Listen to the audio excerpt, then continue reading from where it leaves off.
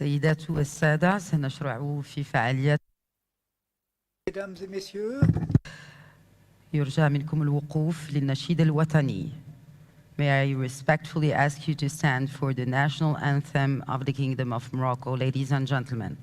Mesdames, Messieurs, je vous prie de bien vouloir vous lever en l'honneur de l'hymne national du Royaume du Maroc.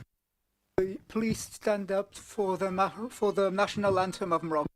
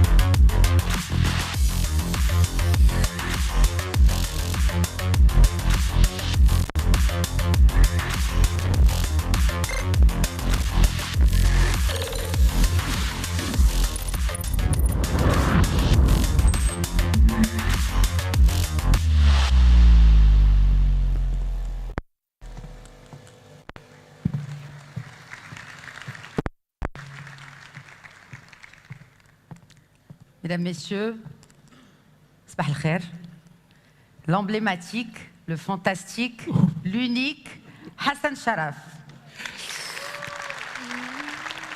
Alors, je vais quand même lui renvoyer l'ascenseur, la brillantissime, la talentueuse et l'excellentissime Khadija Ihsan, sous vos applaudissements, s'il vous plaît. Alors, bien sûr, Sabah al-Khairat, Sabah al-Masarrat, Sabah al-Saada, hyper content de vous voir toutes et tous aujourd'hui ici réunis. Il est de tradition, dans des circonstances telles que celles qui nous réunissent aujourd'hui, de prononcer des mots de remerciement, de bienvenue. Nous n'y ferons pas tant il nous est sincèrement agréable de vous souhaiter à toutes et à tous la bienvenue dans ce moment magnifique, merveilleux et magique qui sont les assises de l'AUSIM, devenues un événement incontournable, pratiquement une date à laquelle on vient et on revient et on prend ce qui nous convient. Encore une fois, merci de vous être rendu disponible. Cette 7e édition. Thank you again and welcome at this 7th edition.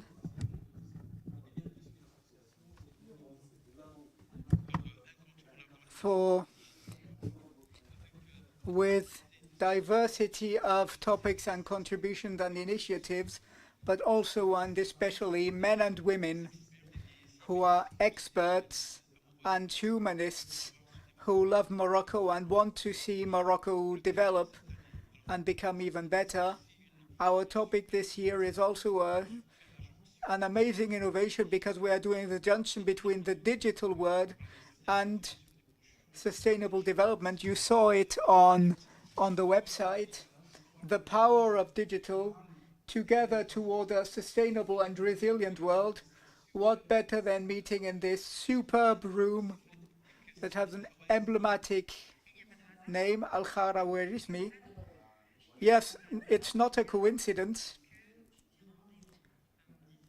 There are no coincidence, only appointments, as a poet said. So, staying realistic, Al-Khwarizmi is somehow the father of algebra, who wrote the first book on Algeria, on algebra, which is not only a theoretical discipline, but it's the basis of technical innovation today in sustainability and innovation, as we thought several centuries ago, almost 10 centuries.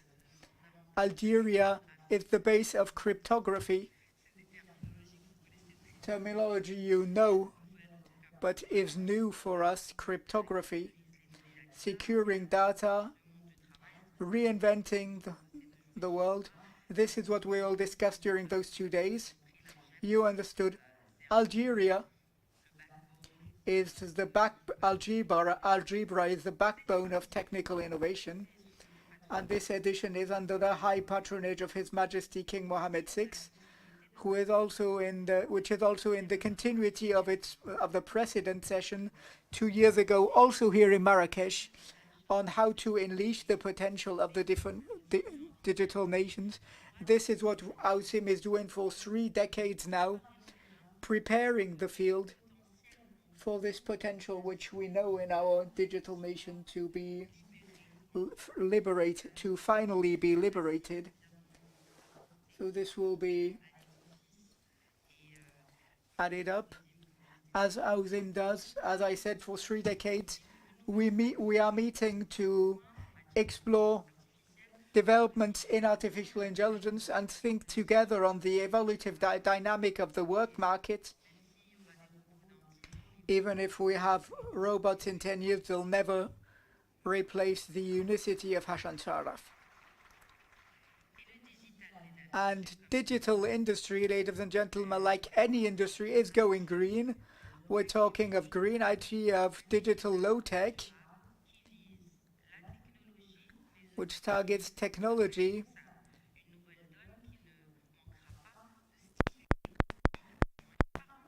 which will always stimulate innovation. And by talking about innovation, this second edition will have a lot of innovation. Oh yes, the scientific committee was one. What still remains to be done that wasn't done yet in 2022?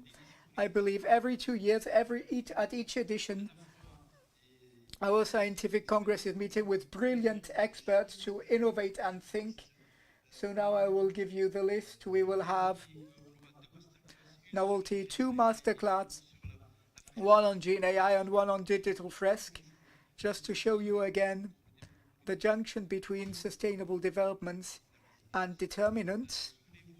Remember, in 2022 we had 1 single book slime. Until this time we will have 2, also 2 white books, 6 panels in parallel, including one on the importance of the green digital. We'll have 2 world-renowned keynote speakers,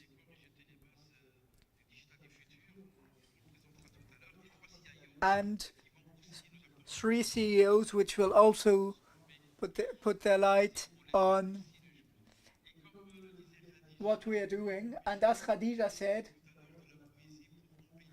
I will also download poetry to embellish our meeting. The program is very rich and was thought through and imagined by experts, members of the board, and partners. So, under your applause, allow me to invite our president, the president of AUSIM, the brilliant Hisham Siger, please. Arrêtez avec cette musique. Ça fait mal aux oreilles, hein. Vaut mieux qu'on s'asseye dans la même cabine. Non, on peut pas parce qu'on ne sait pas qui c'est fait parler en arabe. Comme on ne sait pas qui c'est qui va parler en arabe, on doit être à l'affût. Oui, mais si on n'est pas dans la même cabine, on ne peut pas se faire signe pour se relayer. Oui, bah, après 20 minutes, je reviens vers vous. Dear President of the Council of Competition, dear friends of AUSIM, dear partners and sponsors, dear guests, it's an immense pride for me to welcome you at this 7th edition under the high patronage of His Majesty King Mohammed VI, may God glorify him. This event is an important point not only because it brings together the life forces of our digital ecosystem, but also because we are mobilizing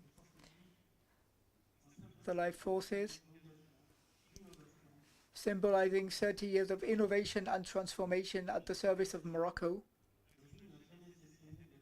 AUSIM never stopped being a catalyst of ideas.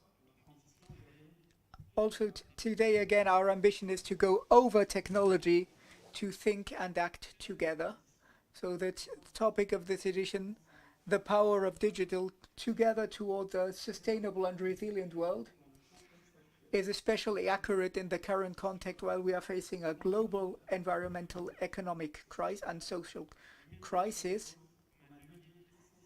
As an essential lever of transformation with a double power, it can strengthen our fragilities and be a catalyst of sustainable. 2021 worldwide emissions reached 36 billion tons, and growth continue making the seas grow by 3.6 millimeters every year. The digital sector, while carrying innovation and hope, represents up to 4% of the world greenhouse gas emissions, a comparable print to the aviation sector. Fabricating electronic equipment alone causes 78% of our resources that are often extracted in non-sustainable ways that are enough because the digital can become an essential ally or a source of evil. In his last life, we not only need to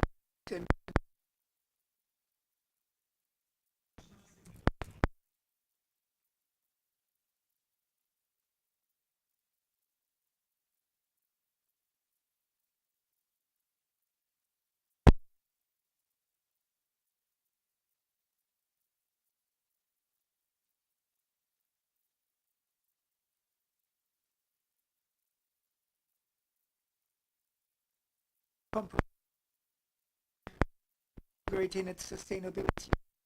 This break what we are looking for, concrete and disruptive solutions to make the digital industry an ally of the ecological transition. We also share the vision of Kate Rebos in one of our debates.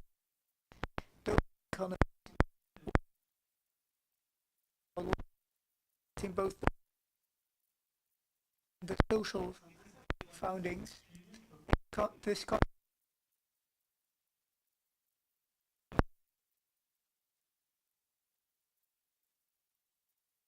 leave anyone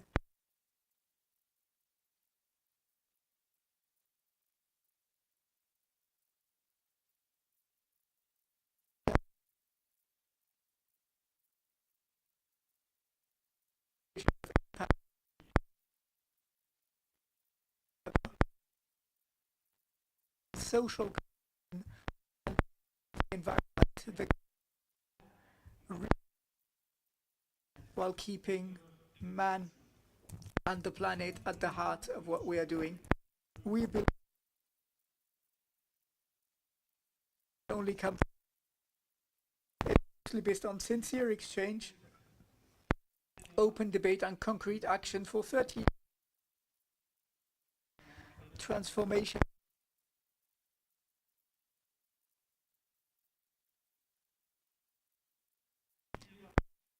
especially proud of our initiative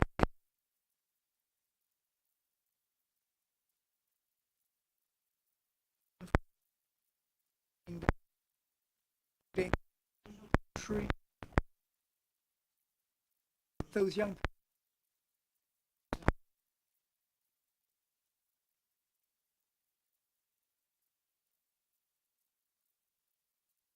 last of the sacred months we commit to full emotion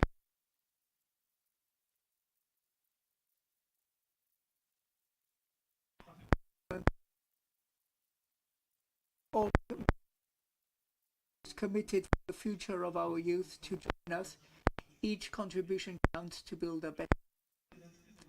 Our goal is clear. Think together, debate and act. AUSIM always had an ambition of mobilizing all actors around concrete projects aligned on our national mission and worldwide sustainable development priorities. Our participants will have the opportunity of discovering 2 new white books. The first one on adopting IA in companies as a strategic plan at the 6th roundtable. The second one for digital talent, offer the study of Moroccan companies, an international benchmark and testimonies of leaders, and 10 concrete recommendations at the roundtable number 4. We'll also have keynotes on modern topics linked to IA. Tariq Hamal, who is present here, comes from the Silicon Valley, as well as 2 presentations and ceremony of signature of works by their authors, Nicolas Sarriage and Mohamed Sadr. Those strong moments will be a source of inspiration and commitment. Tomorrow we will formalize another convention of partnership with Jadara Foundation for a new initiative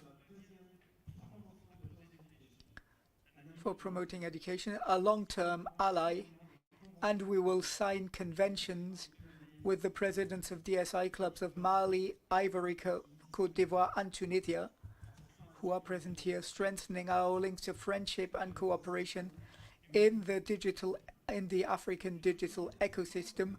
We'll close this session on Women of Influence, an inspiring initiative on the essential role of feminine leadership in digital transformation in our organization. We deeply believe that change is based mostly on sincere exchanges, open debate and concrete action. Each initiative which we support, each event which we organize, and each publication we do contributes to a sustainable and inclusive digital Morocco, but we can no longer wait. Each decision taken today will influence the future of our planet. Acting together is no longer an option, it needs to become an everyday commitment. Our leaders and the AUSIM community and the whole ecosystem have a central role to play through adopting responsible commitment and supporting innovative, sustainable projects and favoring inclusion.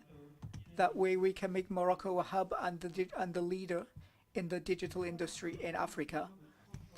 In our hands, we have the power of changing this challenge into an opportunity. Together, we can build a future where digital industry is serving humanity and the planet, a future where each company, each citizen, each young person actively contributes to progress, to more just and more adaptable project. This is your space to share, be inspired, and especially leave with resolutions in your respective institutions. Thank you all for your presence and your commitment and your trust. I also wish to thank the partners and sponsors, Data Protect, Orange, Cinetom, Inouï, Casanet, CBI, Dell Technology, MedTech, CGG, DX Technology, Liferay, Microsoft, Solutions BA, Alexi, Axeli, Compucom, Concentrix, Consorts, Fortinet, Logic Group, Manage Engine, Mega, Synergy Computing, Accent, Final Fund Solution, Leia Data, Orderly, Finatech Gentis, Metech, Zero and Talent, as well as our media partners. Aujourd'hui le Maroc, Atlantic Radio, Asaba, La Vie Éco, Les Inspirations Éco, L'Économiste, Lux Radio, Tel Quel, Le Nouvelliste, 7 News, Le Site Info, who are accompanying us and making possible those meetings. Together, we wish to make this event a departing point for us and for Morocco. Now we will watch the institutional video of the 7th edition. Let's make of this dream reality.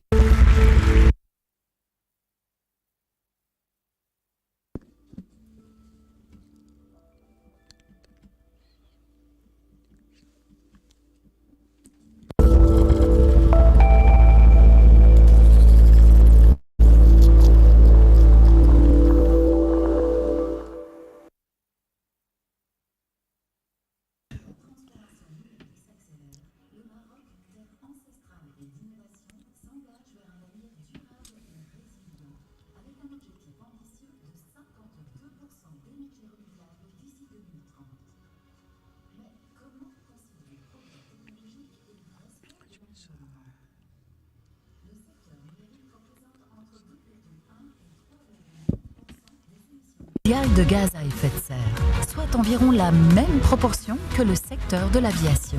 En 2021, les centres de données mondiaux ont consommé environ 200 TWh d'électricité, représentant environ 1% de la consommation électrique mondiale. Un défi qui nous pousse chaque jour à faire des choix. Réduire l'impact environnemental des technologies de l'information, soutenir les pratiques éco-responsables, construire un monde numérique plus inclusif. Mais au-delà de la durabilité, il s'agit aussi de résilience. La capacité d'adapter nos infrastructures numériques aux crises, de surmonter les perturbations et de continuer à innover malgré les défis. L'AUSIM souhaite sensibiliser l'ensemble de ses forces vives et fédérer sa communauté. Car c'est en apprenant ensemble que nous avançons. C'est en explorant ensemble que nous devenons plus forts et plus résilients face à l'avenir. Ensemble, grâce au pouvoir du digital, construisons un monde durable et résilient.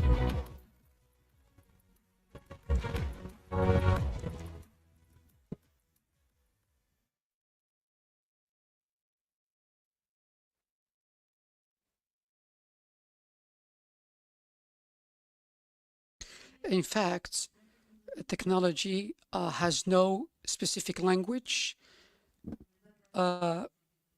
We ourselves, we adapt to the languages, and in fine, what is important is the message. That's why I would ask you please to use your headset in order to have the translation at your disposal. Technology and AI on the world is here, and on leadership as well.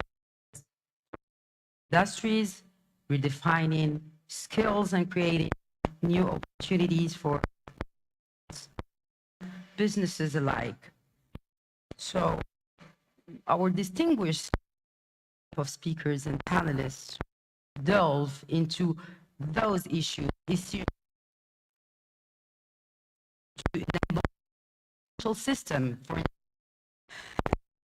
so will provide valuable perspectives on how we can together navigate through this transformative era. We're grateful to have experts from various fields, technology, business, finance, I mentioned before, and leadership, who will guide us through the complexities of this journey and, of course, opportunities of the digital landscape.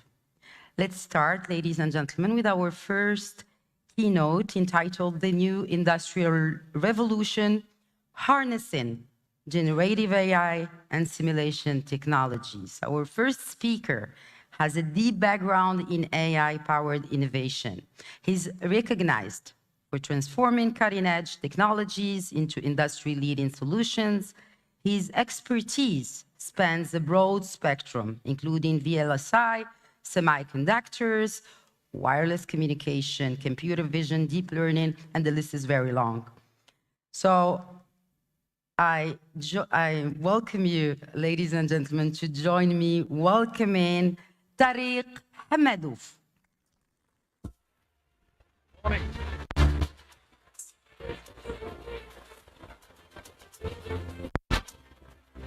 Morning, everybody. I'm truly honored to be here today, and I would like to begin by expressing my deepest gratitude to the organizers of this prestigious event. A special thanks to His Majesty for his vision and leadership of fostering technological advancement and empowering the future of Morocco's economy. It's an incredible privilege to stand before you in this magnificent city of Marrakesh, sharing my experience from Silicon Valley and an epicenter of innovation. Today, I'm filled with excitement to share insights and experiences on one of the most groundbreaking and transformative topics in technology. I will talk about generative AI and simulation technologies. These technologies are not just reshaping industries. They are fundamentally redefining the very fabric of economies worldwide. The opportunities they bring are limitless.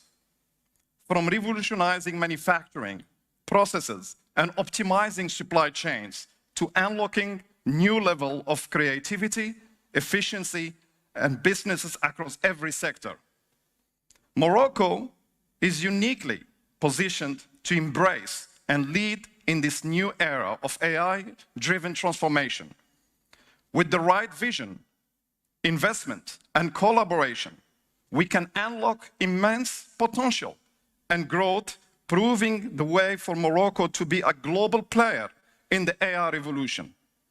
As we dive into today's discussion, I hope to spark new ideas, inspire partnerships, and encourage innovation, particularly here in Morocco, where the future of technology holds tremendous promise. So to set the context, let me talk a little bit about history, why we are here. It all started in 1964 with the IBM 360 computer. And the word was, for the first time, introduced to enterprise computing. And then in 95, we saw the personal computer, which is like, a huge leap in terms of democratizing information technology. Windows 95 and the Pentium processors revolutionized the way how societies, revolutionized how we do business, revolutionized how we communicate. Then came the mobile phone that everyone is carrying. We're carrying that mobile phone, that personal computer in our pocket that is becoming something, bringing a huge amount of data, exponentially growing every single day and putting a lot of pressure on the compute power, which is was always known as those CPUs. Then another evolution happened, which is extraordinary, is the GPU technology. And we started talking about accelerated computing. And accelerated computing started at mainly the gaming industry needed higher power. And then it was the invention of CUDA, because those GPUs are parallel processors, are able to execute tasks very fast. CUDA came as a programming model to abstract the complexity of parallel processing.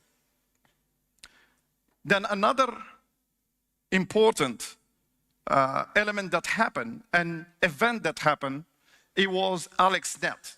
A group of researchers from Toronto University, they started working on convolutional neural networks in order, to test how they perform. And they realized that they can achieve some pattern recognition tasks like never happened before.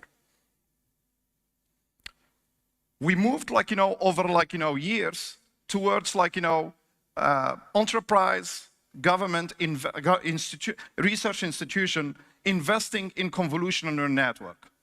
And then the company I work for, they built the first, a supercomputer in the box. We call it the DGX. The DGX was built for developers to go and train those neural networks and build applications. And then what happened later on is another model in 2017. That model was the Transformers architecture, and realized that, natural language processing can be really reach, a level that never reached before with those transformers. And then what happened is the OpenAI. Nobody expected OpenAI to come and deliver ChatGPT, revolutionizing the way how we do business, impacting societies. As I'm going to talk more about this topic, it was in over 2 months, 100 million users using ChatGPT. It was extraordinary. Today, from OpenAI's ChatGPT, we're moving to generative AI. We are looking at how we can use generative AI in impacting different industries, in impacting society by providing a tool for people to be more efficient. And then what happened just in the last possibly 12 months is the emergence of new companies, startup companies. Where I work, we have possibly every week, we have at least 50 companies, 50 startups coming to see us. So all this, how I see it is the new industrial revolution. People are talking today about AI co-pilots. People are talking about AI factories. How can we build this AI? How we can take advantage of this? People within the business world, they're saying that this new revolution, industrial revolution, is going to unlock 100 trillion economy. So let me play for you a video to give you an idea what we are doing in the world in terms of empowering those developers to build applications.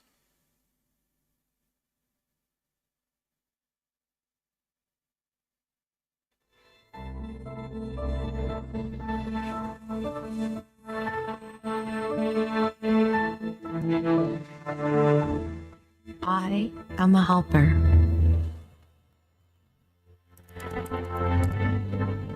Bringing endless possibilities to life.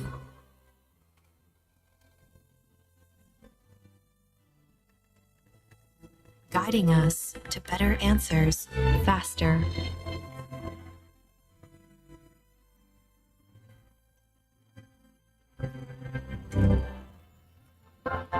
And helping us reimagine our perfect home.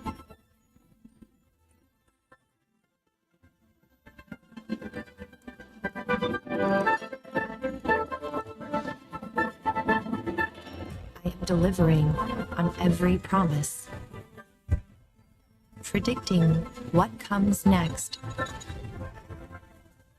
simulating physical environments to meet real-world challenges, and bringing new vision to complex tasks. I am anticipating every need, responding to real-time demands, making everyday tasks a little easier.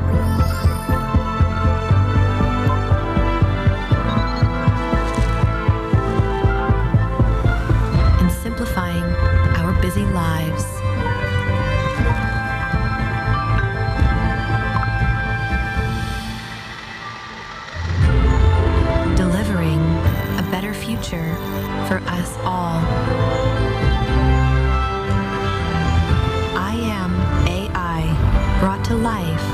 NVIDIA and inspired minds everywhere.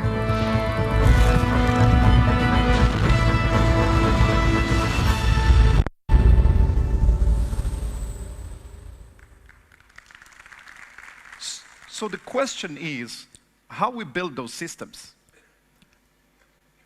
It's complex to build an AI application. It's not easy. But let's go, what I'm going to do today is take you through the journey, the challenges, how you build those systems, how you unlock value, how most of the time when you build an application, if you go to an enterprise, they ask you the first question, what is the return on investment? I'm going to share with you, this journey of enablement of AI applications. So, in my experience with the company I work for, we invested in AI for the last 15 years. Our CEO saw, had a vision, saw that AI is going to be the thing that's going to drive economies around the world. So when you look at, our platform, first it starts with the hardware. You guys possibly are familiar with, GPU. But we invested in other, components of the hardware platform. We invested in networking. We acquired the company Mellanox a few years ago. We invested in building our own CPU. And then we said, if we have the best hardware, let's build the best software. So we built a layer, and we invested in building the system software to make that hardware extremely efficient. And then we leveraged CUDA. CUDA is an important component. CUDA is at the heart of accelerated computing. And what CUDA is doing is abstracting the complexity of parallel processing. And we realized there is two important platforms. And I will go into more details in why they are important platforms in AI. NVIDIA AI platform to enable AI applications, and NVIDIA Omniverse for digital twin and simulation. And I'm going to talk the importance of simulation and AI and how they go hand in hand. And what we have done in order to democratize AI, we built application frameworks.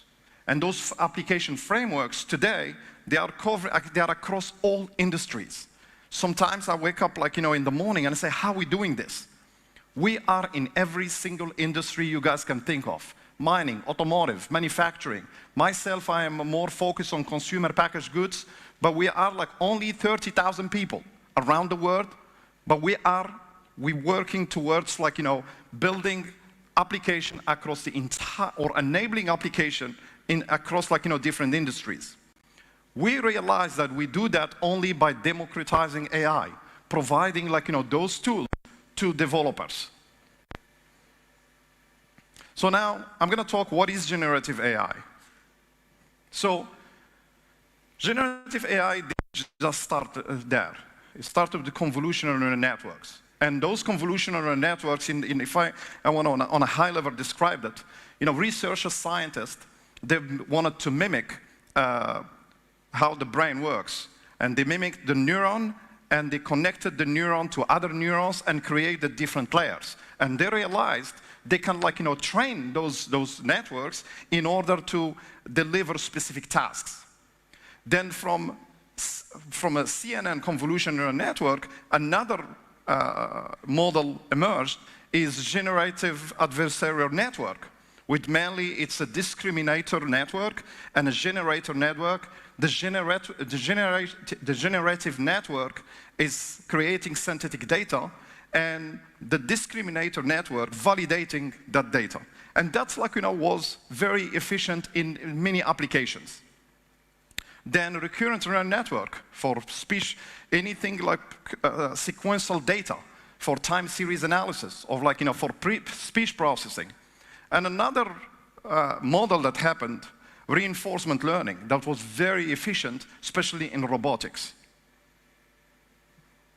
But remember what I said before. The first, contact we had with AI was AlexNet. Those guys, from Toronto universities. They were able to do something back then revolutionary. They can train a neural network to detect, to classify an object. Now, what is generative AI? It's mind-blowing. When you look at generative AI, a model that was developed using specific architecture, we're able to teach that neural network, or that, I would say, deep neural network, and I want to explain why. Teach that neural network with different modalities: text, images, video, multimodal data, can be fusion of data, amino acid for protein detection, and brain waves as well. And then that generative model was able to deliver incredible tasks, creating incredible content, images, video, 3D data, sound, animation. It's just mind-blowing. I'm going to share with you a video, very interesting, and this video was not built by a producer or a director. It's AI agents building their own, creating their own content.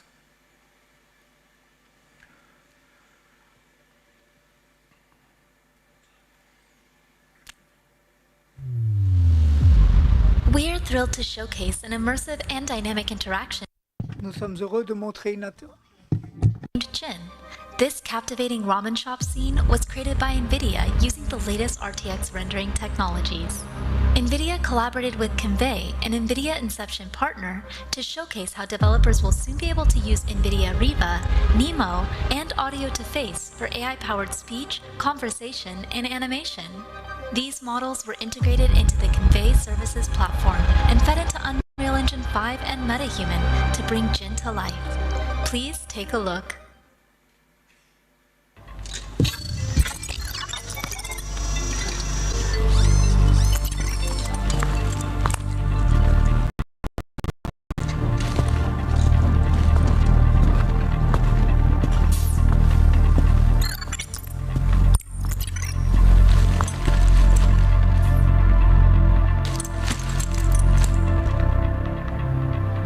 Hey Jen, how are you? Unfortunately, not so good.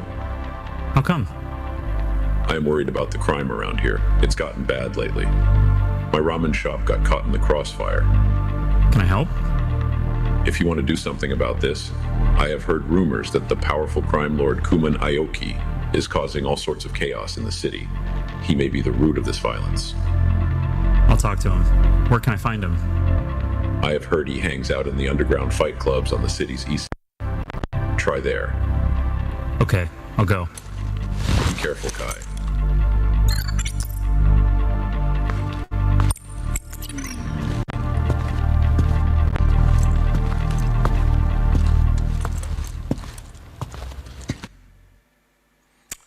So again, this was created 100% by AI agent. Let's see now, how can we build those AI agents? So the AI agents are packaged convolutional neural networks, large language models that are able, to learn from different, sources and modalities. And as they learn, they will have specific tasks. You can also combine them, and you have a multi-AI agent network. You teach them to deliver specific tasks.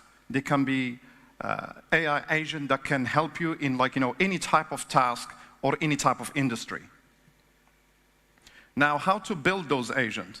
We start by foundation models.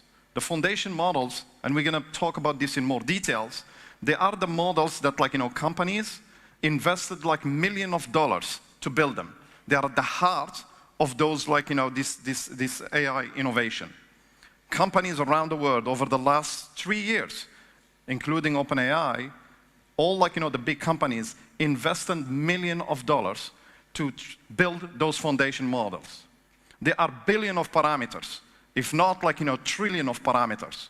They will train in a huge amount of compute power. They will also consume huge power. And then you teach them to adapt to different tasks. Object recognition, question answering, sentiment analysis, especially in e-commerce, image captioning, summarization, translation. And this list can be longer. So you can adapt that neural network, that large language models, to deliver different tasks and becoming like, part of your day-to-day business in order to make you more efficient. So why do we need GPUs? First, you need to train these systems on a huge amount of data. It takes like, possibly months in order to train them. GPUs also, they bring you like, optimization and efficiency. The GPUs today, powered by CUDA libraries and accelerated libraries, will enable you to have an optimized system. So if I take like the foundation model ChatGPT, it was trained around like, 10,000 NVIDIA GPUs. And the latest version has possibly 1.5 trillion parameters. So you can imagine the amount of investment that you need to put in order to build those foundation models. And companies around the world, they are really pushing forward in terms of building those models. So now, what happened in the last, it's overwhelming. Like I've been extremely busy because I've never been busy as in the last 3 years. In 2022, we've seen the explosion of ChatGPT. 100 million users in 2 months. It was crazy. And then experimentation, 2023, we had like a number of companies. They went to experiment, proof of concept. And it was like, tons of projects, tons of proof of concept. What we witnessed in 2024, enterprises, companies, government are moving to production. And that's incredible. Large language models, AI agents are today everywhere. So there is 3 ways how to do it. It's a managed services. You use an open AI API or an existing foundation model, and you are going to use it. It's a moderate cost, but it's not scalable and has some challenges I'm gonna talk about. Then you have use open source. It's a moderate effort, but you have to take that model and you have to fine tune it. You have to adapt it, and then you have the extensive customization. You build your own model. That's $1 million. In the last project I've been involved in, a small a small network costing around $15 million in order to build the system. Now it's not easy. It's challenging. You have different challenges. The first challenge is leakers and domain IP. So when you talk about, I know that you guys are going to talk about cybersecurity and privacy. So there are a lot of issues, a lot of challenges in building those systems. Brand alignment, which is very important for businesses. Secure data access for your customers. Portability and ownership. You don't want to be locked by a vendor. And finally, how you move from a proof of concept to production. I have seen many companies struggling to do that. And in my point of view, it's not only the technology, it's also the mindset is not there. So in our contribution to solving this problem, we recently came with NVIDIA Inference Microservices, what we call NIMS. And it's a pre-trained AI models, and pre-trained AI models along the tools that will allow you to fine-tune it. All those tools are open source. We encourage developers to go and download those NIMS and start trying them.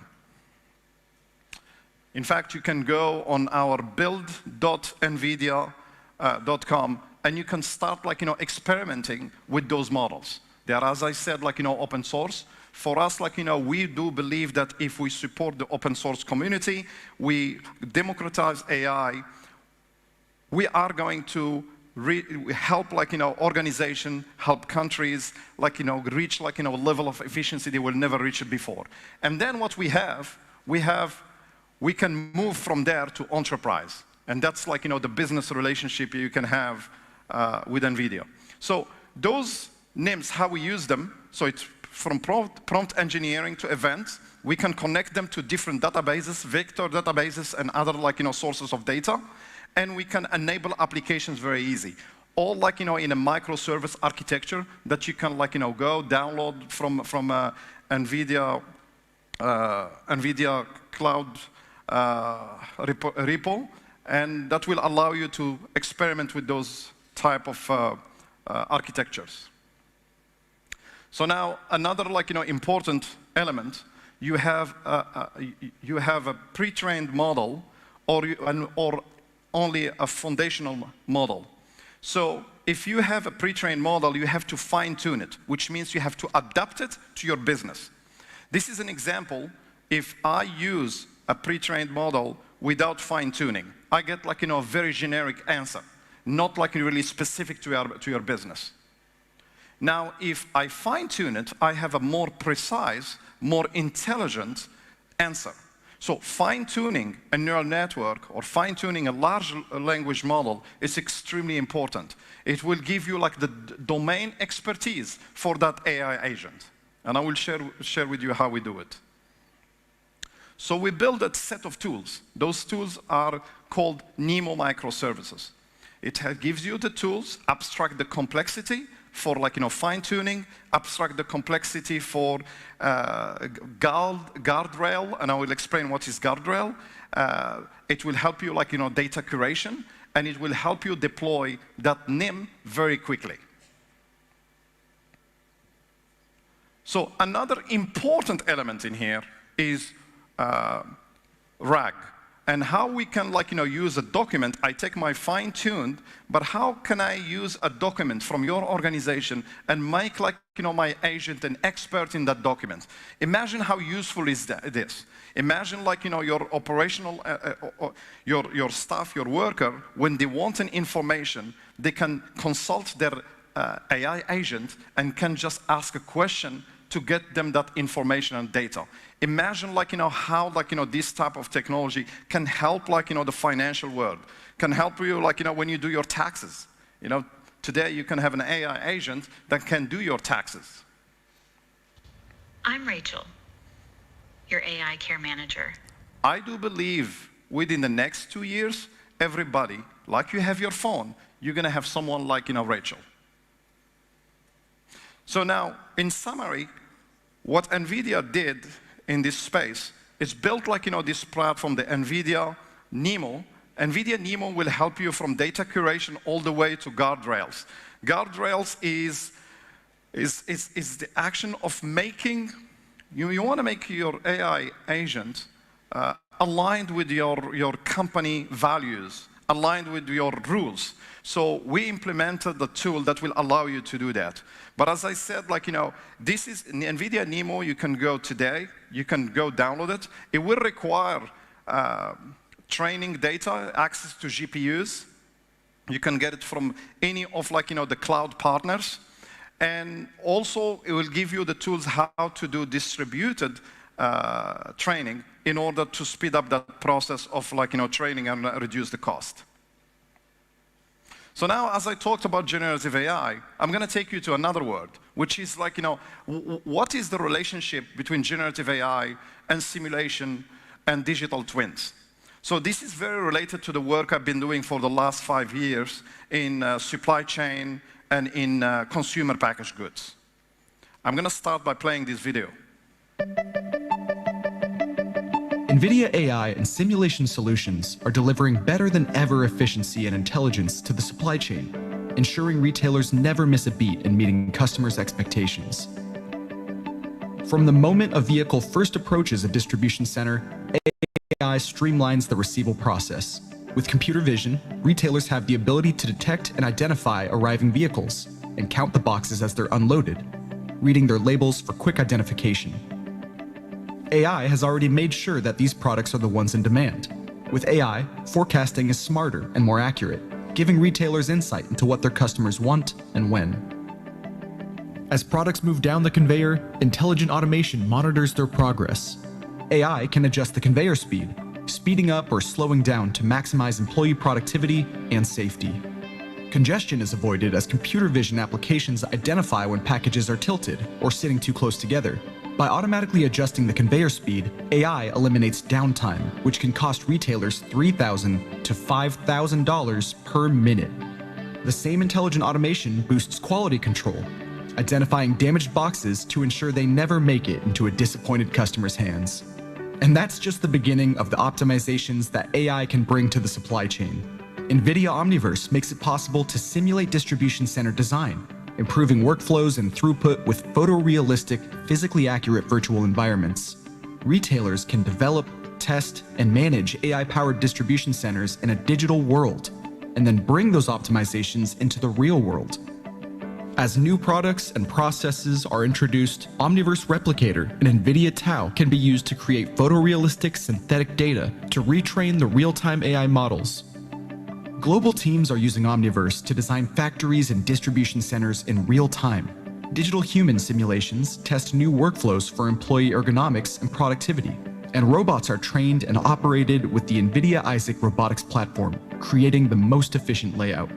These AI applications are deployed efficiently and securely at the edge with NVIDIA Fleet Command. In the real world, autonomous mobile robots safely navigate the distribution center floor to sort, store, retrieve, and palletize products. This removes tedious manual labor from employees' shoulders and increases efficiency and throughput. With NVIDIA cuOpt, these robots also bring new efficiencies to order picking. Using simulation, they're trained to find the best routes in a virtual warehouse. When those learnings are brought into the real distribution center, orders are picked and prepared for shipment more quickly. Ultimately, AI solutions are the key to creating the distribution center of the future, increasing throughput with computer vision applications, pick-and-place robots, and autonomous vehicles. From initial receival to truck loading and dispatching, AI adds intelligence that streamlines the material handling process. And machine learning recommends ideal routes for deliveries, so once on the road, truck drivers can get orders to customers faster and within shorter time windows. Explore our retail solutions on NVIDIA.com to learn more about how NVIDIA is optimizing every part of the retail supply chain.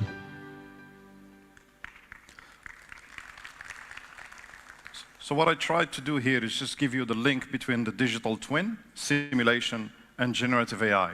Let me take you to another type of digital twin. And aligned with, supply chain, it's my CEO this is a presentation from my CEO, and it's gonna be very inspiring for you guys.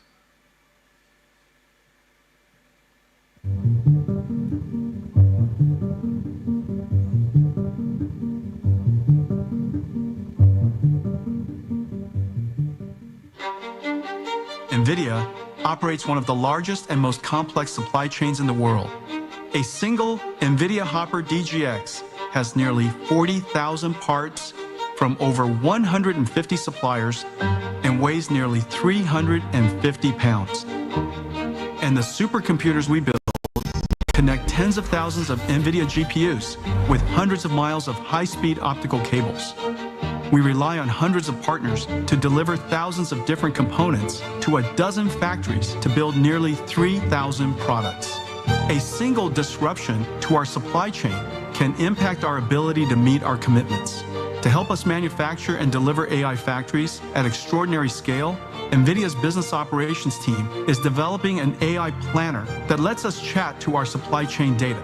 The AI planner is an agent built on NIM, NVIDIA Inference Microservices.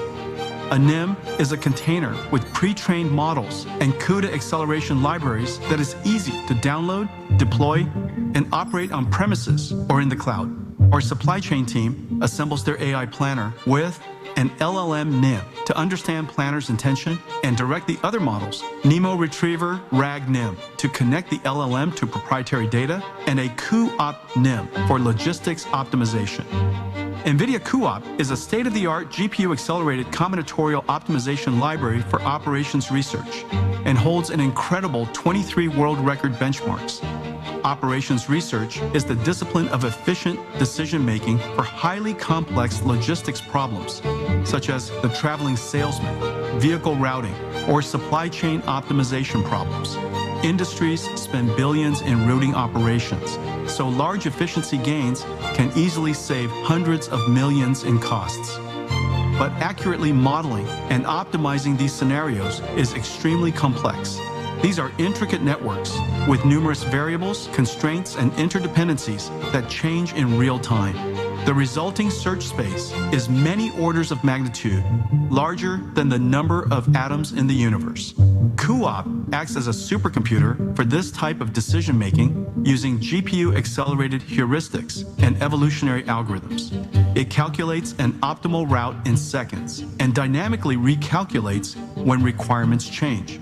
With CUOP as the optimization brain behind our AI planner, our operations team can analyze thousands of possible scenarios in real time using natural language inputs to talk to our supply chain data. Let's look at an example where the AI planner automatically reallocates a product to customers based on changing conditions. Please show me what the new RTX 6000 allocation would be for our 10 customers with the highest demand. There's 40% increase in Taiwan supply, 3-week production pause in Hong Kong, and 20% increase in global demand. Acknowledging constraints, solving. Here's how this will impact those customers. Normally, replanning such a complex, large-scale supply chain would have taken at least overnight. But with our CUOP-powered AI planner, it takes just seconds, giving our team the speed and agility to respond to an ever-shifting supply chain. Yes, so the message here, we're using AI for our own business and optimizing our own supply chain. We have a very complex supply chain process when you look at, from designing, a GPU all the way to designing a data center. So now, an important element, this is how we see the future. We see, this technology, to be successful, is the combination of different elements. OpenUSD, and I will describe what OpenUSD. RTX technology, which is like the combination of ray tracing technology, which is like the simulation of light and AI. Accelerated computing that needs to be available everywhere. And generative AI and computer vision, or providing building perception engines. So OpenUSD is a very, very important. It stands for Universal Scene Description. And Universal Scene Description was created, invented by Pixar. We saw an opportunity to unify, standardize data, and bring all that data to a digital twin. Planning industrial spaces, like factories or warehouses, is a long, complex process. Let's see how you can use NVIDIA Omniverse and generative AI to connect your OpenUSD to fast-track planning concepts, like a storage extension to an existing factory. Use SyncTwin's Omniverse extension to quickly convert a 2D CAD floor plan into a 3D OpenUSD model. And populate it with SIM-ready OpenUSD assets using Omniverse's AI-enabled deep search. Then use prompts to generate physically accurate lighting options with Blender GPT.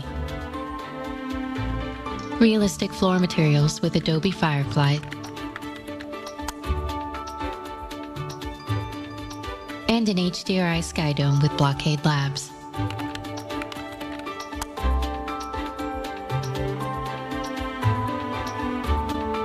To see the new space in context, compose it on a CZM geospatial plane next to your existing factory digital twin. Then, to share with stakeholders, use one click to publish the proposal to Omniverse Cloud GDN, which serves a fully interactive review experience to any device. Fast-track your factory planning process with NVIDIA Omniverse and generative AI.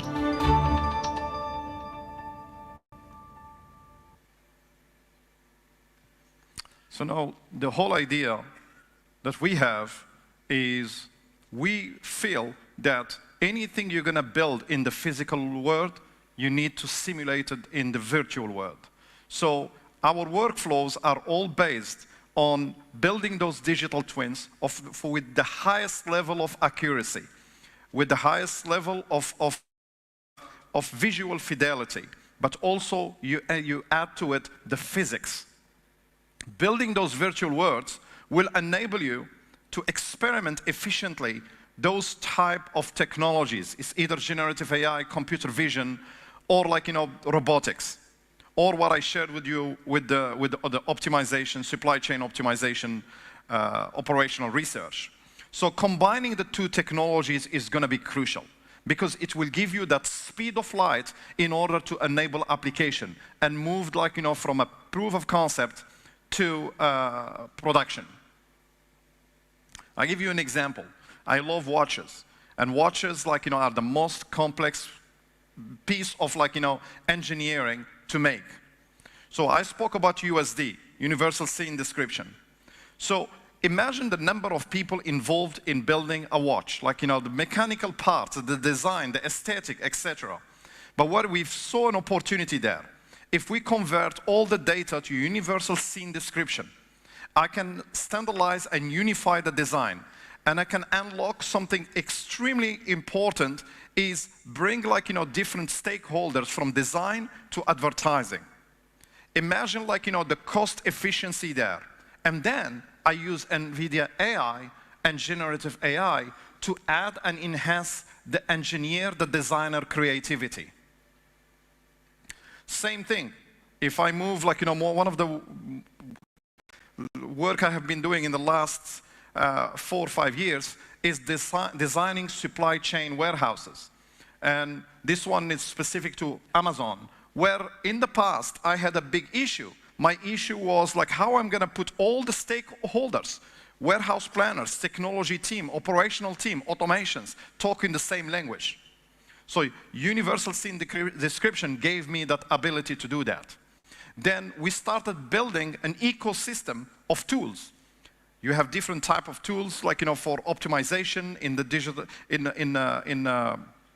the supply chain, and then we started like engaging with different customers around the world in order like to help them enable those applications.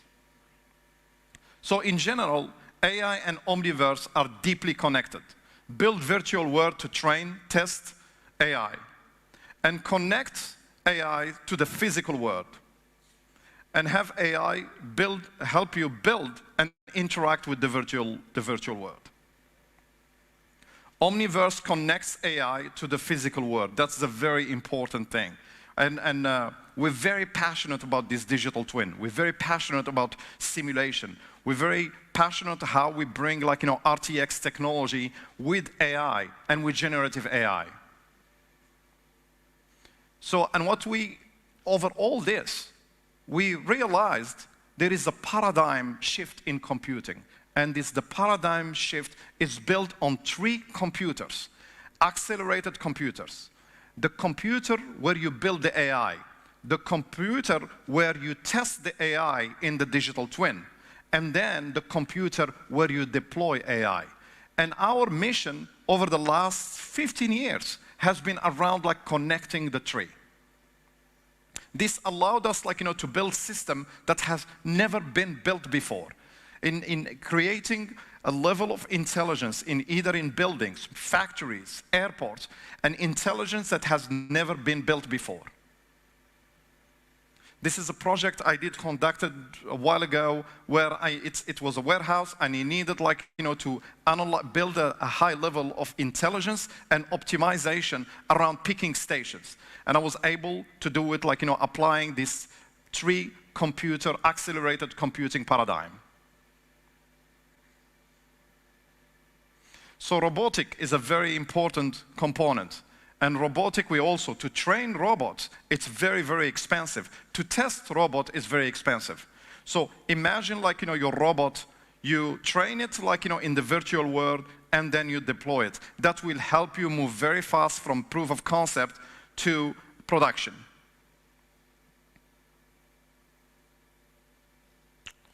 And I have a technical problem.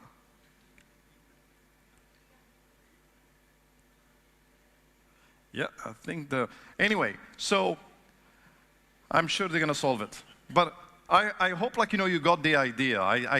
Today what I wanted to really came here really to share with you our passion, share with you like, what we're doing at NVIDIA, what we're doing in Silicon Valley. Today in the robotic world, we are like, we are bringing companies from all around the world to test like, these type of technologies. We're also investing in humanoids, and that's a project I'm really excited about. How I can, bring, this type of technology to the real world, and how I can test it, and how I can unlock, value.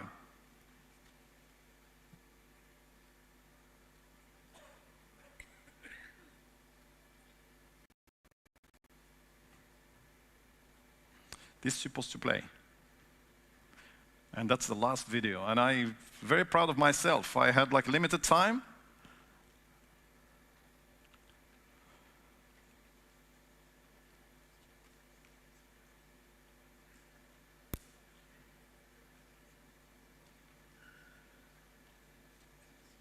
Let me try this.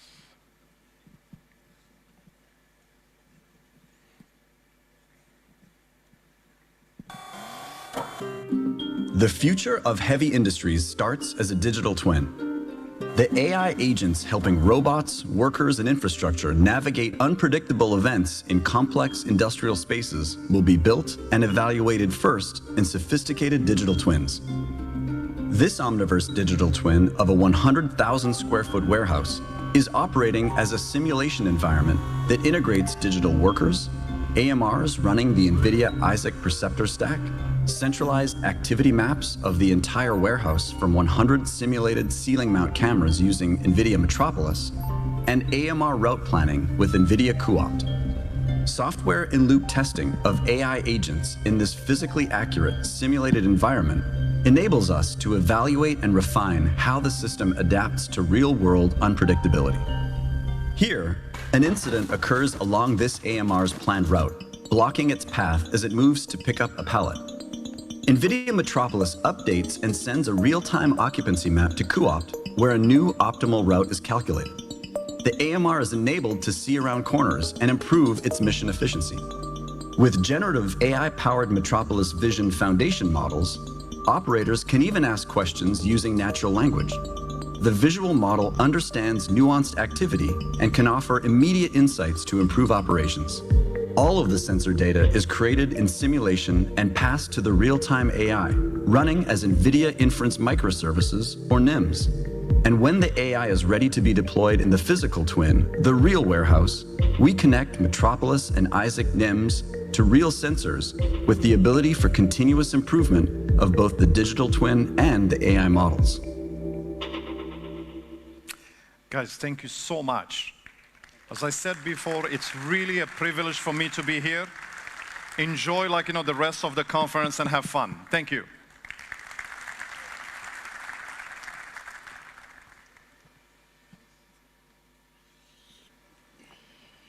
Merci beaucoup, Tariq, pour cette... Thank you so much, Tariq, for this brilliant presentation. I cannot really paraphrase it or say more technically, but I felt that was really heavy and in-depth. Paul Vary said that the man know what he does, but he does not know what he is doing. So the technology that is ongoing, it's going on the cloud, and the blockchain will tell us and teach us what we can do and what level we can do. Is Tariq, I love that he would stay with us because it is not that he's coming only from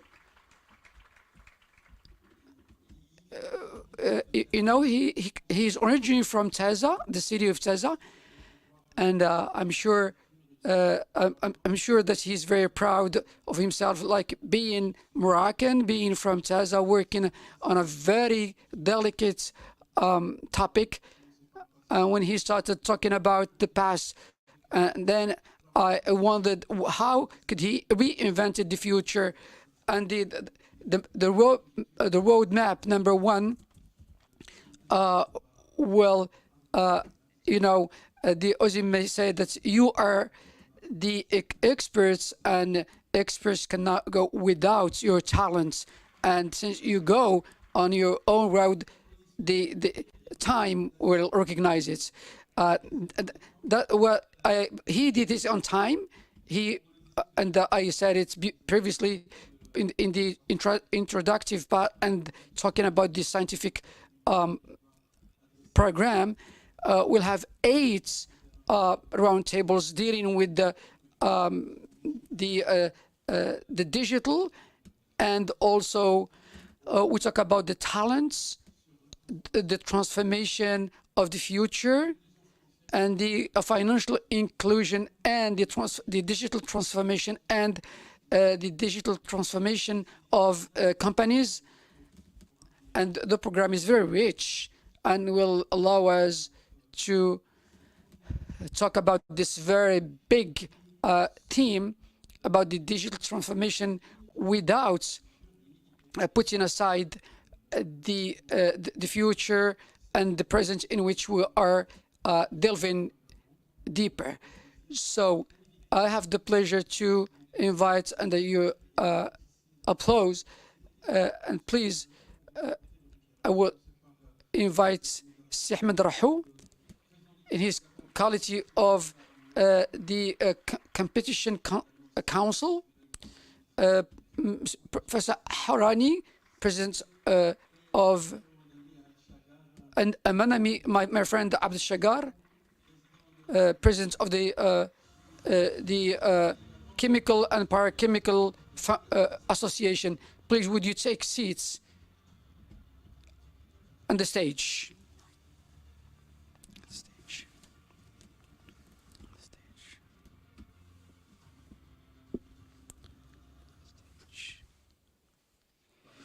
Thank you so much for being with us, and I know you are very busy. You know, the thematic we'll be discussing is really interesting for all of us. There are 2 dimensions in this roundtable. So just explain what the power of the digital, and to explain the links between resilience and durable development. Mr. Rahou, president of the You saw development of digital. You saw the keynote of Tariq Amadou on the future. What can you tell us on the power of the digital, given the changes that are pending today? Thank you for inviting me. I am now used to AUSIM, as I am a member of AUSIM Simcit Creation. Other functions called me to go somewhere else, but I kept contact, and it's always a pleasure to be here. It's a good organ, and the illustration this moment shows it's a very technical meeting. We are talking to technicians of information systems, so we need to be updated. And Morocco, through its actors in this field, was always informed on all new technologies, on everything that's changing our ways of working. And so I believe all this is part of it. So thank you and congratulations. As for the digital world, we'll start with a question. I was part of the banking system, the information system, and then I came back after going through the industry, this time as bank leader. So I brought together certain collaborators to say, before we go further, what is their job? They each said, we're a bank, we do credit, deposits, and meet the financial needs of people. And I said, no, we are an information company. We treat information. All that we're doing is information we are taking and restituting. All this is the basis, is not their basis job. So we receive information on the data, and we decide to do it or not. This information that goes from one account to another virtually. So information is at the basis of many companies without even knowing. All those that do not manage physical goods are managing information. So the information is evident, and when we enlarge our horizons, interactions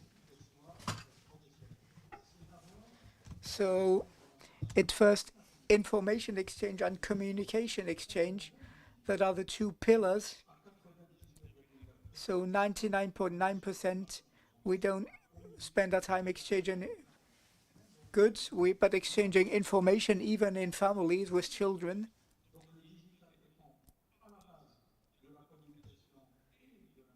So being at the basis of communication and information is part of our life, 99%.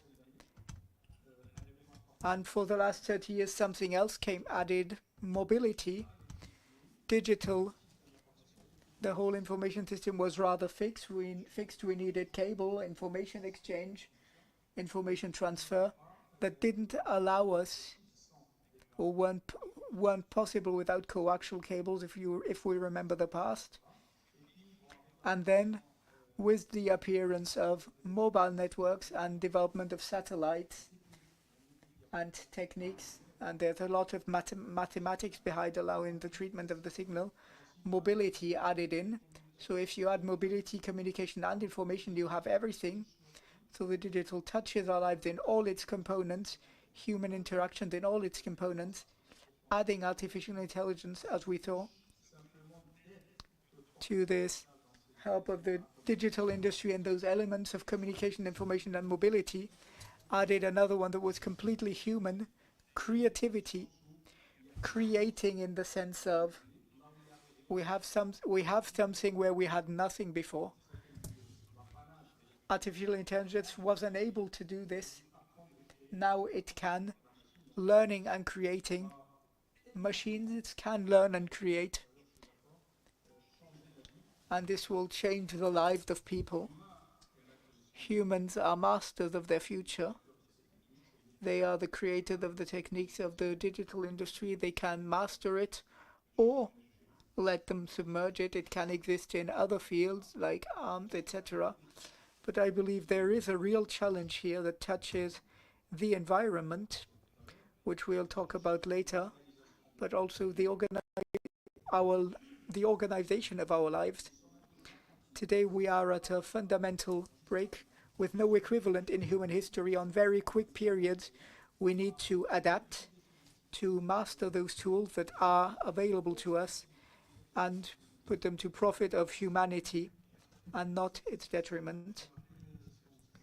This reminds me what was said on requirements of today of learning and unlearning and relearning and understanding tendencies, because we need to undertake, be it in a technological field or in organizations, which allows me to ask, as you are a reference technological actor worldwide renowned with HBS Group, the digital transformations you lived and accompanied to impact the use of technology, but also the power of digital industry on organizations, be they public or private. Can you please enlighten us on this? Thank you. So I also wish to thank AUSIM for this opportunity of participating at this 7th edition. I just wish to give a small introduction before I answer the question. In the context today, in the international worldwide context, we are going through transformations in every field. Sous l'effet normal, plusieurs facteurs, mais notamment 2 facteurs essentiels. Le digital, bien sûr, la transformation digitale, mais également la globalisation. Aujourd'hui, tout est en train de se standardiser, les modèles de consommation, de production, etc. Puis on assiste aussi dans ce contexte à un certain nombre de crises qui se relaient. On n'était pas encore sorti de la crise Covid-19 quand éclata la guerre Russie-Ukraine, ensuite des problèmes, des tremblements de terre, des inondations, la sécheresse, etc. Donc en fait, nous sommes dans un monde qui est caractérisé par l'incertitude, qui est devenu, je dirais, un phénomène structurel. C'est-à-dire il faut faire avec l'incertitude, qui exige 2 choses. D'abord, il faut être capable d'anticiper dans la mesure du possible, mais également être capable surtout d'être agile pour s'adapter aux transformations qu'on aura toujours du mal à prévenir. Et donc, dans ce contexte, il y a le digital qui a un double jeu. Le premier jeu, je dirais, c'est qu'il participe à cette transformation, évidemment, et il crée un petit peu des incertitudes. Prenons par exemple les métiers. On ne sait pas quels sont les métiers dans 10 ans, donc c'est vraiment de l'incertitude totale. Mais le deuxième jeu, c'est qu'il nous permet quand même de cerner ce qui se passe, ce qui pourrait se passer dans le futur, avec l'intelligence artificielle notamment, qui est en train de se développer. Et donc, je pense que ce double jeu donne encore plus d'importance au pouvoir du digital. Alors, pour le contexte national, il faut quand même rappeler que le digital a été cité par la commission qui avait fait le nouveau modèle de développement comme étant le premier levier pour réussir la mise en œuvre de ce nouveau modèle de développement. Donc les enjeux sont énormes pour le digital. Alors, je reviens un petit peu à notre métier, le paiement, qui est un métier précurseur en général. Il est toujours l'un des secteurs qui est le plus touché par cette transformation digitale. Et effectivement, on assiste à une révolution de ce domaine sous l'effet de plusieurs technologies. Et bien sûr, il y a l'IA, très importante, mais il y a d'autres technologies. Il y a la blockchain, notamment dans notre domaine. Il y a tout ce qui est, je dirais, réalité augmentée, réalité virtuelle, etc. Donc le monde immersif. Il y a le digital twinning. Il y a énormément de technologies qui sont utilisées dans notre domaine. Et cela a donné lieu à des transformations du marché, aussi bien au niveau de l'écosystème lui-même, où on assiste à de la compétition aujourd'hui, parce qu'il y a trois types d'acteurs dans notre marché. Il y a les banques, je dirais les acteurs classiques, et il y a les fintech, qui sont en train de révolutionner les services financiers, et il y a aussi les big tech, qui jouent un rôle de plus en plus important. Au départ, c'était la bagarre entre l'ensemble de ces trois types d'acteurs. Aujourd'hui, il y a de la collaboration. Et je pense que la crise Covid-19 a aidé. On s'est rendu compte qu'on avait intérêt quand même à collaborer. Et aujourd'hui, par exemple, par rapport à l'intelligence artificielle, il y a aussi matière de collaborer pour la réglementation de cette technologie, pour la maîtriser au niveau mondial. Quelles sont les principales transformations dans notre domaine? Déjà, je vous donne des chiffres, peut-être pour situer un peu où est-ce que nous en sommes. Aujourd'hui, les transactions non cash, parce que quand on transforme tout digitalement, on ne peut plus payer par cash.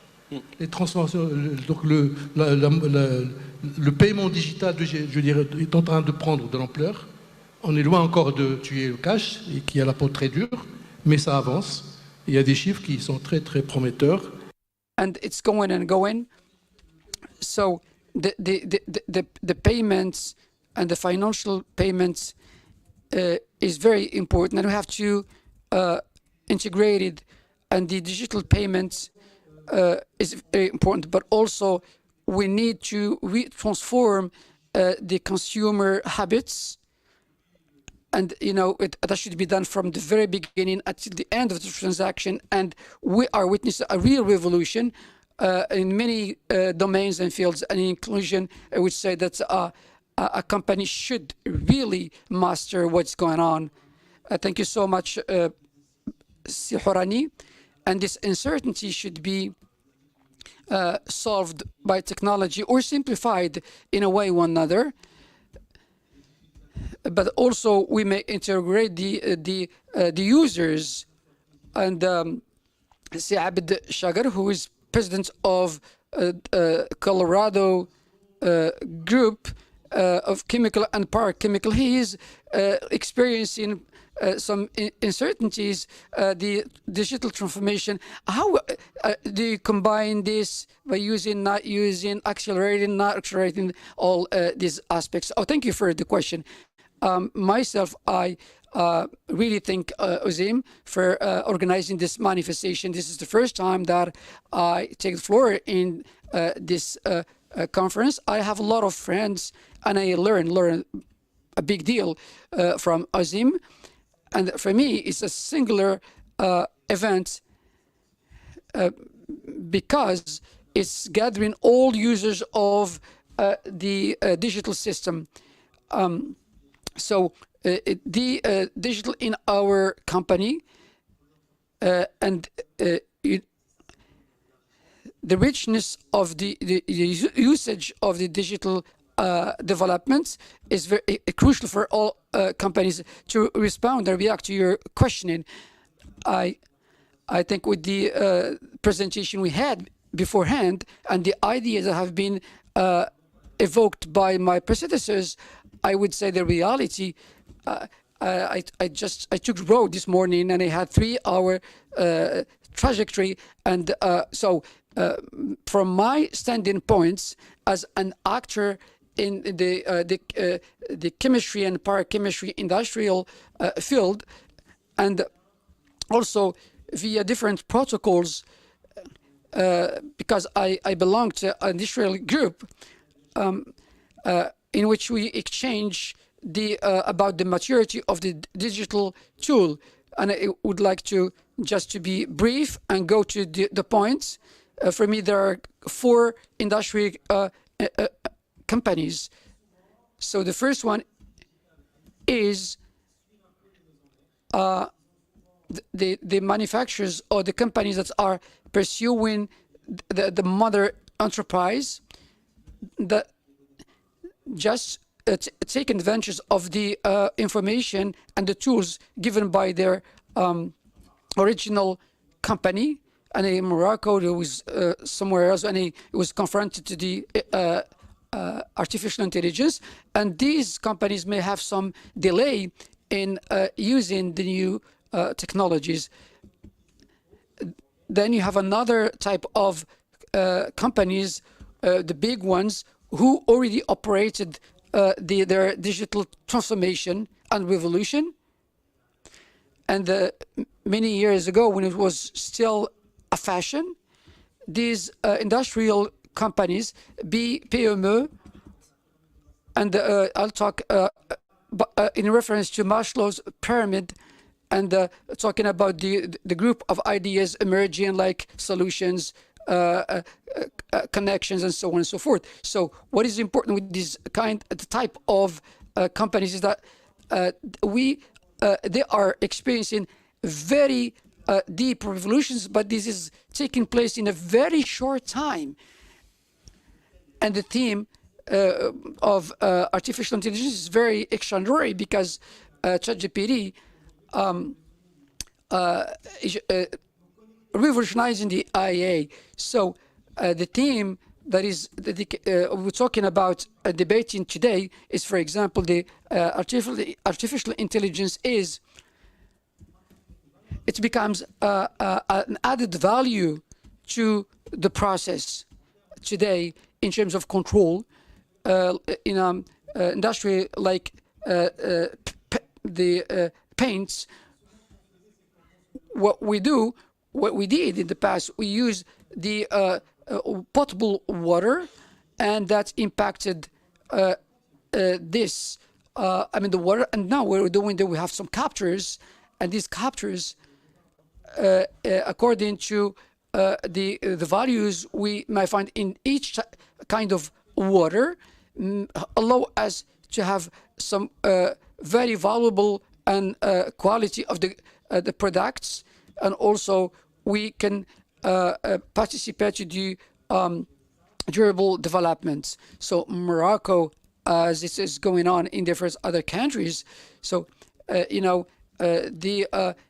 each industrial process have its rejection into the nature. We have to respect what we're doing in terms of production, and then if you don't pay attention to that, then you have will be fined.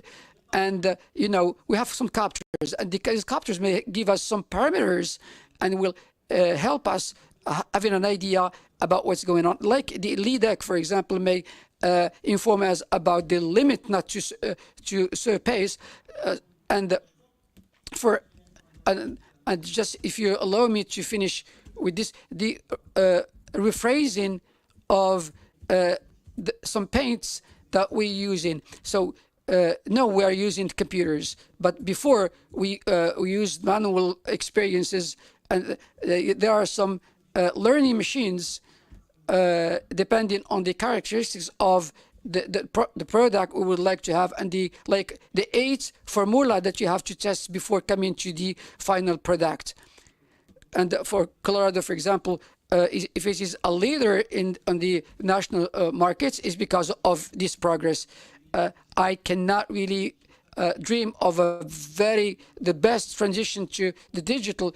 If in fact, regarding the presentation that have been done so far, in all fields and all professions and activities, and I may say that there are some uncertainties about the consuming of many products and dispositions. So the transformation of the digital could not really put at risk future generations. So the digital and the discussion around the digital and the great digital that is taking place now in terms of carbon, the energy consumption, and the as far as we put at risk the sustainable development. So we need to take all measures and cautions in order, well, we may use these technologies, but also we have to respect the sustainable development. Yeah, you're right. The sustainable development is an equation that should be observed between what is possible, what is feasible, what is hopeful, and what humanity needs just to respond to all basic elements of our life. So some human needs like housing, feeding, and so on and so forth. So, of course, we cannot come back to the stone era in order to respect the environment. It's not possible. And also we have to take into consideration the resources that are not endless, and we have to satisfy our needs and the problems that are put today, and all the products that are considered as basic, like the air. It is not. It's no longer this which is much valuable, which is water. It is now the scarcity of water, and I think that we will be facing very big problem in water providers. So it's become an economic need, and the scarcity of the water puts our model of development at real stake, and then we have to be really aware about its production. So, and I talk about some pessimistic analysis, the declinists who like the cyclomotor who may slow down or keep his pace sustainable, but this is a problem in all problems. It's the case of all countries, and some customers need more and more some developments, and also this development should not and could not really put at risk the future of our planet, and the climate change is here. It's either very cold or very hot, but we had remember the floods we had in the southern provinces of the country. Then sometimes you have some warming peaks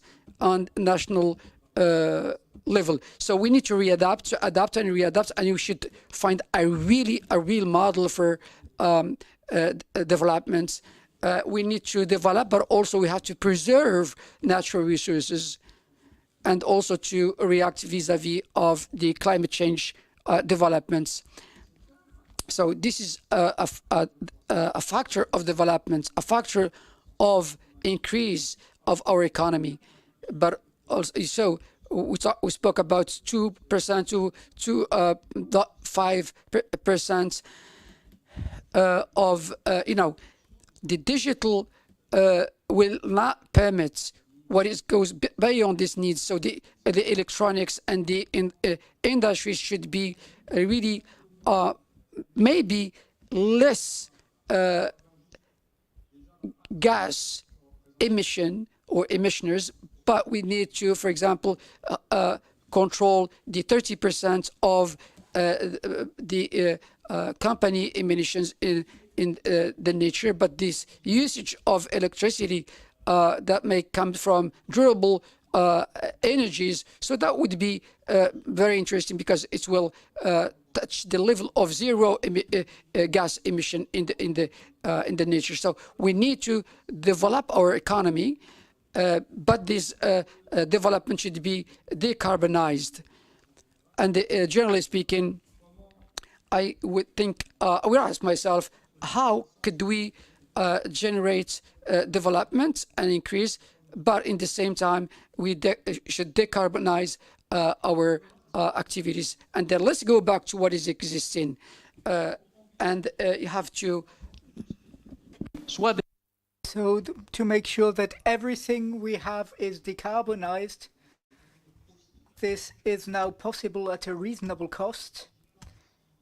And I also believe this characteristic is that it allows them to be motorized. We have access to softwares of artificial intelligence in open source softwares that can be used, modified, and used. In time, we used in closed systems. When we went from closed systems to open systems, this allowed developments around this kind of systems and applicational development which we have today. Today, IA allows this, so those are development factors that can be used and integrated right away. Growth needs to be decarbonated and come back to decarbonate what already exists. Digital industry allows this. So this is a link we need to observe. At the same time, grow and invest in decarbonation, which leads me back to another question. You mentioned technical diversity, not only blockchain and other technologies.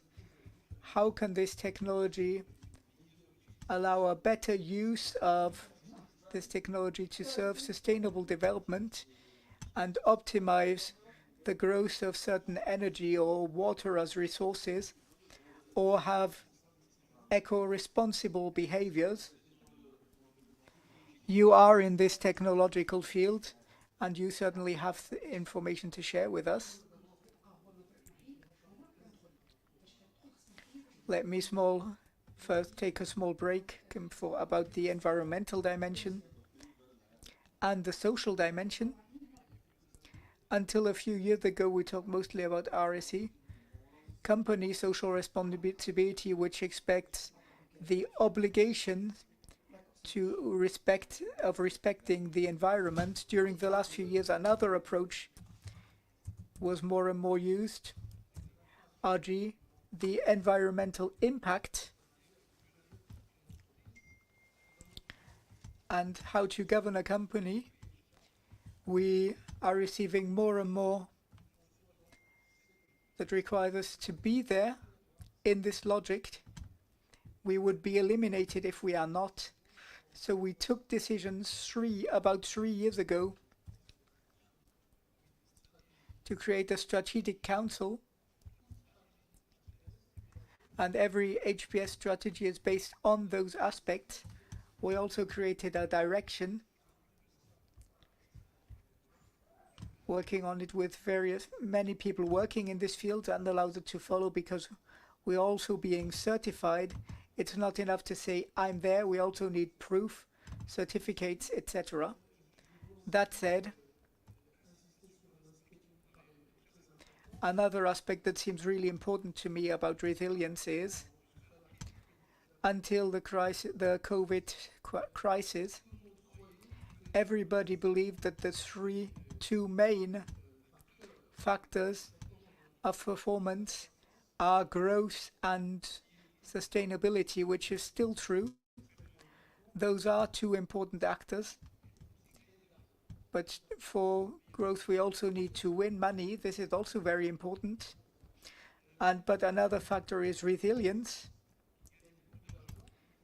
For much time, we had companies who couldn't face the crisis and disappeared.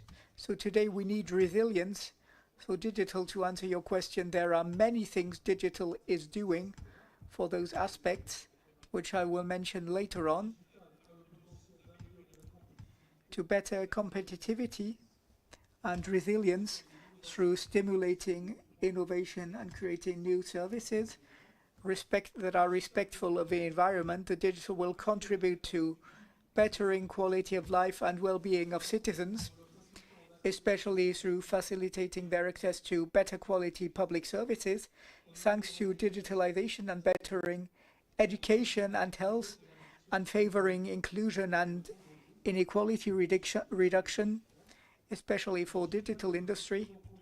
It will also contribute to better management of natural resources and protection of the environment. There are many things that can be done. Digital will also contribute to bettering good governance. We talked about ENC, through better transparency of public administration and companies. Also better security for the development of new surveillance and defense technologies, and strengthen resilience, critical resilience, also very important for sustainability. And like any new technology, digital causes certain risks that need to be taken into account in order to guarantee efficient and responsible development,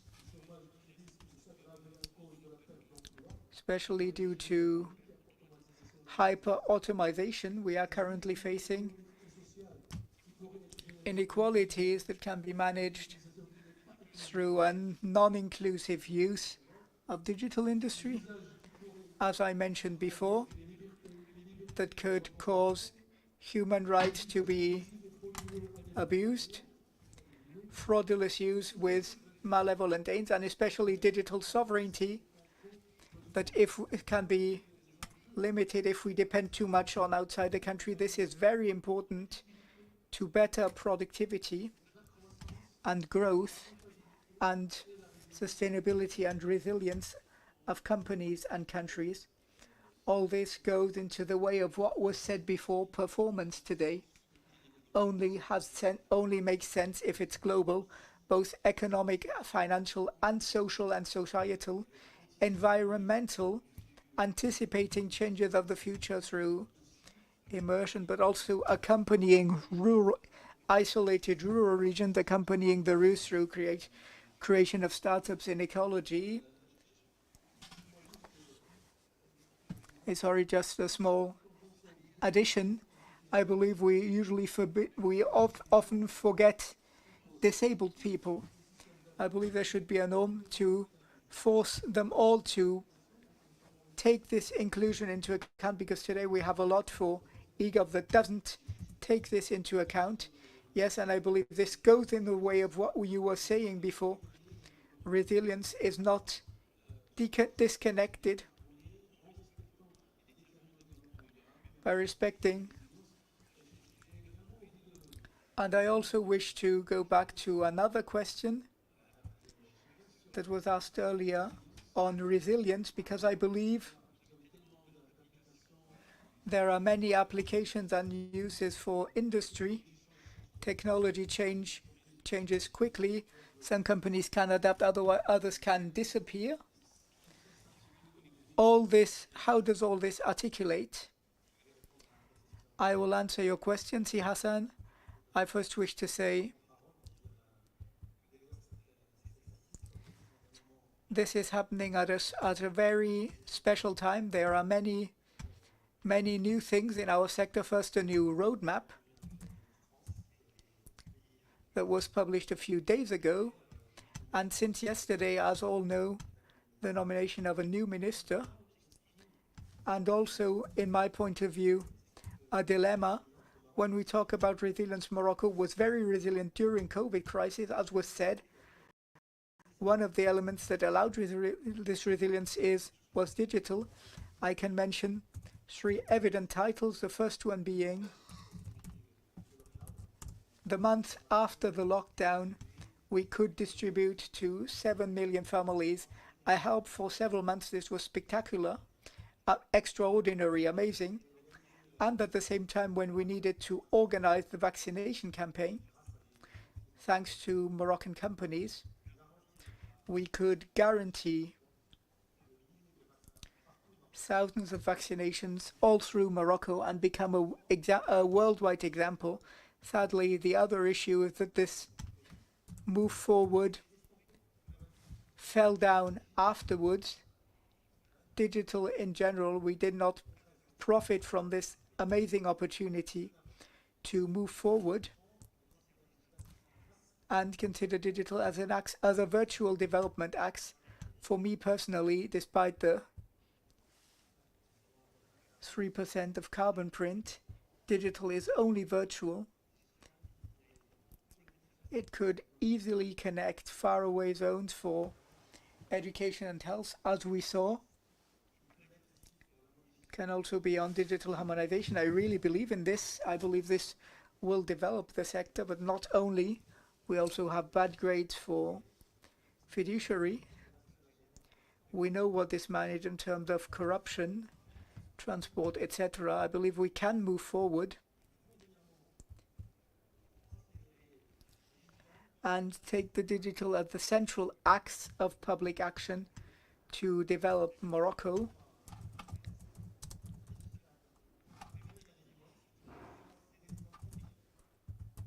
I will give concrete examples. We were lucky to put an impact. In 2018, we had around 30 people in PDA. Today we have only smartphones, and those are mobile companies who can take orders, take stores on the equipment, take money, print receipts with the money they printed. When COVID came, limiting accesses for everyone and some of our clients, except when it was necessary, and we went on. Resilience was required. The supervision of our machines, I believe we are in advance compared to other sectors, given the security aspect that's really important. In several companies, the supervision aspect is also important. We don't have to go to machines to intervene, and this allowed us to continue producing and continue winning money.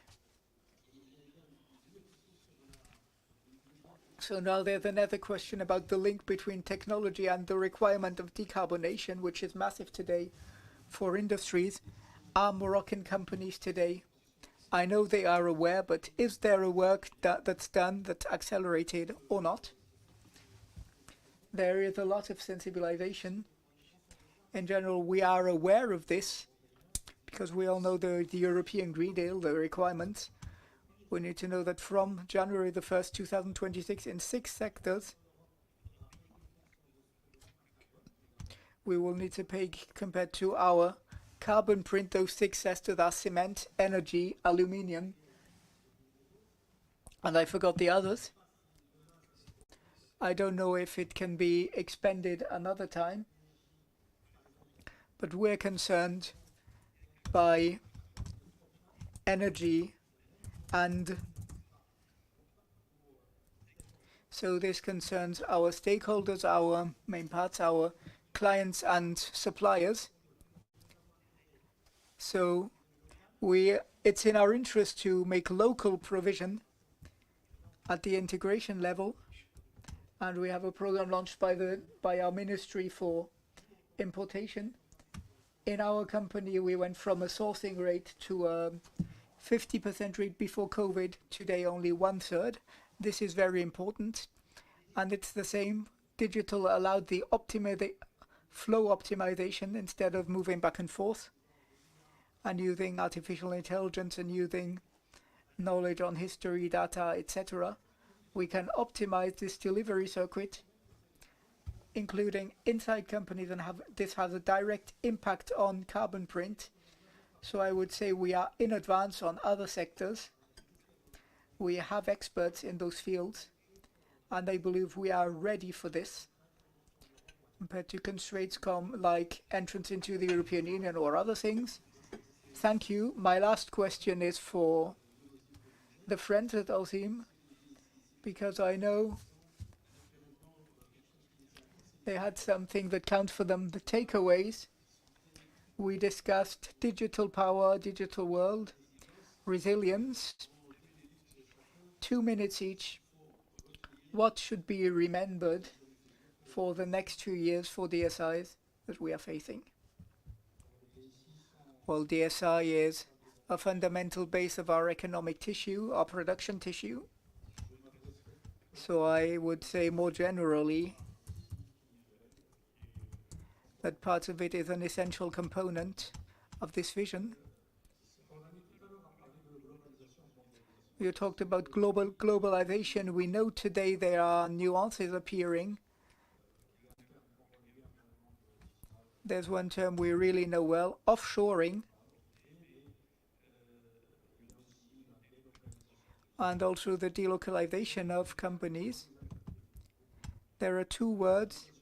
Globalization today introduced two notions. First, nearshoring, producing close, and friendshoring, producing with friends and partners. Morocco, given its political position and its geographical position and its history and alliances and its openness, can make profit of what is currently happening, but we need to be careful to not miss the opportunity of a redistribution of creation of riches around the world through those criteria that allow us to position ourselves, because we are linked to important markets, the European market, the American market, that are really important markets. We can be a production base, but our ambition today, as was expressed a few years ago, we need to be a country or a zone of green production and green life, of respect for the environment. We already moved forward, but we need to move forward even more. That goes in the sense as what His Majesty said, of going towards renewable energies. For us and for others, become energy exporters through energy, green hydrogen, ammoniac, with all the visa that allow us to transfer this energy. Morocco can position itself and become an important actor, and also an industrial production site. I have a deep conviction, because we talked about industry with an industrial who's present here. A country cannot develop if the part of industry in its PIB, in its GDP, is under 20%. We are still under 20%, but we can go higher. And I believe some countries are losing something, so we shouldn't be positioned just as country attracting competencies in order to manage those competencies better, but also be an industrial basis. And this is an important factor, as was said, for a specific industry, chemistry. But all this is based on decarbonated energy, on regulation that respects the environment, and on digital use in order to remain in this logic with zero carbon emissions. I believe this is the contribution we need to integrate. We're not there only for working tools, bettering processes, but also to meet this equation that growth of the environment in which they are working could integrate into its logic our thoughts and technological thoughts. For Morocco to become the green industry, the green destinations, so that people who come to us immediately have green, and more carbon barriers will submit If we take those barriers down, we will have access to those markets even more easily, and this will help the growth of our countries in the future. This goes into sense of what Sihorani said. Requirements of certification, be it internally or internationally. You asked you asked for one message, but we give two actually. We can also give three, but you have to be fast. So the first thing they would like to insist on is the importance of DC. Each one of them is responsible for a system of information of his company. So you have to master a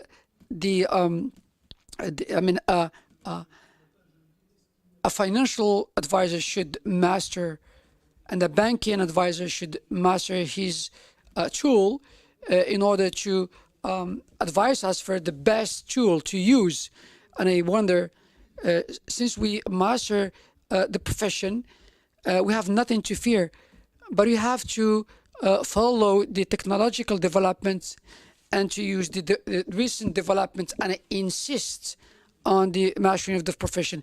The second message they would like to say, but maybe it's nationalistic. I will talk about the sovereignty. In a lot of countries where we are located, our customers ask us and demand, insist on the fact that 30% of the production should be locally done. So that's why I'm turning to my national fellow companies to do the same thing and to talk about the industrial compensation. Monsieur Lashgar, please, 2 words. So I will abandon it the same thing, same way that like my predecessors. At the very beginning, in another life, it was I come from the digital. So for a long time, in a previous experience, the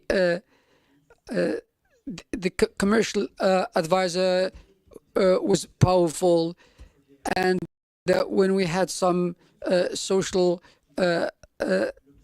let's say, grievances, so the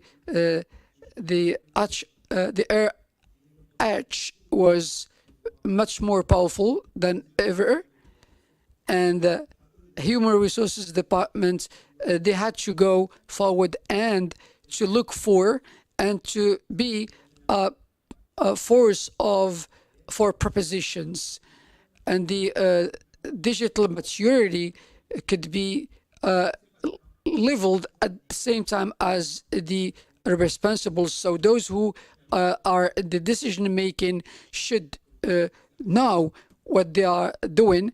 And for example, the green energies, it's very important to talk about because they have to master it now.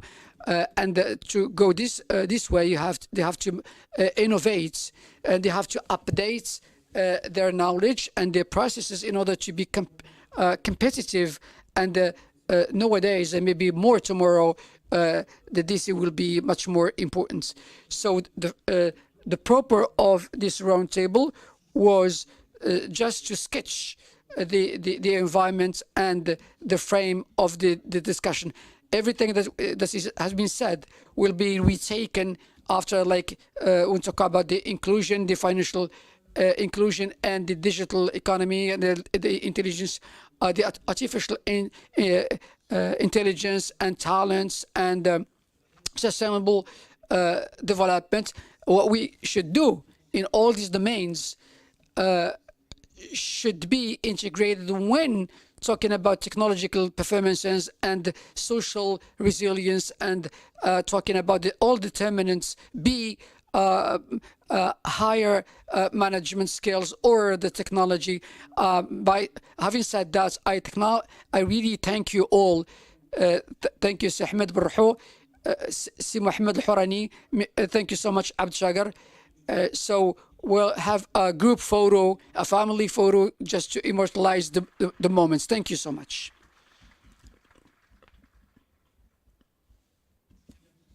What happens each time is, the applause should accompany the photo.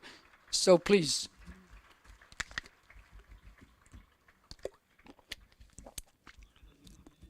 We are having magnificent invitees and panelists. So thank you, Sir Mohammed Horani Barraho and Abd Ashkar.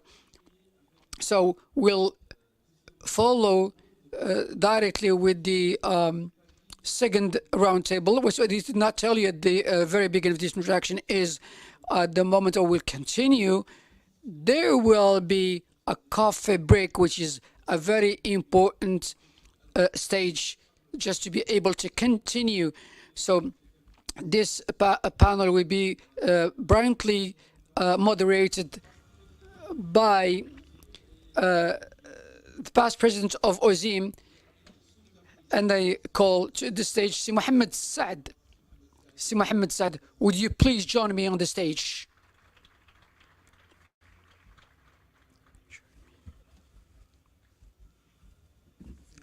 Thank you, Mullah Hassan, for the presentations and the introductions.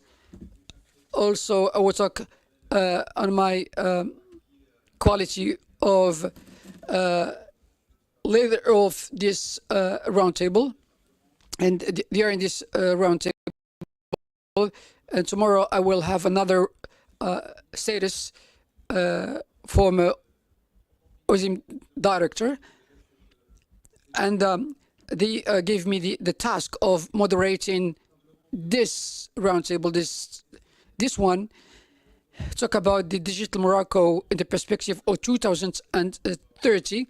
And the last September, when the head of government spoke about the Moroccan strategy for Morocco 2030, we were all of us enthusiastic and motivated to see what is the components, or what are the components of this strategy, and how it will be built up regarding sustainability and resilience. I have the pleasure to host the three panelists: Sir Ridwan Mabshour, DG of Matrix Morocco and Vice President of l'ARTM TS. Please wish him a very warm welcome. Sir Ridwan Halwi, President of the PEGI.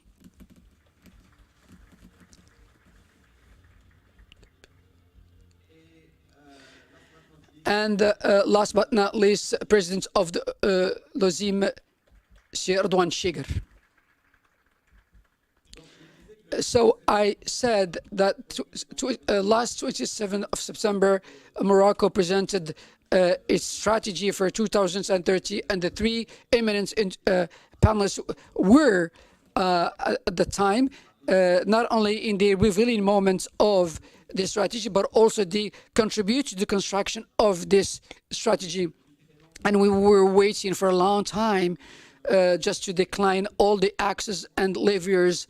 And also we spoke about job, employment, startups, PME, and the digital. So we're going to question them about all these aspects. And President AUSIM, I told you just to remain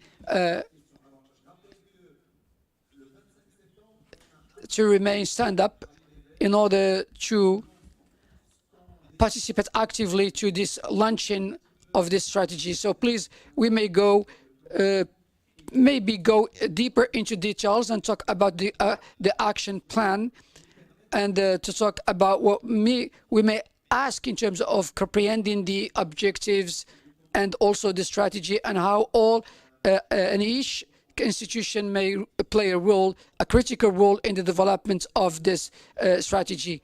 I'll start with no further delay with Sir Ridwan Mabshour, is DG of Matrix Morocco and President of the FMS, who will be talking rapidly.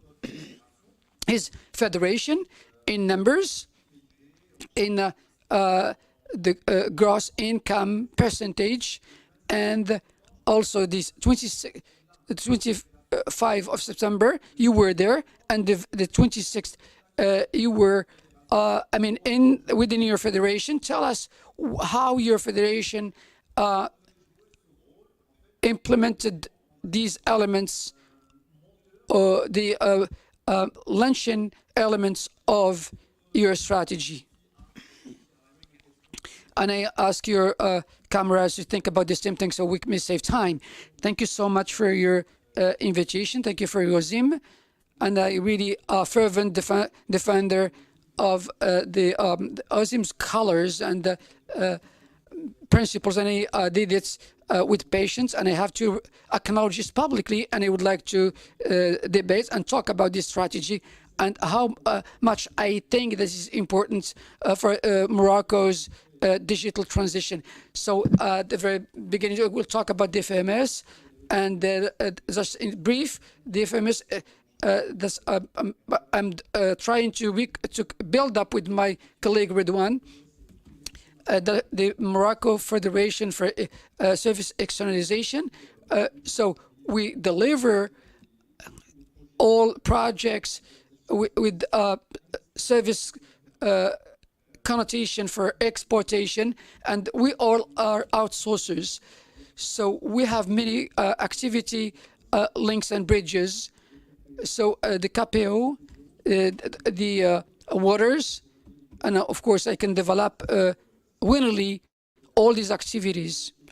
And I hope that the ecosystem, technological IT ecosystem as we know it today, it's complementary. So the system of offshoring is consisting of about 140,000 employees, and in this ecosystem, we have 60% of them are dedicated to certain professions activities, and the remaining 30%, maybe my friend Redouane will talk about it in profoundness. So what is its FMS? So since I'm drawing the link between the digital strategy, the one of the end of September, last September, so we made some recommendations and proposals to better the impact of the numerical digital on the factories and enterprises. So the companion that we do to them in order to take them very far away in their projects. So this is really revealing of our strategy and its objectives. The first one consisting on to attract some investors. This is the first part of it. The second, we have a lot of international and global companies investing in Morocco. So on the international level, and the second point is very important, and I think is much more important than the first one, is to create some incentives for other companies to invest in the artificial intelligence. And if I may express myself in an image or a metaphor, the web brand, we were asked, what do you do? So I said we were a call center, and the ecosystem of the offshoring 23 years behind us developed this kind of activity, and the labeling of this startup, which is now outdated, but it is still impacted by the new technologies of information and the artificial intelligence, and the ecosystem of a call center is it's more and more technologized. So when they asked us who are you, said we are technology. We are companies of technologies, and so the tools and the services we deliver, the complexity of services we deliver, of course, we are related to the technology in order to better our offer, but also we are technology producers. This is just to put the first brick and to limit the discussion. Thank you so much. Please, Sir Redouane Helwi, very briefly, if you can give us some numbers just represents your company. So, how? I mean, what is the percentage that the gross national income in this in the realization or the achievements of the Morocco strategy in light of 2003 horizon? Please, the floor is yours. Thank you so much, Si Mohammed.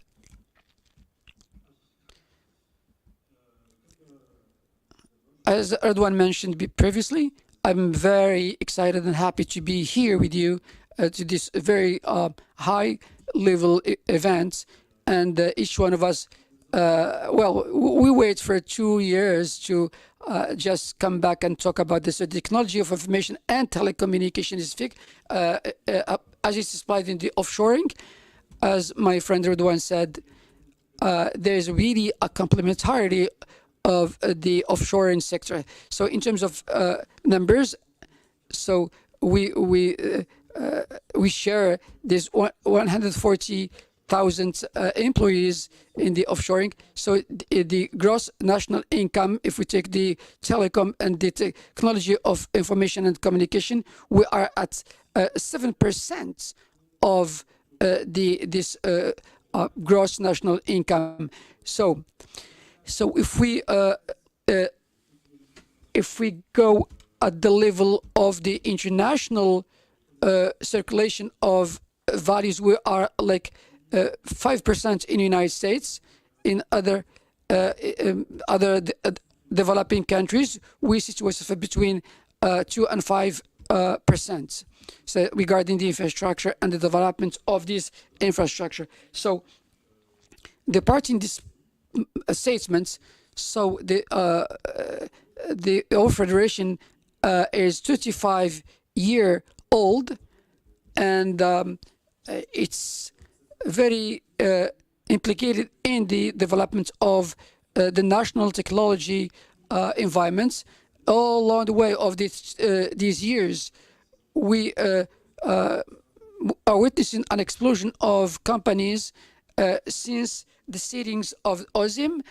Our federation is participating in this strategy, and this strategy have been co-constructed and designed to serve our citizens and for the companies and for them the digital industry will be a lever for not only their economy, but for their own activities, and also the big orientations, the large orientations of this strategy, and transforming our country,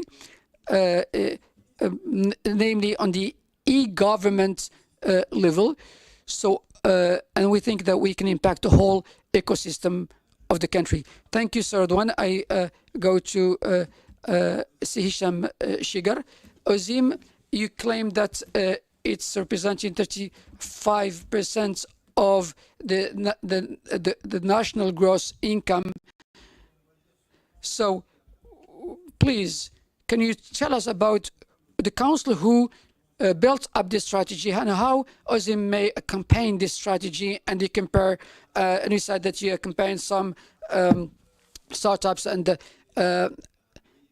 enterprises and companies, and of course bringing all of them to take advantage of the development of this strategy. Can you tell us how do you describe these developments?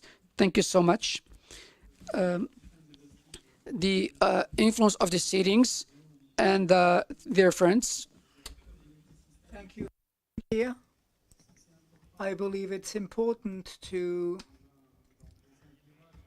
understand that we are at an important break for Morocco, independently of the movement that appeared yesterday. We have an opportunity today to reveal the new strategy Morocco 2030, which is not appropriated by us because it was co-built by the various actors of the ecosystem. And so many were still consulted. And this is also the fruit of a consultation and discussion and negotiation on certain elements that took time to be implemented and formed and reviewed and later negotiated and shared with the commission that was created through an official bulletin under the presidency of the government leader, because it's a Moroccan strategy, a digital strategy 2030. I believe it's important to go through this. And it's especially important to accelerate, because we can always say, we are late, we are late, we are late. We can always say so, but it's never too late to start and move forward. And so there is an orientation that aligns the ASTER and says, in our bones we agree on the principle and the content and certain goals. Now, what we really need to do is decline this strategy, decline it operationally on the field, say how we can do this, reach those goals, and really launch the machine for this big transformation we are expecting.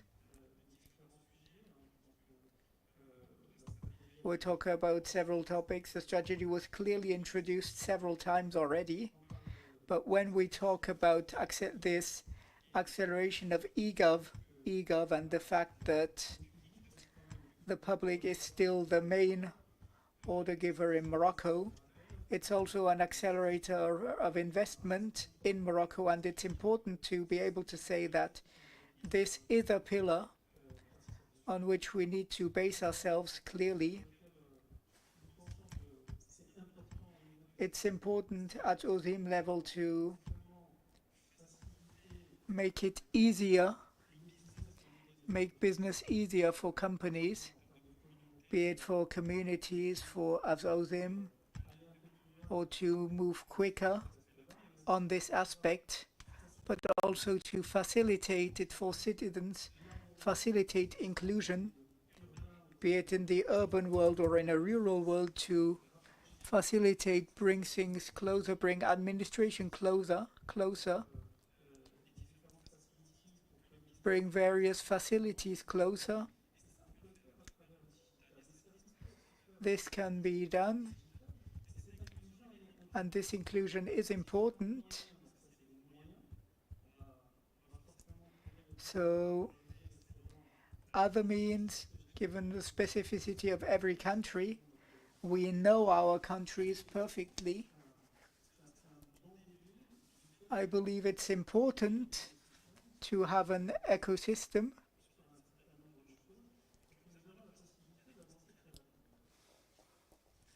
This is the way we can move forward really quickly. Okay, so what I remember here is we are serene, reassured. The strategy was co-built, and each one of you in your perimeter are working on an action plan to bring its brick to this world of digital Morocco 2030.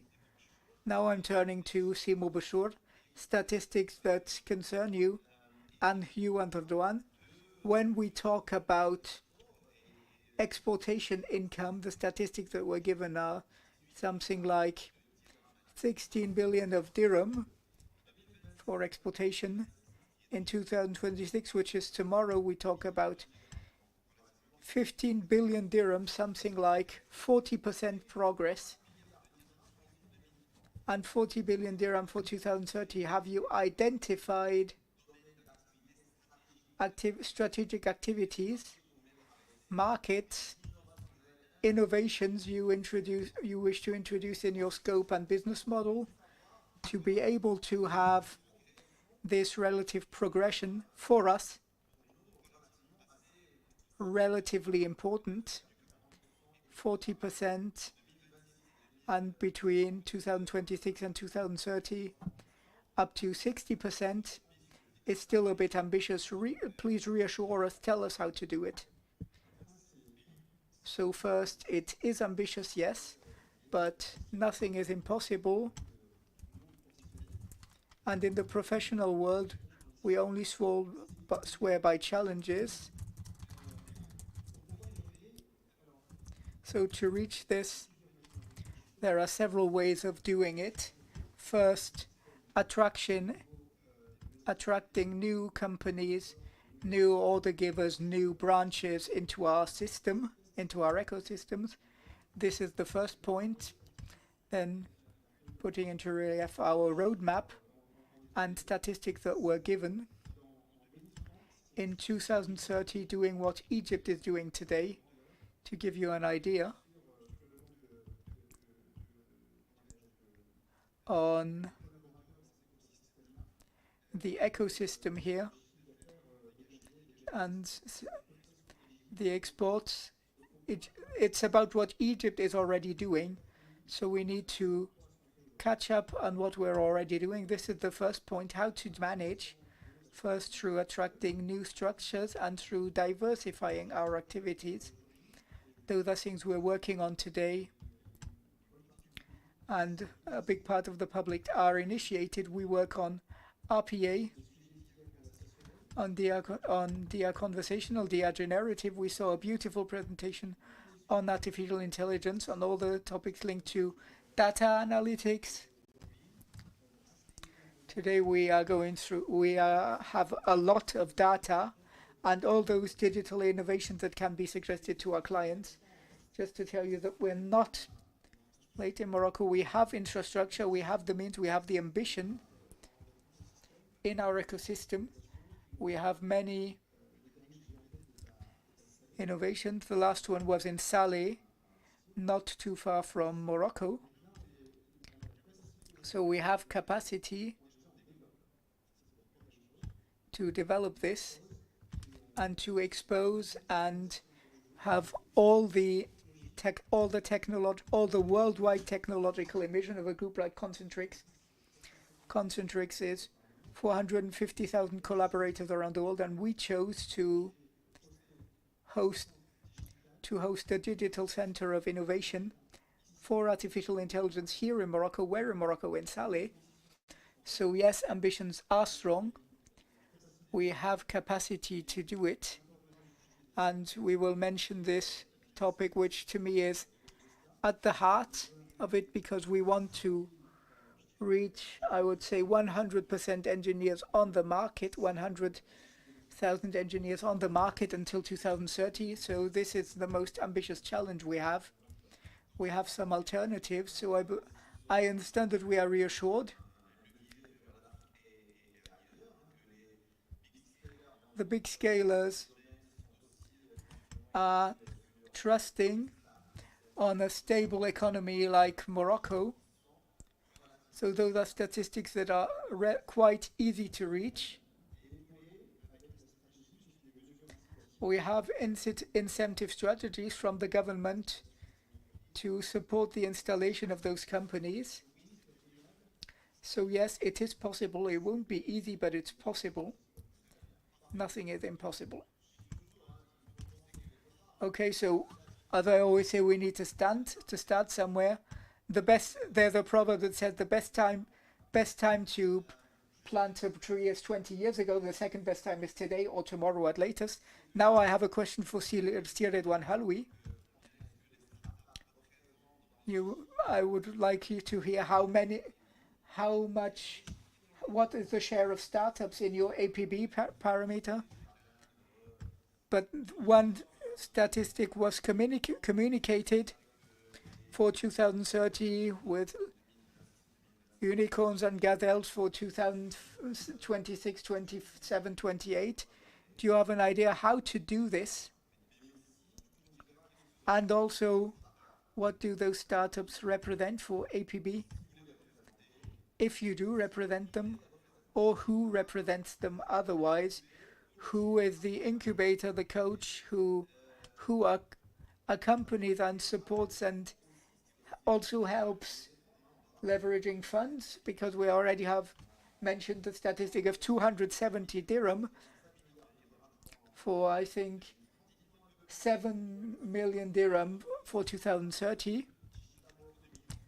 So can you tell us a bit more about this? Thank you, Si Mohammed. Excellent question. So yes, in the digital strategy, we have incentives that were implemented in order to accelerate the development of startups. We talked about 3,000 startups. The goal is to have as many startups as possible so that some of them may become gazelles and unicorns.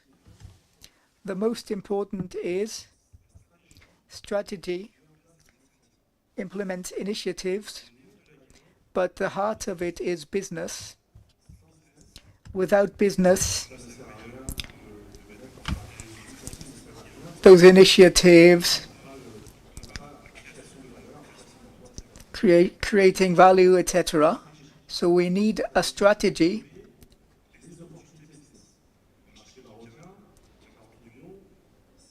The African market is much greater and more expensive.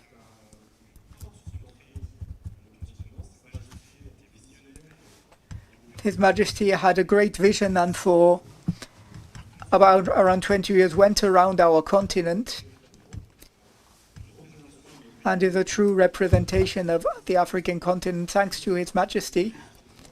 And it's the position of Morocco shined. So we naturally saw that companies settled and invested in our countries because we had this political stability. It's very important for our startups and also for Moroccan PMEs. In the digital strategy, we have now the label PME Tech Morocco because we had offshoring and sourcing companies and startups.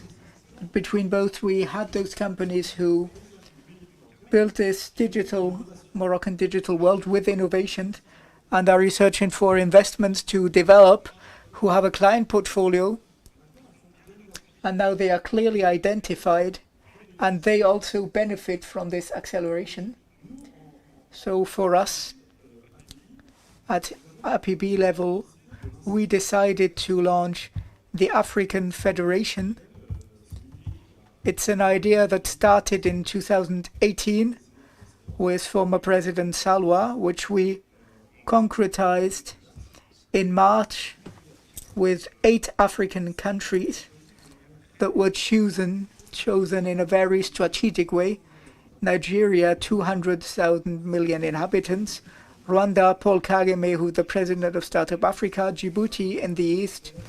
Via East Africa, we talked a lot about West Africa, but we also need to position ourselves there because it's also close to the Middle East. Congo-Brazzaville, a friendly country that has many development projects, and is also close to Cameroon, and the founding member of Ivory Coast, Guinea-Conakry, and Morocco. Those 8 countries grouped together to launch this Federation of African Digital Business, grouping African digital companies.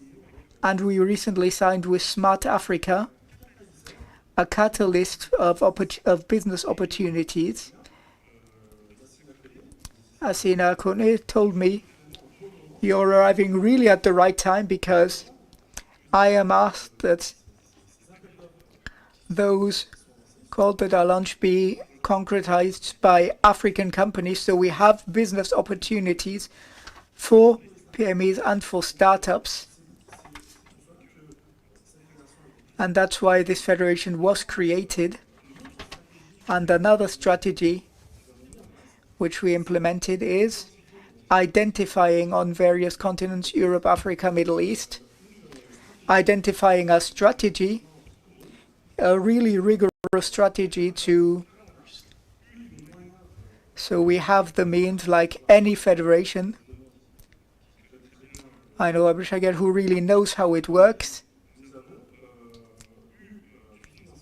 we had finances to develop the export part, and we decided to use a strategy of opportunity studies with specialized cabinets doing lobbying to identify on the various continents the niches for our companies. And starting from this formal data, we can do promotion in countries with really highly strategic events to promote Moroccan promotion, Morocco Digital, and concretize through B2B meetings with specialized cabinets. So this is a pragmatic roadmap to go to look for opportunities, business opportunities for Moroccan small and medium companies and startups.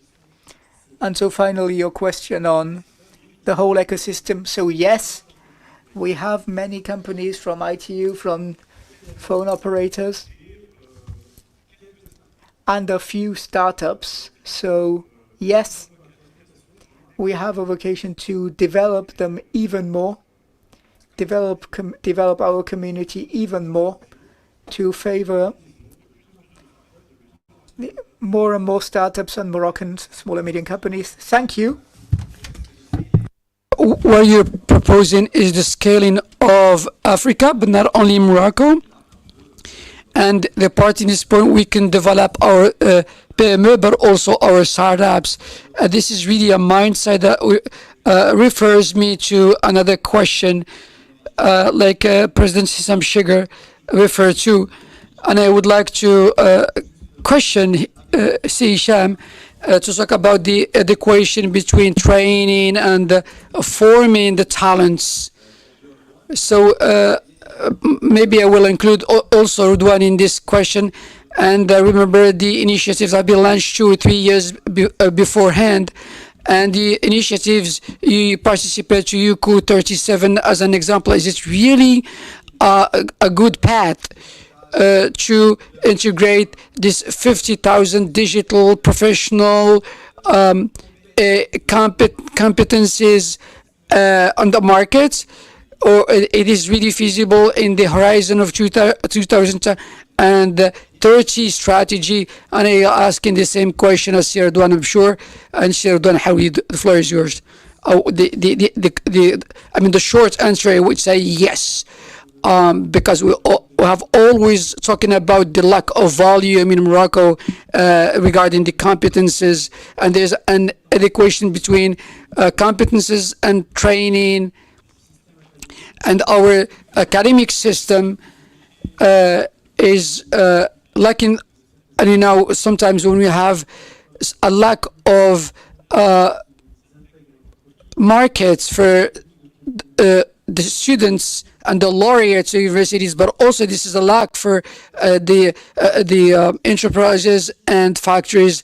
So then the concerned person should be really bear in mind that he has to create new added value, and we need to raise the consciousness and reflect within these strategies and say that yes, the first objectives in the discussions we had before, maybe we would not meet these objectives, but by the end of the day, we witnessed something that was very ambitious.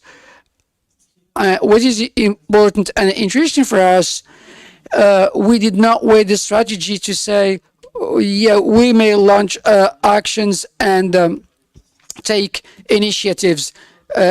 We analyzed some ecosystems, and some schools came to us and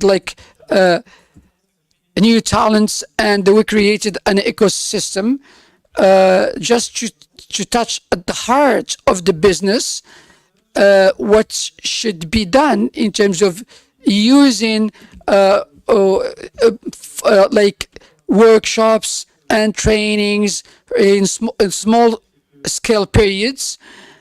And the leap, we had a very big one, which is Logitech, and this one, it departed from a certain point to through piloting phase, and we further we push this on a very large scale, and we would like to go on the to the level of the university and see how some schools are setting some certifications, technical certifications, targeting specific services and goods. So maybe we may integrate this into the system and start very early. It is really a game changer, and to go to start with a very general level, and to see what the companies can have and can do, but later on, 3 months after, maybe some staff may appropriate the needs of these companies and start working within this company. So the 100,000 annual laureates, it's very ambitious, but we need to accelerate all this and maybe go and scrutinize other sectors where we can do the same thing. And also some specific, we can touch on some specific sector, and the digital in the industry, in the service, in the BPO, the digital in the automobile is not the same thing. The strategies differ from one another, and we need to operate differently.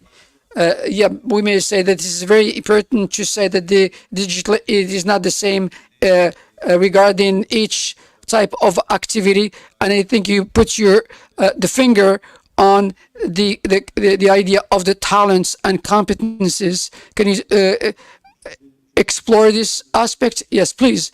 If you allow me, I may be put the junction between this question and the another one, because if we do a SWOT and talk about resources and capitals, yeah, we heard the ecosystem and the knowledge and the engineering concept and the artificial intelligence. Is it really feasible? Is it attainable in terms of numbers and financial outcome?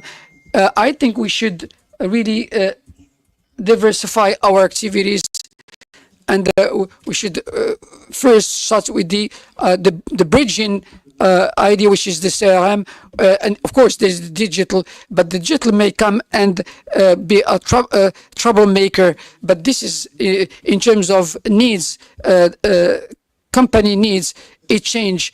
And we should pay attention to the personalization of each activity, like in terms of energy and telecom.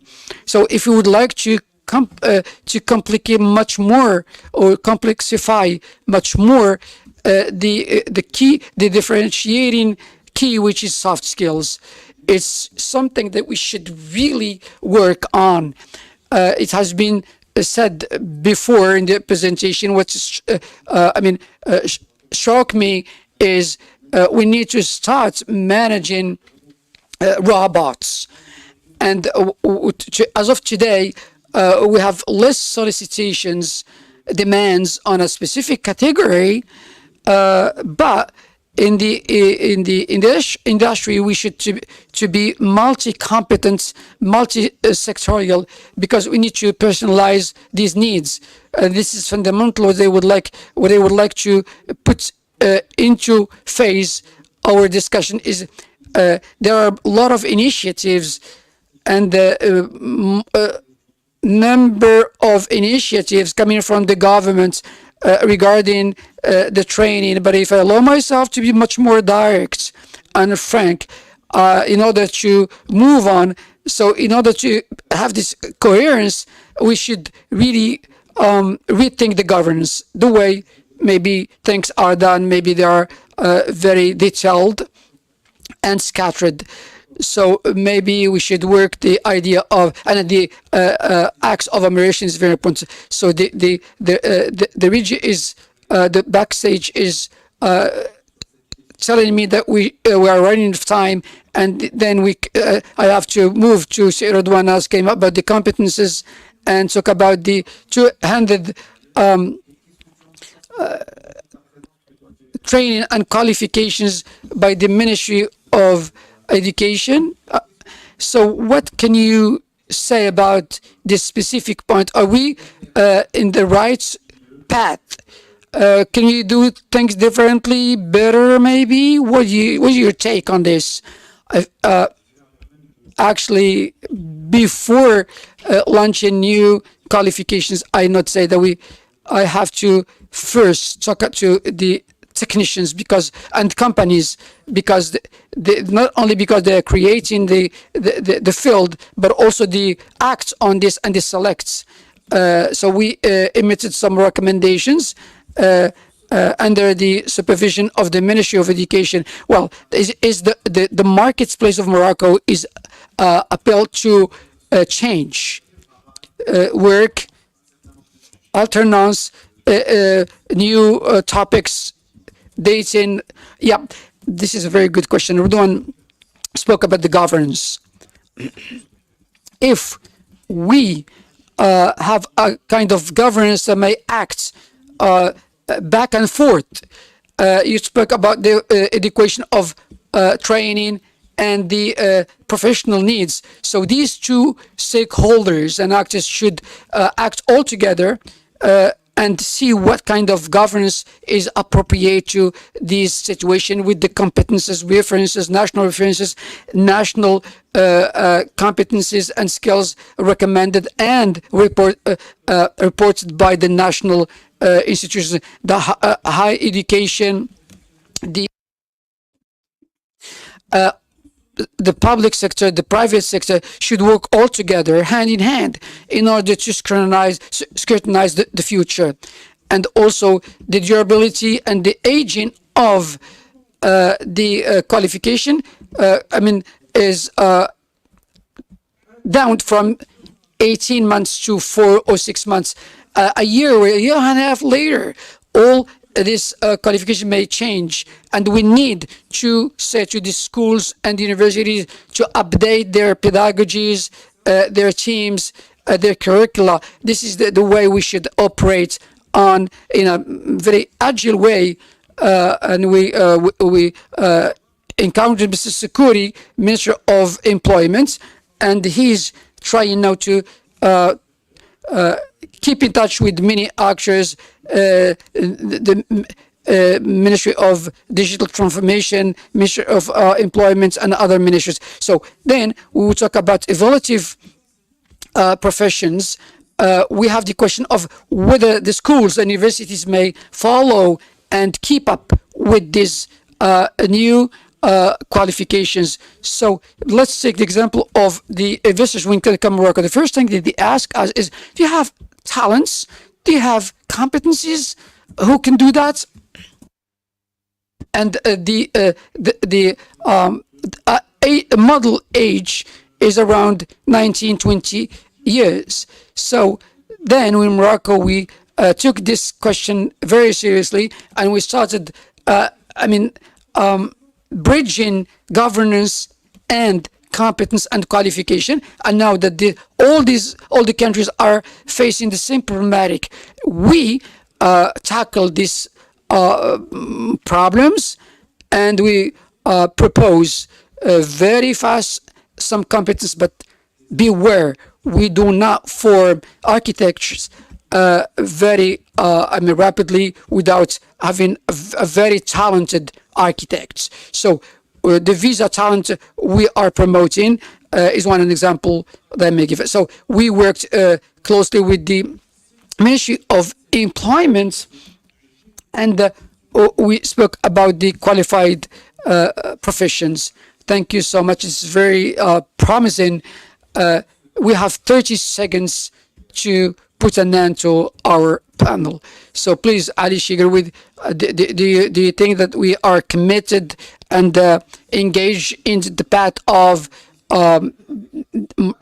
Moroccan strategy 2030 for the 40 million population composing Morocco society? So please, the 2026, are you confident regarding these numbers and values? Maybe should we rethink and re-equilibrate some ideas?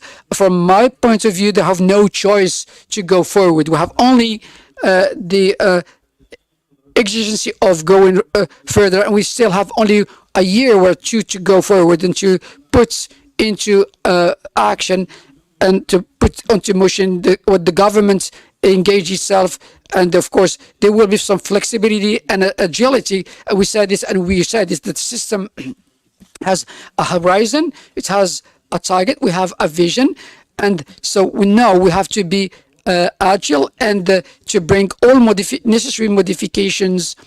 And since we talk about resilience, so this is a very important thematic, and we need to adapt and readapt to the reality of the field. So the triangularity of the digital 75% that we don't know should be created by then. So thank you, Presidents of the AUSIM, Sahaloui, President of the PB, and Redouane Mabchour, President the PGD of Maghreb and Vice President of the FMS. Thank you so much for the pertinence of your intervention in the debates, the very interesting debates for our community, please. And your warm applause, I put an end to the panel. Thank you so much.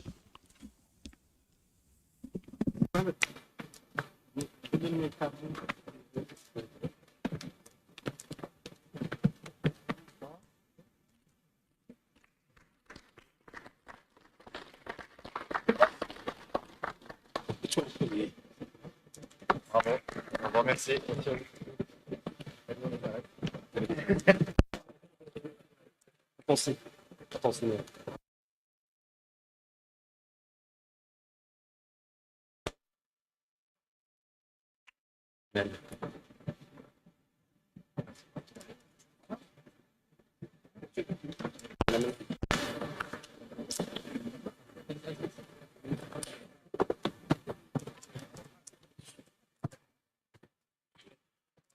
Bonjour. Good morning once again. We would like to share with you some details with you before leaving. Khadija, would you please talk about these details out? Yeah, we'll take 2 minutes of your time. Just a reminder of the this afternoon program, and for the panel, there are some panels that will take place at the floor. 3 thematics to bear in mind. The first one regarding the migration towards the cloud. Second one is the enterprise management, and the first one direct after the launch, the smart cities and artificial intelligence. So I said this morning that we have 8 roundtables. We already had 2 this morning. We have another one this afternoon about cybersecurity, the IT digital, just to pave the way for nations and the future, and the artificial within the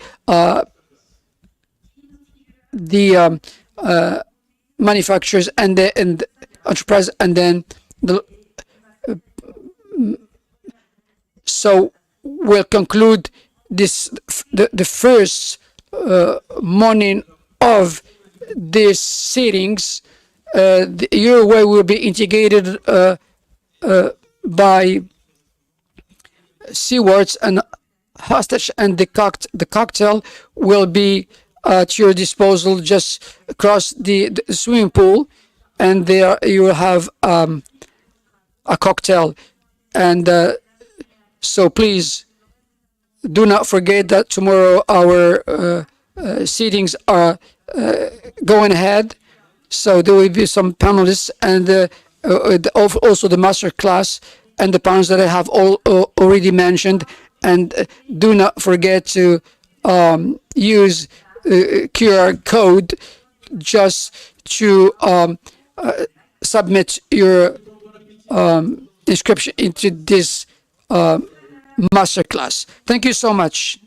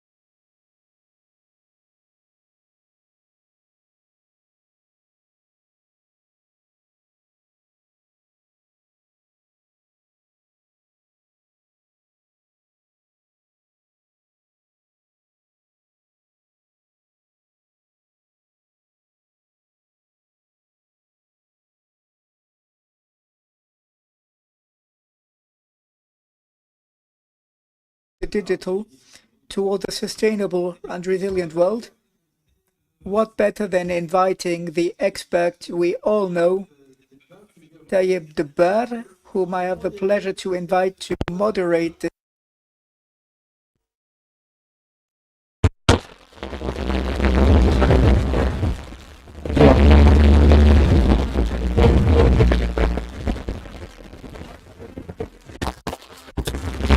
Soyez les bienvenus. Welcome of everybody. First, I want to... D'abord, je voudrais vous présenter notre hôte Mathias, qui vient d'Allemagne.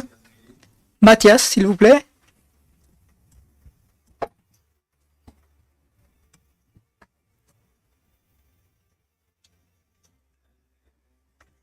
Je voudrais également remercier mon ami Younes Aïkbamour pour avoir arrangé tous les détails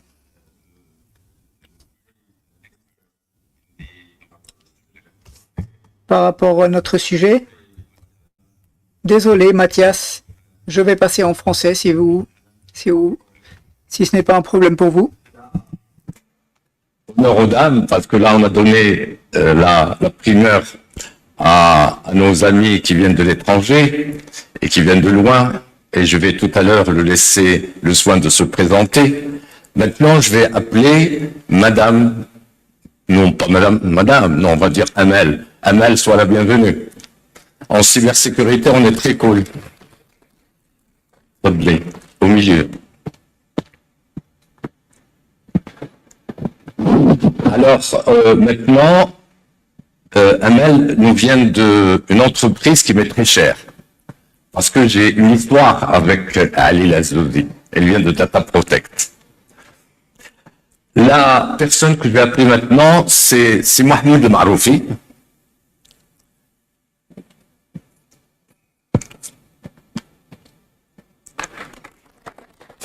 Au milieu. Il vient de Finatech, et tout le monde connaît Finatech certainement pour les gens au Maroc. Et tout à l'heure, lui aussi va se présenter. J'ai trouvé que c'était plus simple de les laisser se présenter eux-mêmes. Ça me faisait moins de travail. Maintenant, je vais appeler le dernier des intervenants, mais en fait, il est le premier au Maroc. C'est notre expert. Et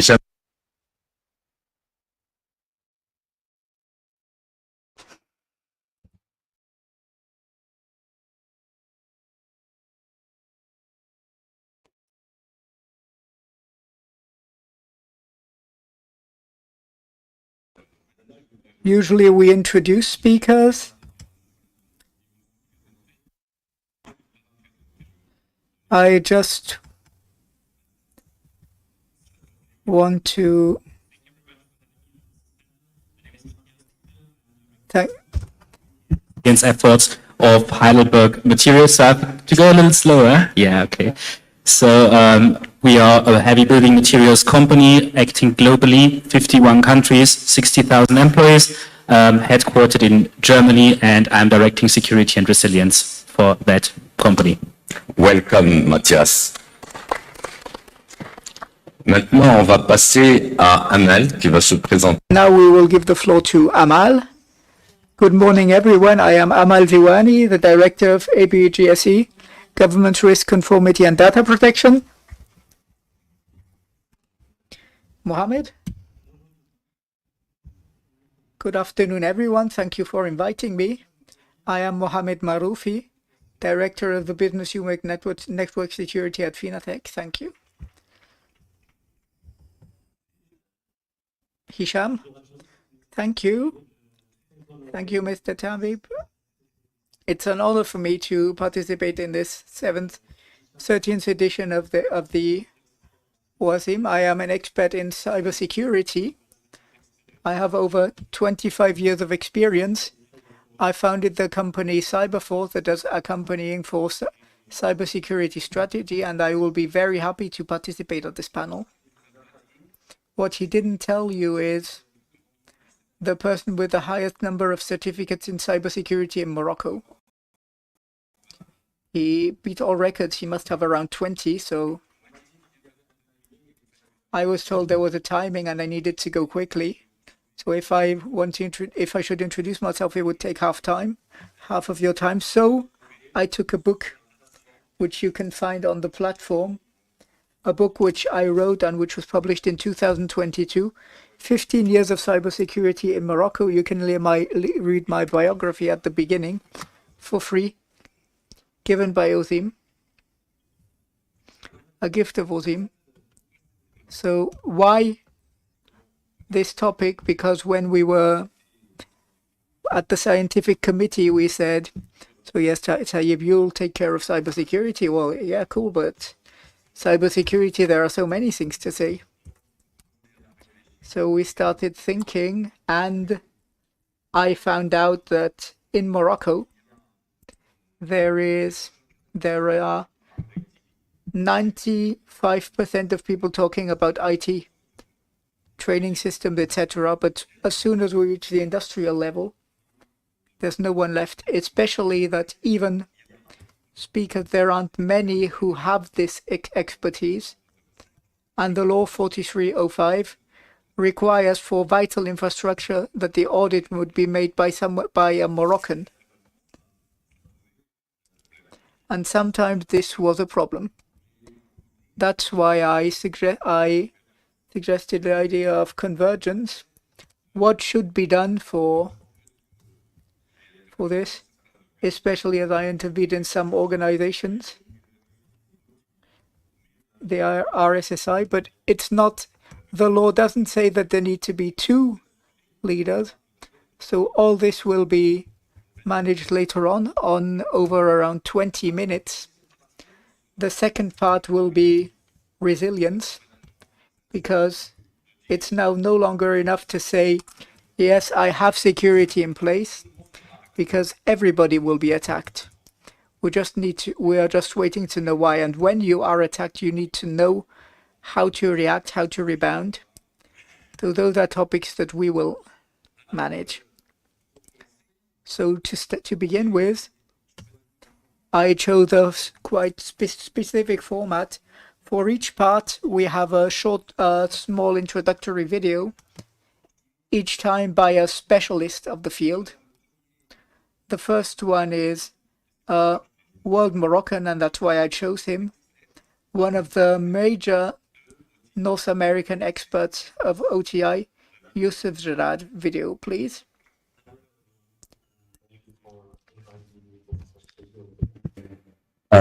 Special thanks to Mr. Tayyip Dabar. My name is Youssef Jed, so I'm CTO and co-founder of Cyvo.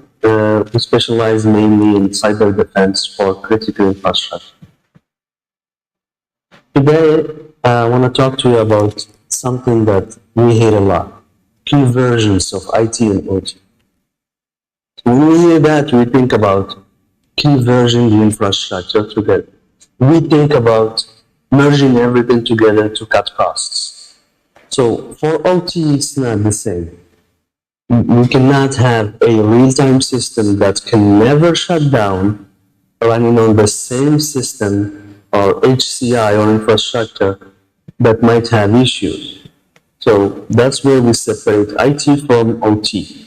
The fact is we will have vulnerabilities in OT.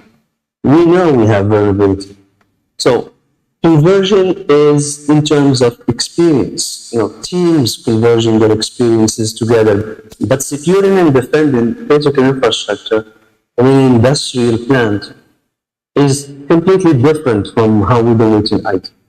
Something that can never be down, and then guaranteeing that even your defenses cannot bring the system down. So if you're taking anything from my speech today, is please do not converge the infrastructure of OT and IT. Remember, real-time systems are a separate kind of environment. Do not mix them, please, with non-real-time systems. I appreciate you inviting me today, and thank you. Thank you very much, Youssef. This is point of view, but now we will ask Mr. Hisham to tell us what about convergence, B en français. Merci, merci c'est Taïb. Je remercie. Thank you, Mr. Taïd, and thank you for Hijab for sharing your point of view. I believe your point of view comes from your experience and your knowledge of the North American context, which went very much forward and won a lot in maturity. So we will relativize this and apply it to our Moroccan context. For me, to just put the whole audience, we have seen conversions for a long time. A few examples when we talked about IP phone, when we implied and transformed PABX that were a mechanism, a switching mechanism for phone calls towards IP phone. There were preoccupations and fears. Another example, gaps that allow banking tools that allow us to take money are tools, mechanical tools with interfaces, and this is where convergence intervenes. For me, convergence is a unified, uniform way of seeing interactions and synergies and complementarities between the world of the tool and the IT. For us, this means, as specialists of cybersecurity, whatever the project of liaisons between those two worlds, we need to integrate a vision of risks, integrate good practices, standards. We know that for the world of two, DGSSI, the General Direction of Security, already published certain guides and best practices for Moroccan industries to implement this. So to finish, convergence for me is a necessity, a win-win approach that needs to be measured and well managed for risks and good implementation. Thank you, Hisham. So now, yes, it's true that I deliberately let Hisham say what he wants, and Rad also. So we have pros and cons, and we can debate about them.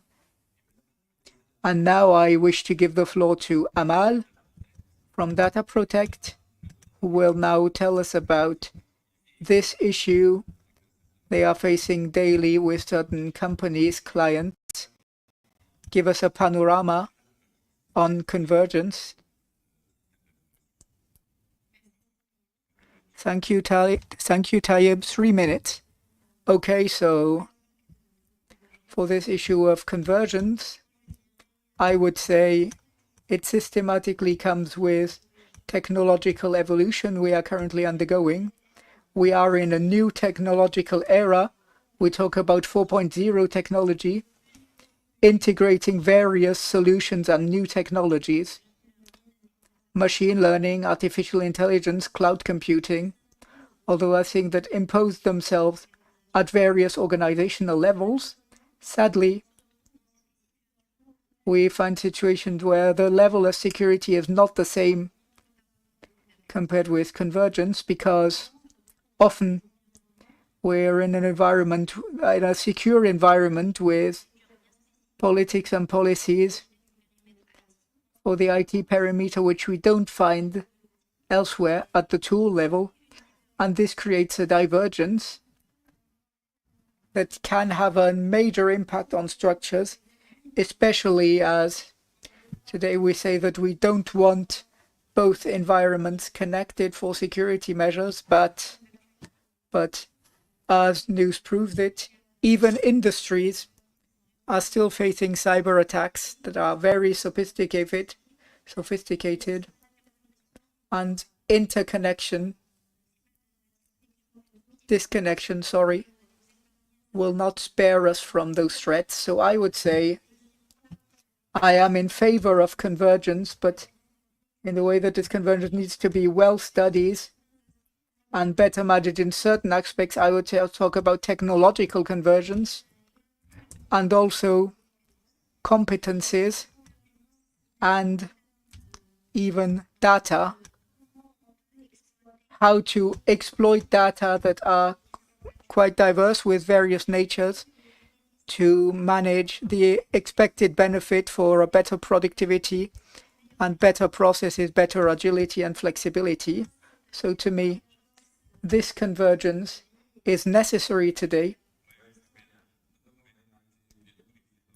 She was well briefed before. I told her she didn't speak more than 3 minutes. She respected the timing. Thank you. So as we will see later,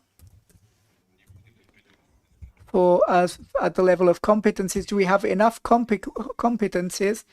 The other hand is government board. We won't say those are the tools we have. We need this all. I'm talking more further. The governance aspect is very important. Mohammed, what do you think of the market of convergence? Thank you, Taib. I will start by asking, do we have the choice of opting for convergence or not? I can answer, we need intelligent convergence. Do it without doing it too much. Thank you for your answer. I represent a model that's, let's say, integration. I represent a company that works on solution integration, especially in IT, with the OT sector. So OT today is a reality on the field. I can tell you our teams are already working on integrating solutions and IT-OT convergence. But convergence as a title, yes, it's attractive, it represents many advantages, but I can reassure you all, there is suffering in integrating OT solutions. It's not easy. And as an experience return, our teams today are working on many issues where convergence is required. We talked earlier about IP to IP phoning. Earlier we had classical phone, analogical digital. Today we have ET phoning, not only as a solution but as an option. It was completely converged before, and with this convergence allowed us to develop many services next to IP phoning and add many new options. The fact of reaching this level means much work has been done by the IT teams to integrate this kind of solutions, but not only phoning, also other sectors, energy, industry, health. Each of those sectors today represents a specificity. When we talk about, say, integrating medical tools, when we talk about scanners, about IRMs, you can imagine in an operating block the intervention with convergence. That's why I use the term suffering to say, yes, it's good to have convergence, but prepare this convergence well to avoid all kind of negative surprises. Because when we suffer, we go to the doctor. Now, our friend Matthias will please tell. Please, can you tell us something about the convergence issue?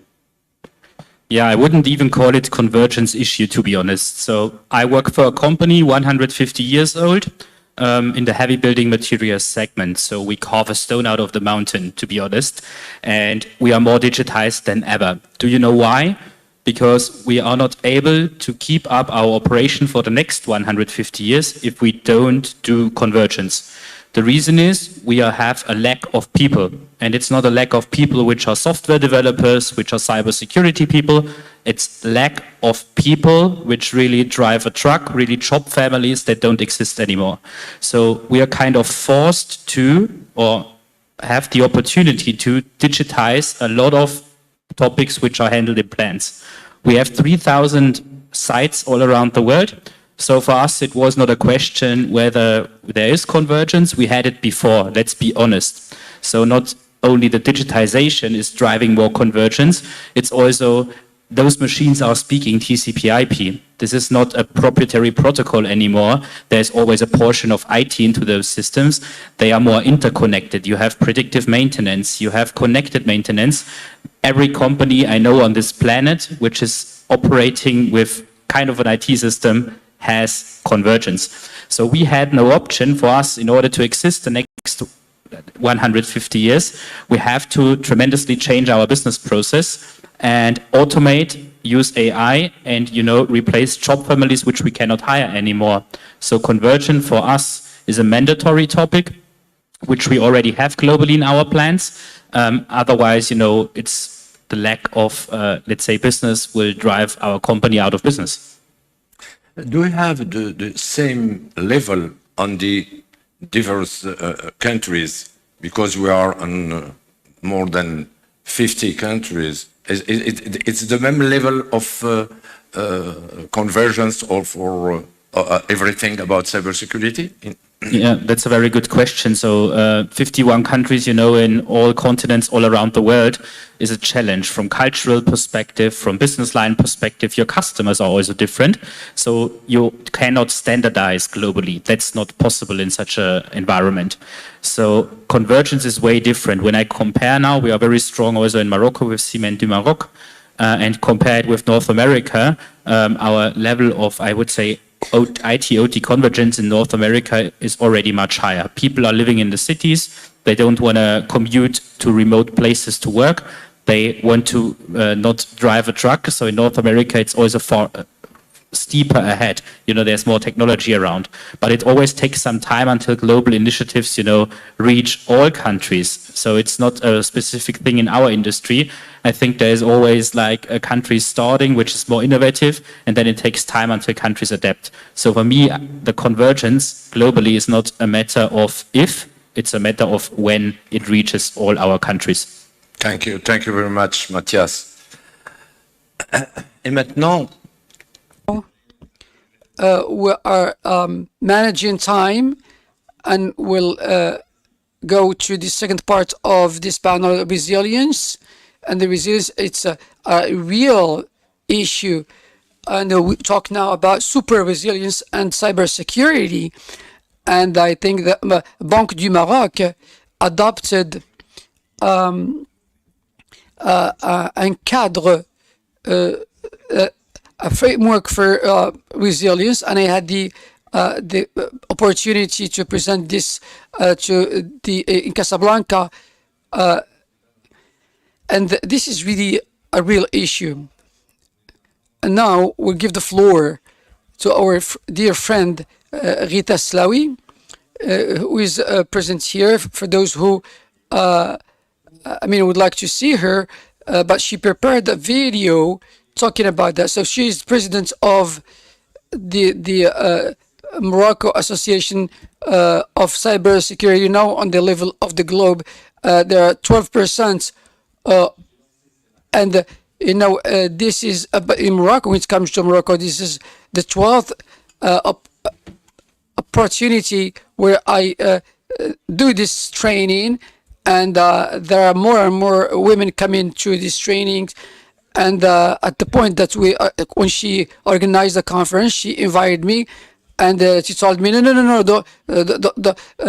this is dedicated only to women. But she said, no, I'll come despite all. So this is a necessity, absolute necessity of Les cyberattaques sont incessantes, mais ce qui compte, c'est notre capacité à répondre et à nous adapter et à renforcer nos défenses. La résilience, c'est apprendre de chaque épreuve pour en sortir plus fort, comme des peuples qui, malgré les conflits, trouvent toujours la force de se reconstruire. En cybersécurité, notre défi est de rester debout face aux attaques, de toujours chercher à améliorer nos réponses et nos protections. Heureusement, nous ne sommes pas seuls dans ce défi. Des lois et des normes nationales et internationales, comme la loi 0520, l'ISO 22301, DORA et tant d'autres, nous guident et nous aident à mettre en place des pratiques éprouvées pour protéger nos systèmes et nos données. Mais pour être véritablement prêt, il est essentiel d'aller plus loin. C'est pourquoi la réalisation d'exercices de crise est cruciale. Ces simulations nous permettent de tester nos réponses, d'identifier nos faiblesses et de mieux nous préparer à affronter les menaces réelles. La clé, c'est d'être proactif et non réactif. En cybersécurité, la préparation fait toute la différence. Merci, merci Rita. Honnêtement, on doit être fiers de nos jeunes Marocaines. Thank you, Rita. We really need to be proud of our young Moroccan girls. She even had to do the video twice. The first time I told her it's too long. That's why there's a cut at the end. Let's go now for a round on the panel and our expert Hisham to talk to us about his standing points and to see whether we in Morocco, we are sufficiently resilient. Thank you, Satib. Thank you, Rita, for your words, very clear. For me, the cyber resilience is in line with we already set since years and years, just to continue on this competitiveness. And also it had as a goal to know how to continue and perdure in our activities by accepting some loss.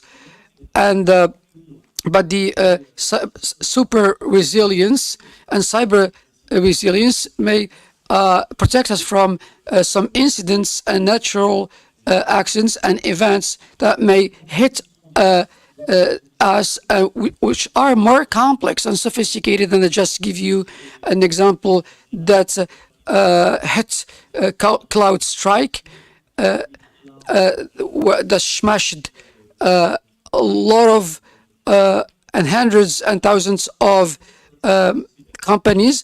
And since then we ask ourselves about this super resilience, and we need to adopt, and we wonder if we can adopt a strategy not only on the activity but also on the methodology, the human resources, and the level of the business itself. And this idea of cyber resilience, it's the heart of our questioning and the continuity of what is hitting now the artificial intelligence. It is related in a way or another to this resilience. I will talk about a very important point. You know that there are some frameworks and best practices, as you mentioned, CROE. There are other references, but the most important is what is in the mindset when we conceive some projects in which from the very beginning we bear the intention that the output would be cyber resilience. Then we have rapidly and fastly need to find the productive process. So the training, without training, we're unable to see if we can manage the crisis in matters of organization and the launching of the best processes and techniques without forgetting or letting aside the role of our reaction to the cyber resilience. Thank you so much, Hisham. You respected the time. Amal. Thank you, Satayib. It's really a very important topic.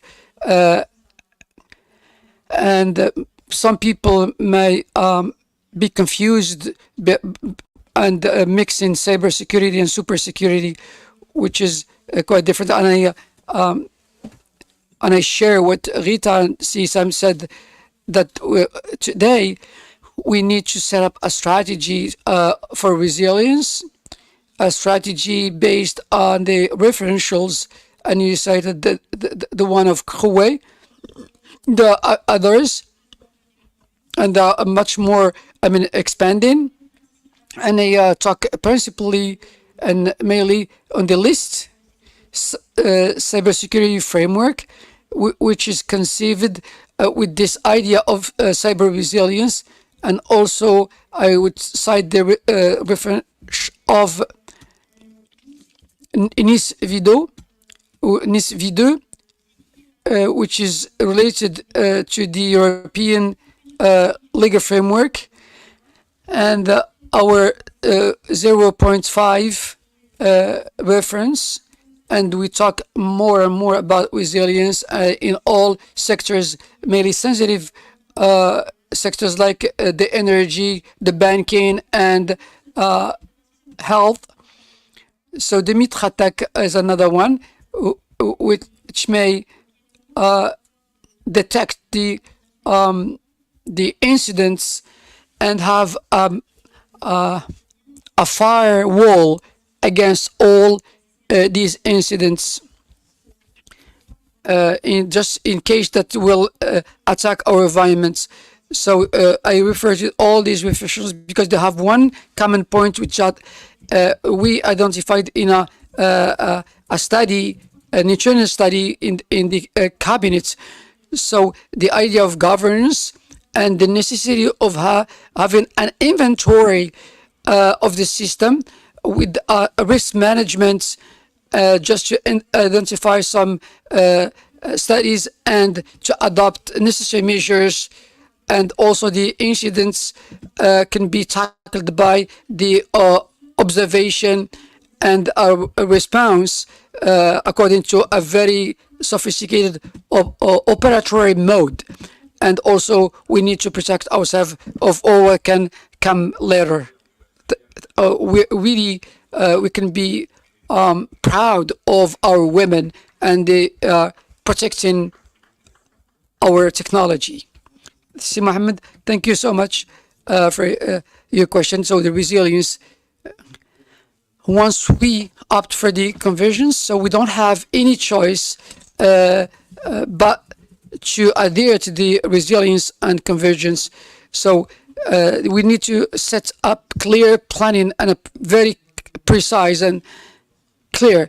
So this the resilience is now the convergence is something that is really defining our tools, and also it's a challenge, and it's in the nature of it's related to each profile. The banking is not the health, the infrastructure is not the defense. So what I can add to what Amal and Shafiq said this today is that likely we in Morocco, and once again I said this, I represent a solution integrator. We are not a builder, we are not constructors who may bring some solutions just to tackle the cyber resilience problems. But what we do, we invest in human capital, and for me it's really a tool which is important. We should not neglect it. And thanks to God, we have a treasury. We have a lot of young men and women. We just need to train them, to form them, and maybe give them the opportunity to tackle all these obstacles and challenges. Thanks to God, we have some solutions that are made, and we have a roadmap to set and to achieve this cybersecurity. But the key is the human factor. Have we prepared the human factor, the human element to the challenge of resilience. As I said, we have in Morocco this treasury, and we really we need to exploit this treasury in the good manner and good way, not to leave them go to the as being hackers. Thank you, Si Mohammed. And you said something very important. You said we are not editors, but we are integrators. So I think that it's time, like what the Oman Sultanates did, developing a strategy of cybersecurity. We are lacking nothing to do the same thing and to create some logistics and tools just to develop and encourage these competences. And maybe that's why I wanted beforehand that each one of the panelists to give us one recommendation. So please, Si Hisham, thank you for recommending this one. Think about resilience, and do you have enough plan to do this resilience in different countries? Yeah, that's a very good question. So I can only tell you what all my dear panelists Slowly, also please. added. Please, Matthias, for a translation. Okay, I'm going slower. You need to have it slowly. In security and resilience, not always easy to go slow, so I try. So what I can tell you, and what all my panelists also said, is resilience is really very important, and the human element out of it. So let's go back to convergence, what we talked before. Convergence, as I said, in our company is really more on the topic of, okay, we have to do it in order to stay in business because we don't find the people anymore, and you remove people from your business process. This means you replace people with technology or make life easier for people with technology and speed up your business process. This means you have a different risk profile, different attack surface, which you have to safeguard. Now you can do it from different angles. You can protect, detect, respond, recover, like in a classical NIST way. This is the cybersecurity portion. But I think everybody of us knows that, security, it's only a matter of time when you fail. Then you get a cyber attack, you're breached, you have an incident, that's a matter of time. Everything that's human-made is not perfect. This is why you need to deeply look into resilience, because at that point of time where your systems are down, you have to still run your business process, right? And resilience is nothing else than, keeping the process running with all the means you have. Mm-hmm. And this is why it's super important to look at both things. This is why also we in Heidelberg Materials decided to bundle that topic, so to give responsibility for security and resilience in one department. In order to drive that in the right way. And it's also cost efficient to look at both things in the same department. Do you know why? Because you can also take deliberate decisions where you say, I don't put any other control in there because I'm very resilient, right? So I don't have to invest in expensive SOC use case, in expensive engineering. I can also, in case of something failing here, I have a very good plan B in continuity, and it's not a big impact to our business. And from a global perspective, in 51 countries, I still want to go back to the human element. The human element is always key. You can get the best technology, you can hire the best security and resilience team, which is taking care globally of your Fortune 500 enterprise. If you don't have that competency on site with the knowledge we were talking about, you're not gonna succeed. This means you're going to fail in some topics, because the best way of handling security and resilience is handling it by design and by default, not attaching it afterwards. And this is why I really can just emphasize how important education is about this topic, and you have to remove complexity from this topic. So don't make people afraid of cybersecurity and resilience. Be very crisp, be very lean in your program, and respect all the cultures you have in your company. You cannot do it one size fits all. You have to tailor it to the specific needs to each country. And this is why Heidelberg Materials there is really diverging into a strategy that we have a centralized team for services where it makes sense, like Security Operations Center, But for local topics like awareness and really engaging, you need to speak the local language, understand the culture, and really drive it to the last user in the company. It's very, very interesting, but we don't have enough time. And I ask you if you can come back again in Morocco to have one day about this issue. Yes? Okay?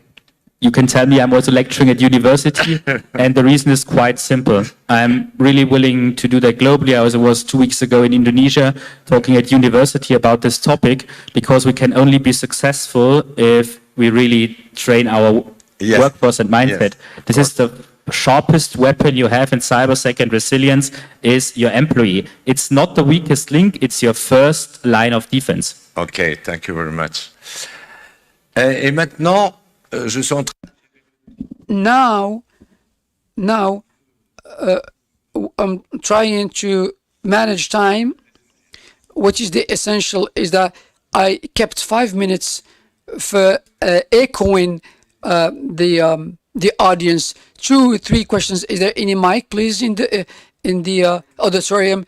Okay. See if there's no mic, so you can ask your questions.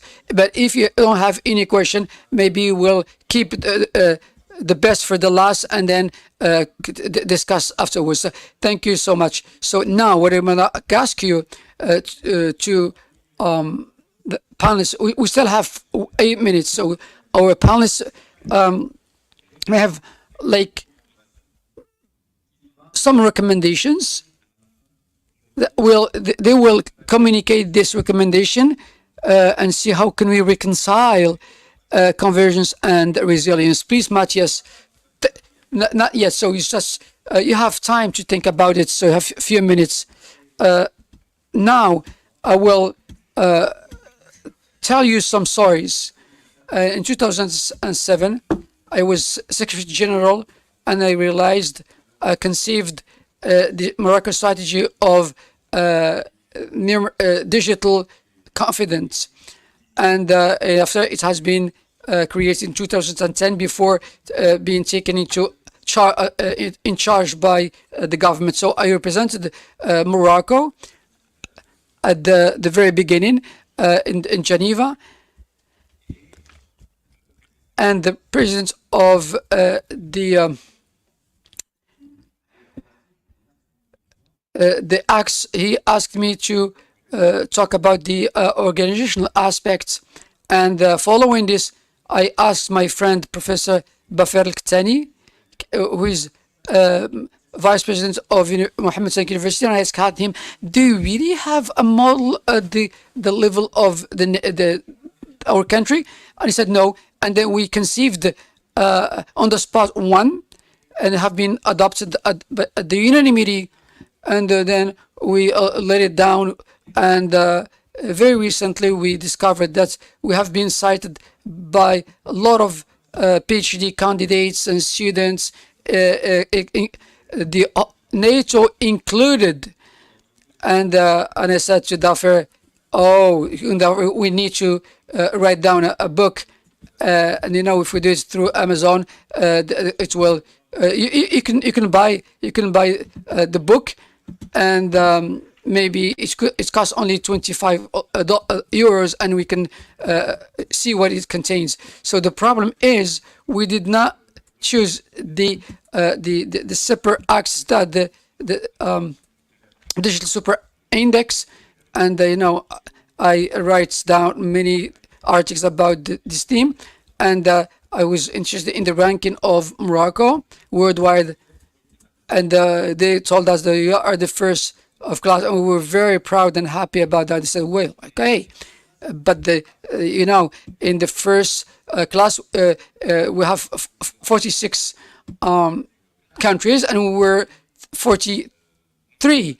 So no, the index 3 we were 93 ranking, and I wrote an article just to do the buzz, and after we reached the 50th rank, and I wrote down an article in 2022, and I said how we can break through to the 30th rank and now we are 34th, and I have to work for my country to get Morocco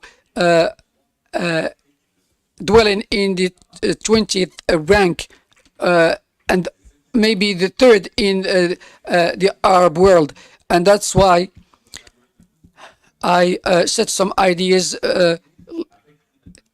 conceiving a book, and Hamad Toure, the former Malian minister, who conceived the agenda for Africa.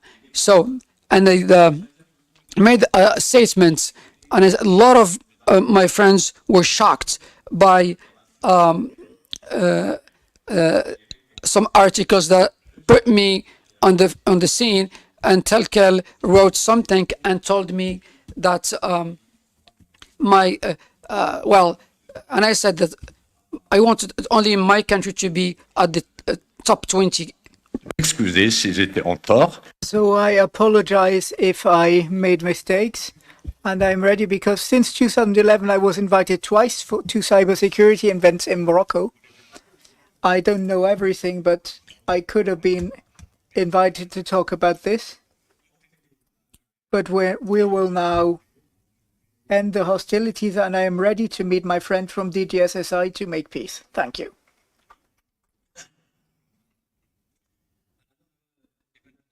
And now we've got 3 minutes left for 4 recommendations.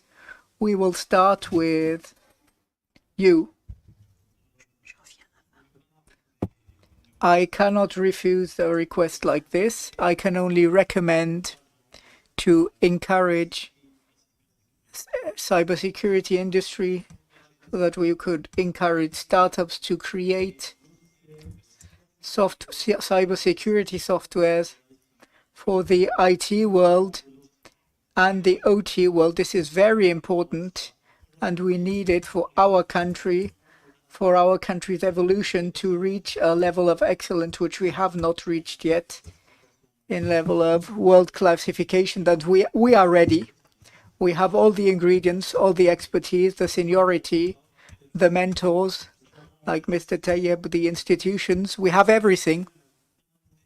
And it even was announced in the cybersecurity strategy, but also in the digital strategy, Morocco 2030. So I have other recommendations, but I will keep them for another event.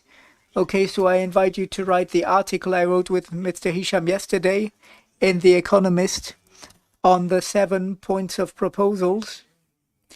We're on the good way to better things. The new framework is global cybersecurity, from the global cybersecurity to the global cybersecurity material model.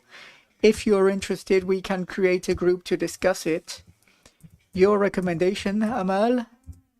For me, I would say to go back on convergence issues and resilience issues. I would say encouraging convergence while taking into account the specificities of each environment, and thinking about how to secure without imposing rules, but studying the specific context of each structure. It's too long for a recommendation. So I'll ask you to write 1 or 2 sentences and communicate them to me, but it's a good idea otherwise. I just wish to add one small point. Go with a change conduct step by step. Mohammed? So I simply wish to sum up in 2 words. My recommendation is simply mastering the OT score and training IT people on OT sectors. Thank you, excellent recommendation. And finally, I recommend you to treat convergence, security and resilience not as a technical challenge, treat it as a mindset and as a business value. Thank you very much. Et il nous reste 27 secondes. Merci beaucoup. 27 seconds left. Thank you all. Vous êtes libre. Sauf s'il y a des questions, mais on n'a plus de temps. You are free, except if there are questions, but we don't have time. Thank you, Mr. Bar, and thank you to the thanks to the panelists, whom I asked to take a quick picture to immortalize this moment of sharing of knowledge and experience.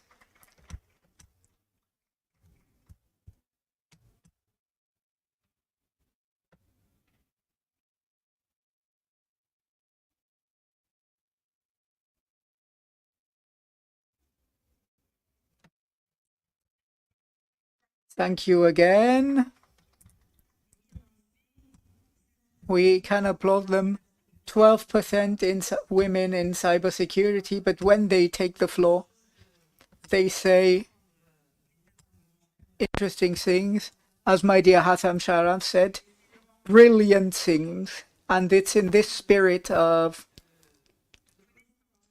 knowledge and experience sharing that we wish to go on with our fourth roundtable for today, for the 7th edition of the AUSIM on new IT and digital competencies, prepare the nation and the companies of the future, which will be moderated with much pertinence by a woman.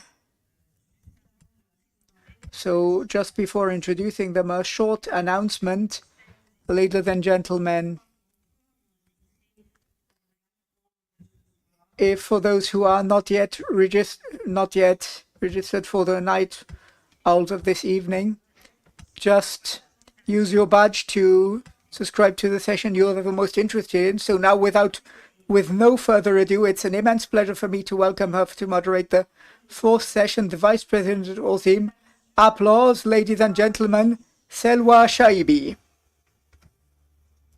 Thank you. Thank you, Mrs. Khadija. Ladies and gentlemen, dear participants, welcome. Welcome to this roundtable on new talents and IT competencies, how to prepare companies and institutions to welcome the talents of tomorrow. With no further ado, what is the field? What is a talent? Is it born with? Is it acquired? Is it really rare? Is it still rare? And the courage of following our talents where they lead us. A talent, what is a talent? It's a man with a big H, with aspirations, with dreams to conquer. To acquire them, we need to sit down on high common values. Talent is the knot of our economy, the employer and the employee. Without talent, no transcendence, no revolution, no evolution. It represents the anchoring to go from a strategy, from theory to operationalization.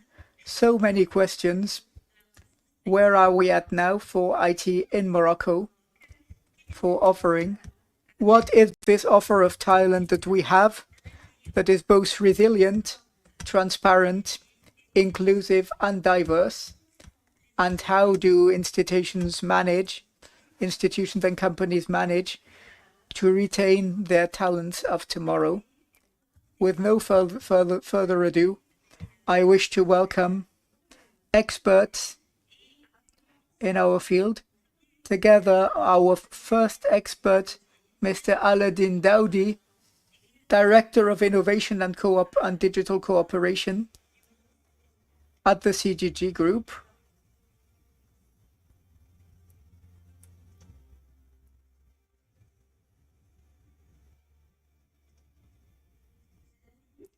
I now invite Mr. Soufiane Mellal, Director of Human Resources at Atos. And finally, Mr. Mehdi Yousfi, Director General of IRH Consulting.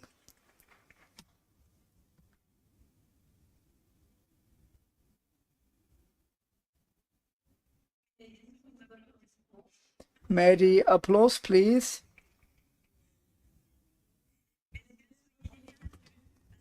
Welcome to this roundtable.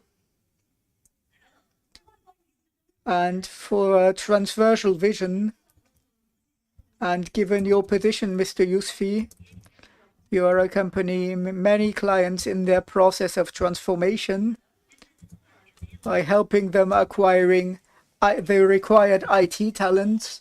What challenges are you facing in this process? Thank you for your invitation. Good morning, everyone, and thank you for listening. The question is central. So through the various experiences I lived through, directly or indirectly, what's coming out the most is a time of a general suffering on this issue, on IT. I believe the figure case is very interesting because it gives lessons on for the next jobs. There are issues at multiple levels. When I look at the whole RH value chain, there are real issues for recruitment, enormous issues for recruitment today, especially for experts. I think we'll go a bit further later, but there's a real issue here. Senior profile, we're able to use this experience and move forward to transform companies, because all companies in all sectors today are committed in transformation projects and strategic plans involving a digital transformation, either for operational excellency or for client experience and transformation of relational models. The models occupy a central role in those topics. So expert recruitment is a painful subject, a question of attractivity linked to behaviors on this market. This is the market that is part of a logic of inflation, especially right now. So we have a real momentum to move forward. Then we have issues on fidelization and development of resources. Major reforms companies are facing. I didn't talk about remuneration yet because it causes a lot. I would say that for competencies in place, it's about motivation long term, working with the need of capitalizing on technical shackles. I wish to add a third element. The third element is permanent transformation of technological shackle knowledge and obsolescence due to competencies and capabilities. This is an enormous issue both for knowledge and adaptation, especially for recruitment. We don't necessarily recruit experts, but we recruit people who are able to learn to fish by themselves and evolve in moving environments. And then we have issues of sustainability and securing long-term that involves cooperation in always more innovative and interesting projects. That's for our panorama. Now to give you an idea of public institutions.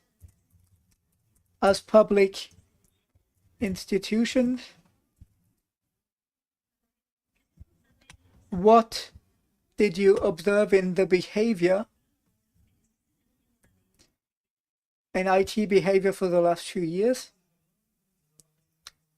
And what lessons do you learn? Yes, thank you for giving me this opportunity to express myself on talent management at CGG.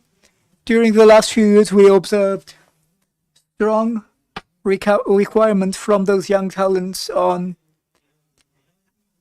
working hours, accessibility, and working conditions. Those young talents wish to work with more flexible hours, not necessarily the classical hours of an administration. They also wish to work from home, in telework partially. So we need to adapt the regulations and take that in charge to give this framework which is required for those young talents. Also, those young talents require a continuity of the user experience. What they find in their PC and their smartphone, they want this continuity of experience in the dispositives that are implemented. They need innovative solutions, more openness on internet, ChatGPT, etc. Also, those young talents put training first. They wish to constantly be trained on new technology, to be part in seminaries. So they need to manage this work capacity by sending collaborators and action for the companies, because when a seminary is interesting, they all wish to participate in this aspect.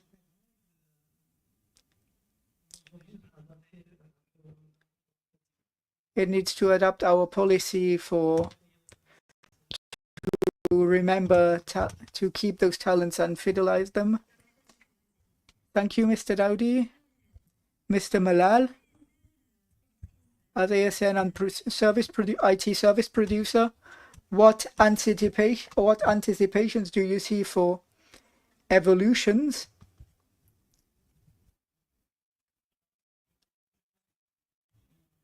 I would be indulgent because I can't manage the microphone well. So this is a quite deep and complex question, which I could answer globally and exhaustively. Evolution and anticipation of this population with their employer. I would say this is very close to the reality of our country and society. Much dynamism in those relations. Much change, constant change. And much ambition. It brings much contradiction. Let me explain. My dear colleague talked about freedom of work. This population wants freedom, but while with a framework, it wants exceptionality, but while still being part of a whole, and with a will to always being identified as part of a group. It can be architects or technology experts. Those uncertainties and contradictions don't take away a certainty. They are highly dynamic with much ambition, which we need to be able to answer. Ambitions that are very close to the situation of our country. What kind of ambitions? The IT population first needs major achievements. When we talk to our population, they need to achieve in a national framework, but sometimes also in an international framework. We are lucky to be both on an offshore market with offshore clients, but also a local presence on the local market. And no matter where we collaborate, we will also always see this will of bringing added value to the local business. Another ambition is learning, and I will join my brother here. Learning goes through many things. First, training, technology, learning new practices, new tendencies, but also learning with this thirst for freedom. It's a population that's very open on the world and needs to see it, to have its future in its hands, and needs to show how able it is, how much it can give. A third ambition, that's again not too different from our national context, is that it's a population that that needs much recognition. They all have cell phones. Even the older generation in those new technologies have the same aspirations. They need recognition from their peers, peer recognition, because it makes them proud. So to directly answer those questions, we need to be able to meet those expectations. If the company doesn't understand, because there's easy convergence between those two factors. A great company that wants to bring added value needs achievements, needs recognition, needs freedom too. But curiously, it's very difficult to meet and align our policies and our strategies. So we need strategies, not only RH strategies. Even in our go-to-market, our strategy is to go and answer. We need to take this into account. 3 conditions for me. First, understanding the importance and the expectations. Second, being part of the ecosystem, because whatever the company, it will never be able to meet all those expectations alone. And third, adapting strategy, as I said. So thank you for your question. The answer is much longer. Thank you, Mr. Milal. Similar, and I heard the permanent training and the recognition and the remuneration and compensation, and also all the institutions and companies have to face one day one another in order to dig a little bit our thinking. We need to see how the IT development, and also what is the scientific outcomes of our thinking. So the human resources need to publish a livre blanc or a book talking about the perspective and political games, and also we need to dig deeper this topic. So with no further delay, I give the floor to Mr. Yousfi. The floor is yours.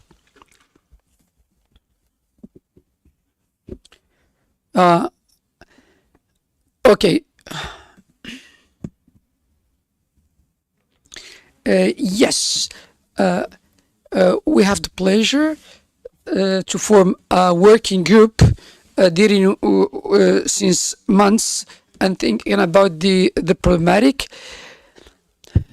In few words, I would like to exchange with you about some learnings, and I'll focus about the obstacles, challenges, and sufferings that are felt by the different manufacturers and enterprises. So we wanted to base our thinking about 2 sources. First of all, an inquiry using some questionnaires targeting human resource departments, and also the direction of human resources, and to know how to sustain the development and to push forward all resources. So we had the pleasure to recollect information from 70 manufacturers, all of them I mean, on equal footing, and some manufacturers are now, historically speaking, known for being decision makers and decision order given in the realm of the IT, but these order given enterprises, be logisticians or financing institutions, and we collect very valuable information. And what is very important in this livre blanc, we had some testimonies, and we had the pleasure to recollect them, and I seized this opportunity to thank them all because they informed us about the strategies, about their approach, professional approach, be public or industrial manufacturers or service companies. So we touched on a very large spectrum, and we wanted to see very closely into this word. So without really giving much more importance for what is going on, we tackled the digital transition with a lever that's confined in all roadmaps, and I had always the pleasure to accompany some manufacturers to just reinforce the human resources departments regarding the roadmap, and also the profiling the IT and the remuneration of the IT profile and securization of this filière. And we approach the major sectors with the same approach. So there is also another team, which is the disponibility and the availability of all these manufacturers. And in Morocco, there are some predatory institutions and manufacturers, and we all, if not the majority of the manufacturers, are suffering from this. And sometimes some foreign investments coming to invest in Morocco, and sometimes the question all public leviers, because we want to keep this dividing places alive. So, and this is really concerning a lot of IT manufacturers and sectors, and they are facing this transition in terms of difficulties of recruiting these profiles. And we may find in a way or another the data profile, cybersecurity, the web profile, and these sectors are particularly hit in their activities. The fourth message, it comes to the remuneration and the income, and this is really a very big issue regarding the professional pretension, financial pretension, and this is a reality. And many considers this problem artificial and unjustified. And Soufiane hits to this the modalities of contracting financial profiles, and the white book or le livre blanc tackled this, namely the freelance market and some opportunistic behaviors which is harming some leaders, and maybe sometimes the recourse to internal mediation in order to solve this endemic, let's say, inflation. So this market is, by definition, inflationist, but the profiling of the professions, well, they should be tackled, they should be analyzed sufficiently. Another message that the study showed, maybe we said not only in terms of converse, but in divergence of opinions between the RH and the CAC. Sometimes they want to, twist the neck of the salaries, and some humorous leaders want to preserve their elements by keeping the remuneration and salary, but this is just a hygienic, let's say, management of the problem. But a lot of participants who made this livre blanc possible, and I thank them in this occasion. But we all see that to tackle the issue should be inscribed in a long-term vision and not a short one. And the divergence, divergence, but not friction or collusion between the ambition and maybe the response that should be given to the salary pretensions. So the challenges that these enterprises, factories and manufacturers are tackling is regarding how to manage talents within their respective entities. So there are three elements that are at play. First, the securitization of the sector, but also the capacity of attraction and retention. And these sectors are not secured enough. So the capacity of or the attractivity, which is a kind of recette de cuisine, which combines like the training, the salary, the added value, and to see how we can set a kind of durability of this element to preserving the social peace within the enterprise. So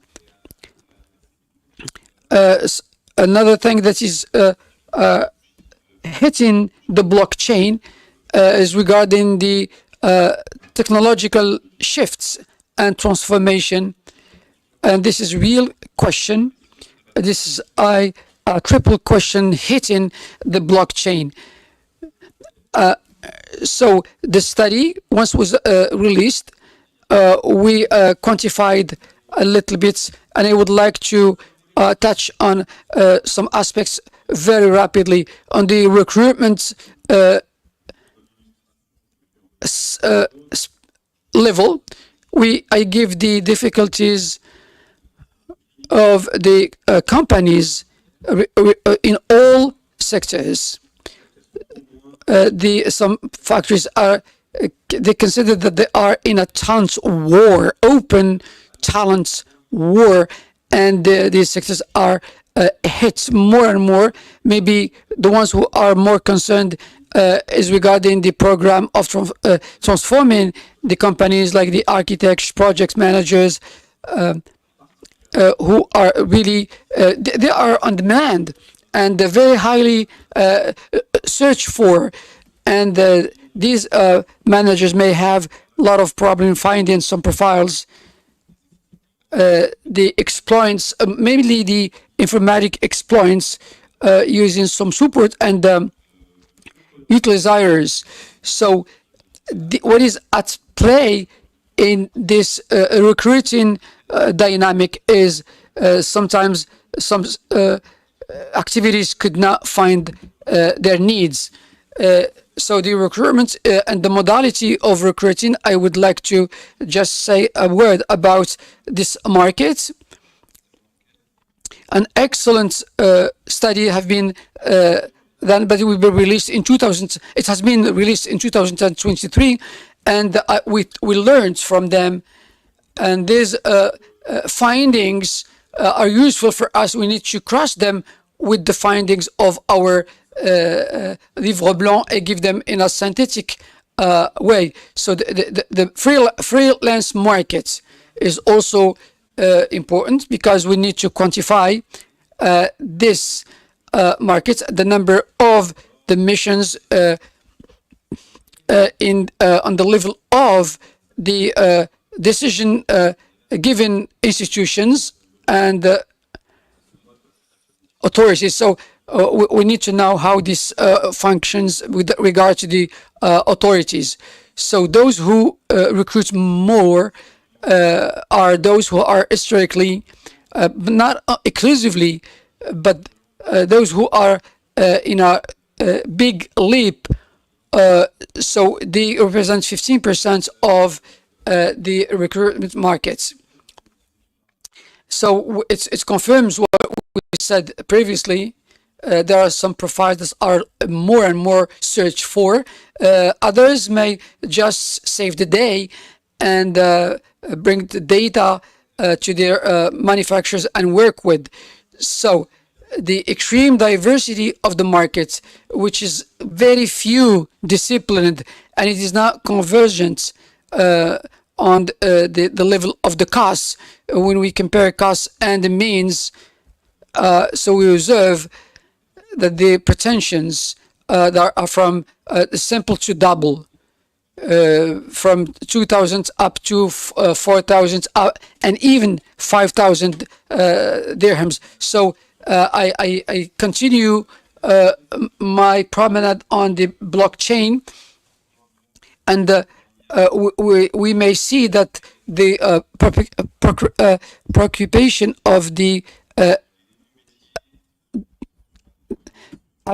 HR are those maybe who may come up with 30 priorities in the markets of training. And this, like the soft skills, we talk a lot about the soft skills, but we think that we should have real topics on the development of technology regarding the cybersecurity, data, the cloud, and these are the main important preoccupations coming from the high IT responsibles and for those who are working in the training and teaching. So as we call the game changer, and the way to manage the careers.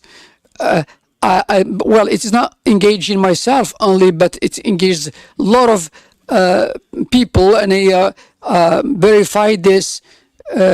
So the most difficulty that the manufacturers are facing, it comes from the IT resources, and this comes out from many responsibles, maybe who are obliged to quit their jobs for 500 or even 1,000 dirhams. So what is frightening is that the possibility of opening some spaces, some sectors, some careers, and we need to see that in multiple ways. We need to see that in times of generalized inflation, and we need to open up all the possibilities for the integrators and see what our colleagues who are present here you know, we should not stigmatize a specific population more than others, because they need to be recognized and to be treated consequently. And it's a really very serious topic that we should talk. I need to accelerate the pace because I feel that I'm a windy talker. The last one, the last points on the salary and remuneration. So when we integrated and we asked the human resources department's rulers, and they said sometimes we need to twist the neck of the rules, and you know, mainly so most of them are our clients, the clients of the system itself, and it allows the people to meet their ends and stay. And so we should do a real reality of the markets. And we say real reality of the markets, it refers to the internal market. Yeah, we look for this correlation between the demand and the satisfaction or the offer. So yeah, you took the floor just to tell me that you have to accelerate. So 2 or 3 elements, 2 or 3 elements are qualitative more than qualitative. The drain brain, we already tackled that. So, and this situation is very volatile. Another topic which is really keen to us is the senior experts profiles in IT. We don't have yet the wanted results, like the private initiative to create some dispositives just to increase the IT offers. The manufacturers today are working on the digital roadmap. It's more and more complicated to make some resource planification and anticipation. There are a lot of obstacles and barriers that are not met by some responsibles, and a lot of them report that.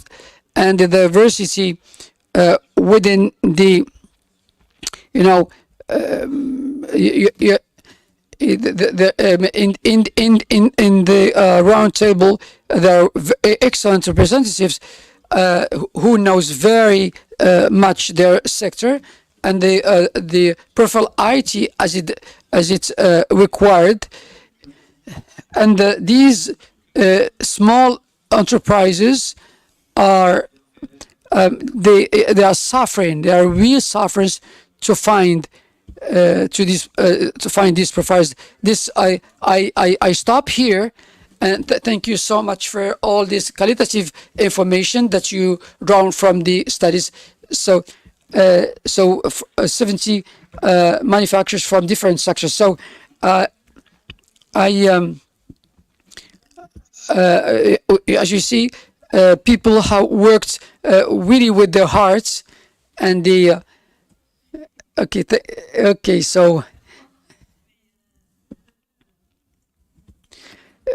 the most important is the result is here, and I invite you to download le livre blanc and come back to us with your feedback.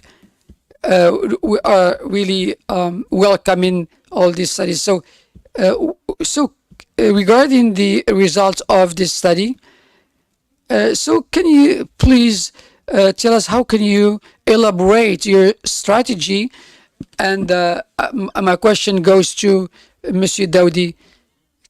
What are the measures your institution is integrating just to attract these talents and profiles and to keep them within the institution? Thank you, Salwa.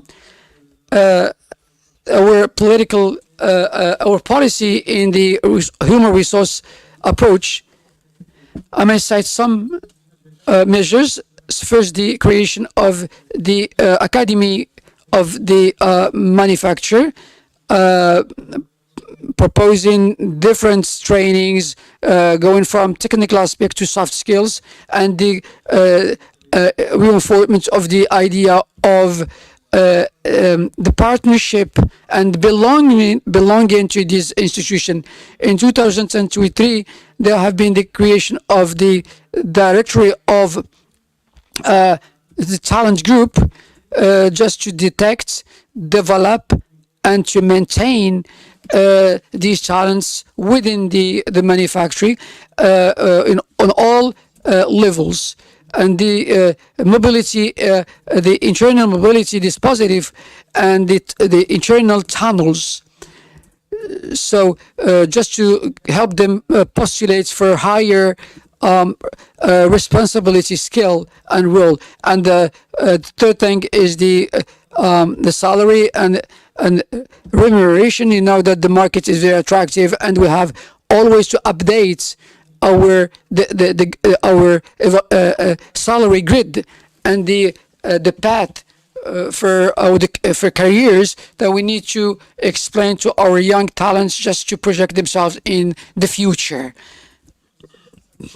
Also, there are other initiatives that we provide along the day, and this is sponsored by the PDG of the group, developing a mentorship program, and we take into in charge all the new young talents, and be accompanied and framed by a senior. And this is really the idea of the CDG program to keep up on this level. So you said that the group Atos had 1,900 collaborators all over the world. So would you please tell us, how do you manage all the cycle of life of all this group? On the international level, we partner with a very large group tackling these problematics. And you know, there's a national and local efforts. And to answer to your question, I have two, let's say, two responses, two answers, and just to make the life of our partners better. The first one is, how can we build up this policy? Maybe, in my view, we need to know this population. It's very fair that you introduce yourself as internal experts, but me as myself as HR experts, I need to identify all problematics. Well, it's your role. You have 20-year experience, and thank you for reminding me this. I will continue saying that we need to understand this population, and we have to be modest in our approach. And the knowledge we have on this population, and indirectly, to respond to your question, we try to rebuild up this knowledge. And so far that our knowledge in the human resource departments produce some data, and this data could be the foundation of our approach. Second thing is how our business is running. If it is well run, then we know that we have to consolidate this by going to the reality of the market, and to know how to add more and more values to our business. Sheikh Mahdi, dear Mahdi, you talked about, you cannot imagine, but I know there are maybe different HR approaches, but you know, the interest that we put into the mission itself it goes beyond all the policies regarding the HR. So, and it goes maybe to the second part of your question. I will seize this occasion to tell you that the group and the process of our group is gathering some information, and I know we have some a companion process. We have training, very diversified training, virtually and face to face. The expertise for ourselves and expertise for otherness. So we work globally, but we don't have to go and say we are satisfied. Then we can sleep profoundly. No, we have to experience, and we experience daily. So when you talk about total experience, we spoke about that last year. So yeah, I listed very long but I have to finish with some elements. So the Le Livre Blanc, does it take into consideration all this and in details? Just to, so what are the success factors that you listed? Can you talk to us about the IT population?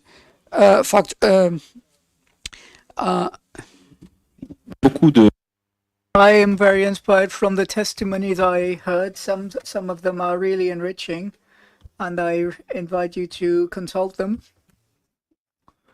Some of them, some leaders who contributed to the White Book through their testimonies give recipes that are not always transposable, but with many good ideas to take.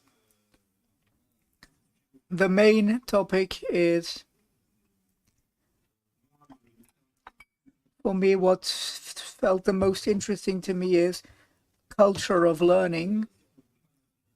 If we don't want to mercenarize resources, we need to give them a desirable future and prepare the field. Especially this culture of knowledge seems to be the main factor of success. Its corollary is that it's addressed to young people, and more and more companies, as was exposed remarkably by Group CDG. I believe what's hiding behind it is we're based mostly on young people, and we're making the company the arm. So companies took this role. The state can't do everything. Companies took this role by building academies, leadership dispositions to recruit younger people and develop more. According to standards and levels. I agree we shouldn't work that way. If we move forward alone, we are slower, but together we go further. So, as a conclusion, what future do you see for IT talents in Morocco? Thank you. It's difficult to conclude on what was said here. The future of talent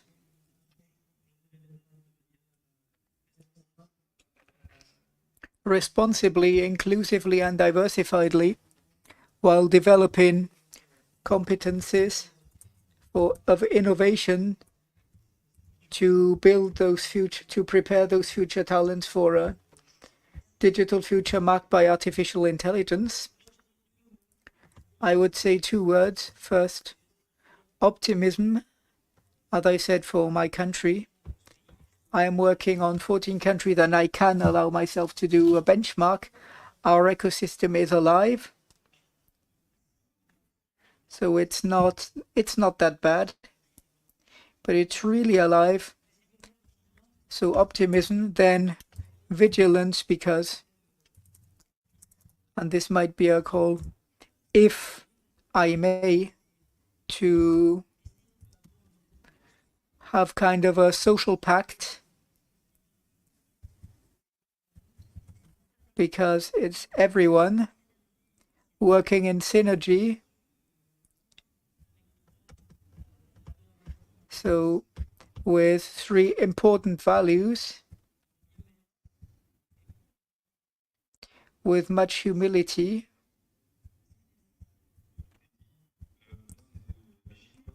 everything is said.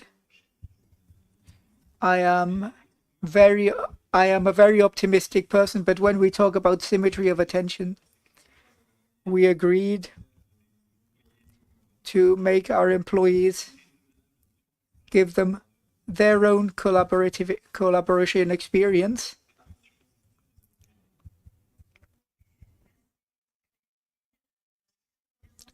So, dear public, our right table is reaching its end, and I really invite you to download and read the white book, Digital Talents in Morocco, Challenges, Policies and Perspectives. Thank you.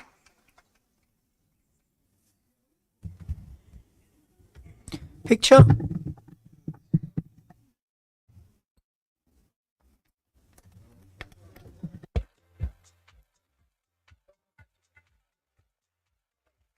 On avance sur scène, hein?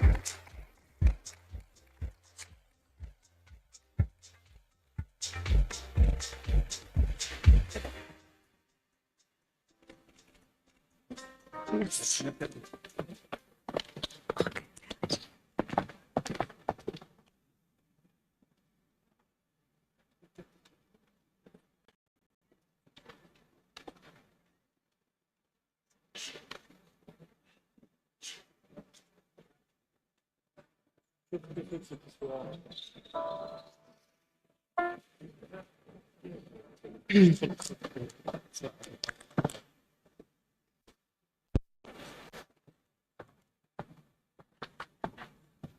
Ladies and gentlemen, merci. Merci. Merci d'être là. Ladies and gentlemen, thank you. Thank you for being here and thank you for remaining here in this spirit and ambience of sharing of knowledge and experience. After the chapter on cybersecurity and on IT and digital competencies, and tomorrow we'll have another opportunity to talk about competencies, but on the work market with IA Revolution, which, as you know, is already going. Now we will continue with, last but no means least, the last roundtable of this first day. Some time ago, I was at a meeting with officials. The question was very simple, but really gave us a lot to think about, give all the speakers a lot to think about. What is a leader?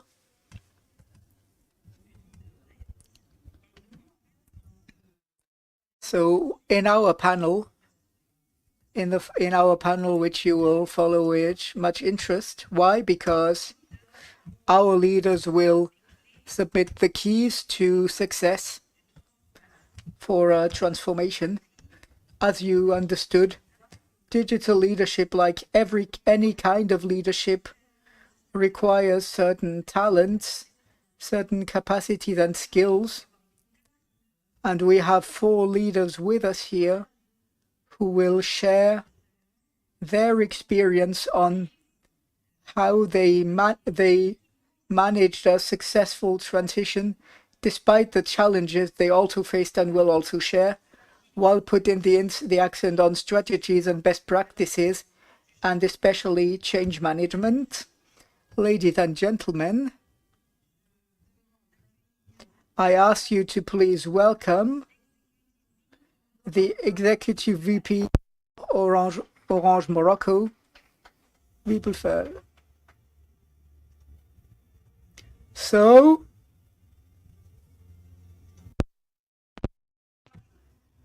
as you can see, I am very happy. Well, it doesn't change for all of yesterday when I'm with people from AUSIM, but I'm especially happy because this panel has many women. Almost 100% women. Almost 100%. Ladies and gentlemen, Many applause for the president of Women of Influence and CEO of PGT Group, Siham Anali. We also have with us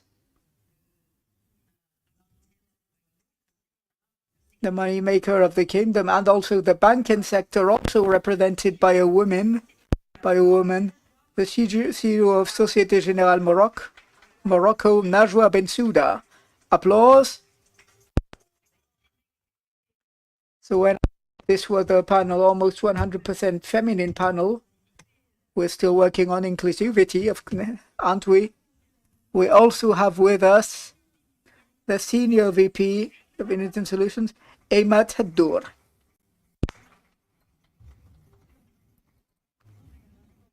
No, you're not spoiling it. Quite the contrary. So, ladies and gentlemen, I just want to adapt my chair. As we say in Arabic, first table turning. A challenge, start with challenges to remain really realistic and concrete. How could you overcome the challenges of transformation, of digital transformation? Does somebody else want to take the lead? Ladies, please don't disappoint me, Mrs. Bensouda. Go on. Good afternoon, everyone. Thank you, and I'm very happy to participate in this round table. Many thanks to the organization team for this beautiful event, the 7th edition of tourism. And thank you for this interesting question. Before I answer more, I wish to share a few thoughts. First, on what is digital leadership. To me, it's a leader's capacity to bring digital transformation by axing his strategy on technological levers and drivers. Everybody knows the answer on challenges. I believe you all know. We're talking about bettering competitivity, processes, operational efficiency, answers to the client's expectations. But to me, this digital transformation is a much deeper challenge because it deeply transforms our working models, our cooperation models, our products and processes, and especially our business culture. At Société Générale Morocco, we already went a long way since the definition of a clear vision, the implementation of this act, the major acts on the digital strategy in our direction. Since 2018, we created our baby, our digital factory. Since the implementation of the new squad, a first team and a second team, and then tribal organization as a value chain, and the implementation of an indicator of strategic measures, and the diffusion of Agile in the whole bank. I believe this digital roadmap is a common work thanks to a vision, a very strong sponsorship, and work supported and continual by all our cooperators, IT, to completely change our way of working, as we know for LIT. So we are in a fusion, a cooperation mode. I will share with you my personal life. The most important challenge was the business culture. As a bank, we were recruiting classical profiles, IT, bank advisors, risk analysts. And when we created our digital factory, the challenge was creating new profiles, which at the times were atypical. We talked about UX, artistic director, Tribrid, Scrum Master. For us, it was really a big change and transformation. And the challenge with the RH branch was HR branch was how to recruit those profiles and integrate them, if I may say so, between them and classical bank, and how to fidelize them and keep them and let them feel themselves well in our organization. This was the main challenge. So we heard the banking sector. Usually they go together with financial inclusion, with what we'll talk about tomorrow. So now I am turning toward telco on an experience return on how you worked.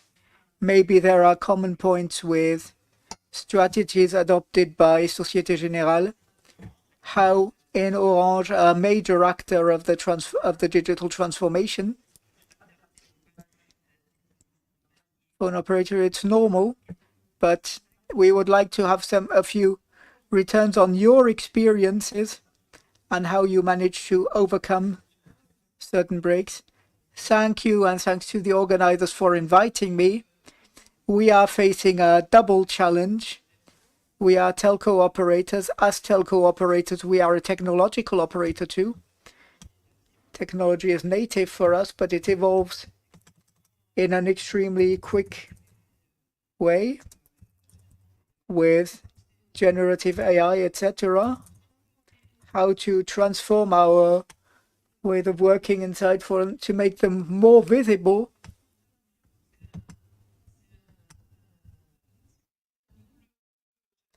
So it's a double challenges we are facing.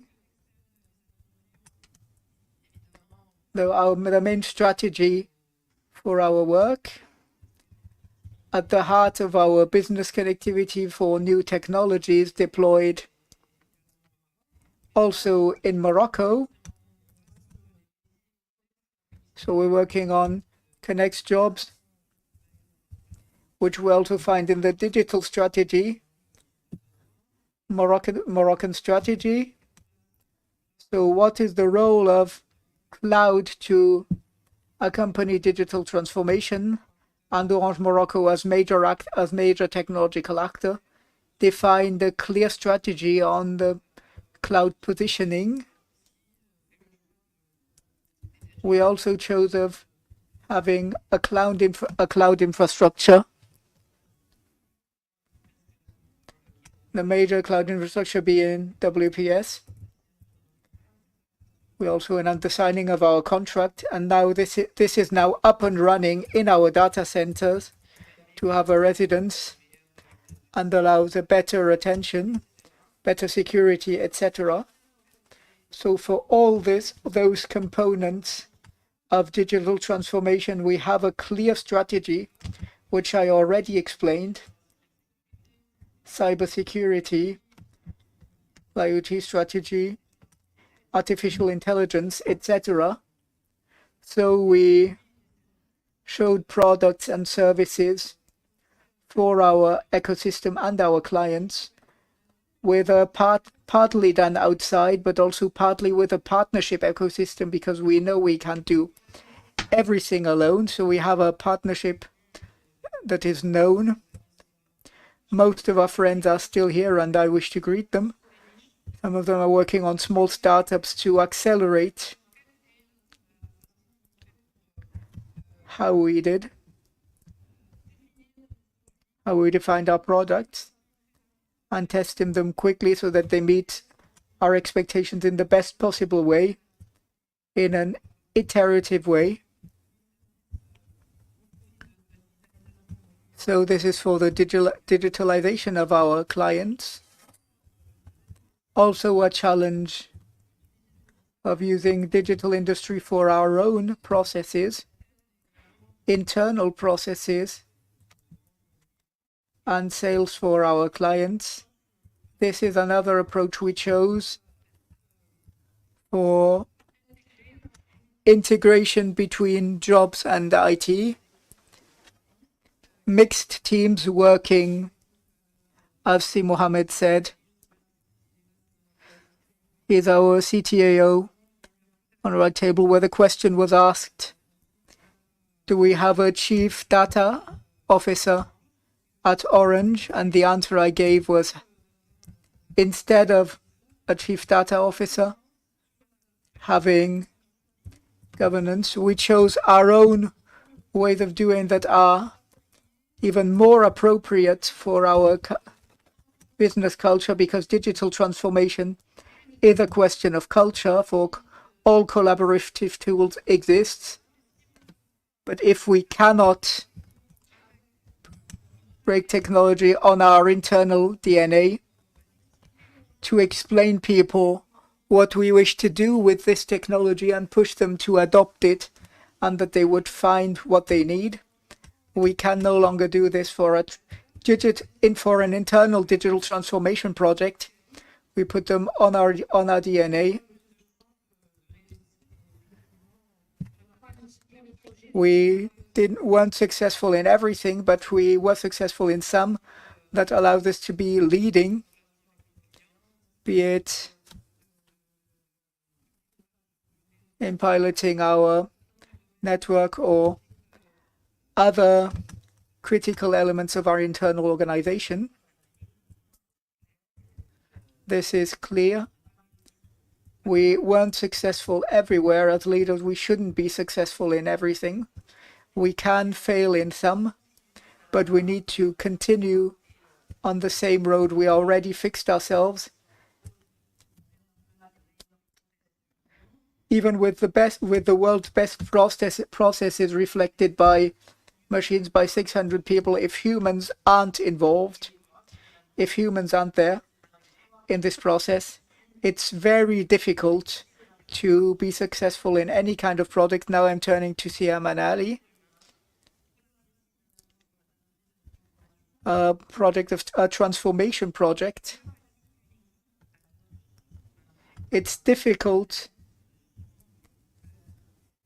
for change scares us. That's our human nature. But it's difficult to fight this in a spontaneous way and fascinating way, which accompanying is needed, according to you, for change to be the most subtle and the most fluid possible. Thank you for your answer. Thank you for your invitation. Thank you, Fatih, for inviting me to share those feedbacks and experience return. Change management today is the heart of transformation. I am a former DSI with management in my team, so we had many projects for transformation we are already working on, because we're all the time, we're transforming everything all the time. But the biggest issue is change management. You implemented on the strategy in Morocco. We have all the ecosystems indicated by the minister. So we all worked on, we've moved to cloud, on cybersecurity, etc. So when we have those major strategic projects, the biggest issue is change management. You all know the curb. You have cooperators who, when you tell them you're changing their automatic projects, you have cooperators who either understand or don't understand. While it's quite simple, people fall because they are not satisfied. And in this curve, you have part of the population that remains observing, and the part that understood goes back easily and goes towards transformation, towards what our sister said about the processes, etc. The major difficulty for managers is those people who remain in this curve and have difficulties understanding what is the project we are implementing. So the advice I wish to give, and I believe everybody here is already practicing all those basic principles, is to involve the parties from the beginning, the whole ecosystem, the leaders, the COMEX members, the teams. We need a project, and we need to transform our country and give a strong impact involved with this whole ecosystem. But we need all cooperators to understand where we are going to. A second important point is to have a sponsor, which needs to be a leader with a clear vision, clear shared vision, to explain the whole assembly where we are going to and how, with the budget, with the vision. We have a clear, efficient strategy, because otherwise you lose the all cooperators, and then you have all change management you are implementing to train your cooperators, starting with a very simple principle of automatization. So even if we put in place artificial intelligence, we need to implement processes of automatization, and behind this, we're still working hard, and we need to develop and analyze and publish statistics, etc. So implementing this artificial intelligence means that cooperators are going higher, and in the reporting we finally have a quality reporting. So all those bullet points are very important to explain them to the collaborators. It's not just implementing a project, it's implementing project and accompanying and training the teams to reach success. Another important thing is we talked about agility, moving forward step by step, implementing projects. But dear colleagues, when you are implementing projects, you need to implement successes. You need to take time with your cooperators to congratulate each one of them on each transformation step you are implementing, because the more satisfied they are on the steps you implemented, the more they will move forward quickly and reach the goals at the expected time. Internal perspectives. I believe this was made easier for me because we talked about transition. We have an internal and external approach. So we are specializing in this. I believe it's certainly not the easiest mission because, as I said, it's about convincing someone that he needs to unblock a budget to change something. It's even more difficult. How does digital leadership contribute to this transformation of your clients, and how can you convince them? Because we have people here who need those keys to access this. Thank you, Khadija and Alurim, for this organization. And so if I may, I'll start with a small story. Oh yes, we love stories, as long as they don't take 2 hours. No, they take 30 seconds. A friend asked me yesterday, you participated at a roundtable on digital leadership, is this a masculine or feminine world? And I couldn't answer. Today, leadership is feminine. Thank you for this introduction. So now I would invite all speakers to tell us stories like this one. It's also a pleasure to be here and share with you and hear of your experience returns of our friends and clients and partners. So yes, this is our everyday work, our mission, which we wish to be successful in, because transformation is a word that's not easy, especially as culturally in our regions.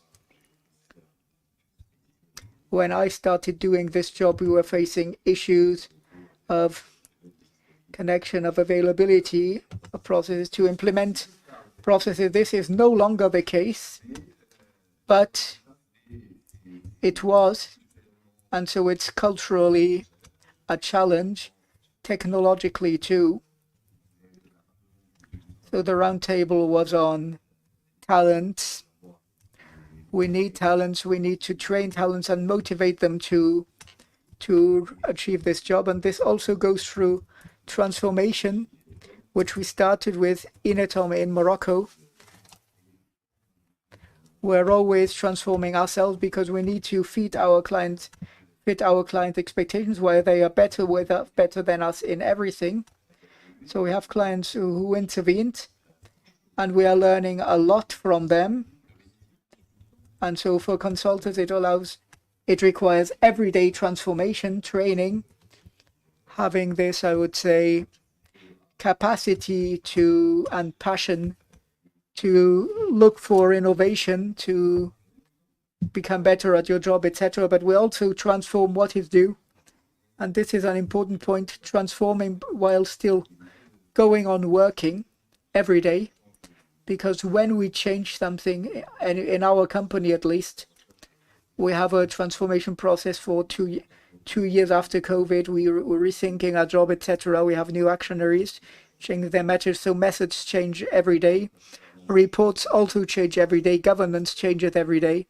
So this can be a factor of demotivation that needs to be addressed for transformation projects, piloting committees, answering an unhappy client who doesn't like what we delivered him. So for all digital services, and I'm pleading here I plead for indulgence. Don't consider us as superstars. We are also human with our defects and weaknesses, but we need to better ourselves. And the service sector is here and needs to better itself. So this is for our Moroccan break. Now about processing. We have tools, we have certain methods. Generative IA, which we introduced for over 1.5 years. So we're all asking generative artificial intelligence right away. We're already late. So we started by training all our cooperators for a tool that's called Do You Speak IA, so that everybody would understand and know we're at the same level of understanding. The second point is introducing this in certain development tools to accelerate, because industrialization was a tool to accelerate our jobs during the last few years. Now it's replaced by generative AI. How do you do code more quickly than before? All this is part of the tools we are introducing. The third point is we introduce generative IA also to test it in our supportive jobs. Morocco is a pilot for Group Inetcom in 30 countries between Morocco and Latin America and North Africa. We developed a selection tool to accelerate the choice because we recruit a lot. Last year we recruited 400 people for a 10 people RH team. It's a lot of work.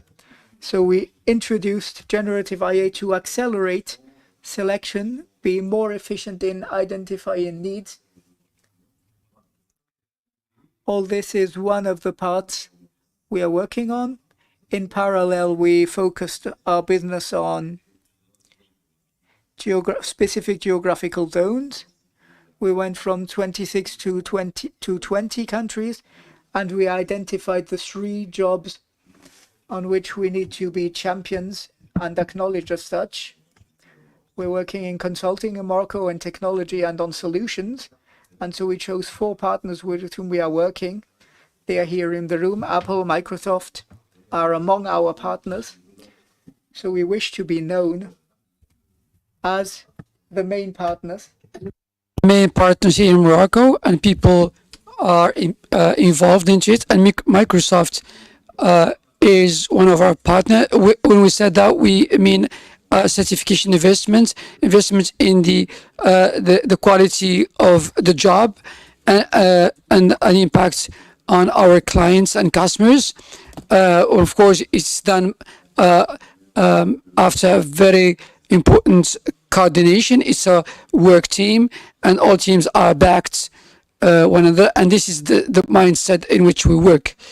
Tell you that since we started the first roundtable with you, and I'll finish with you as well. What are the perspective for the future?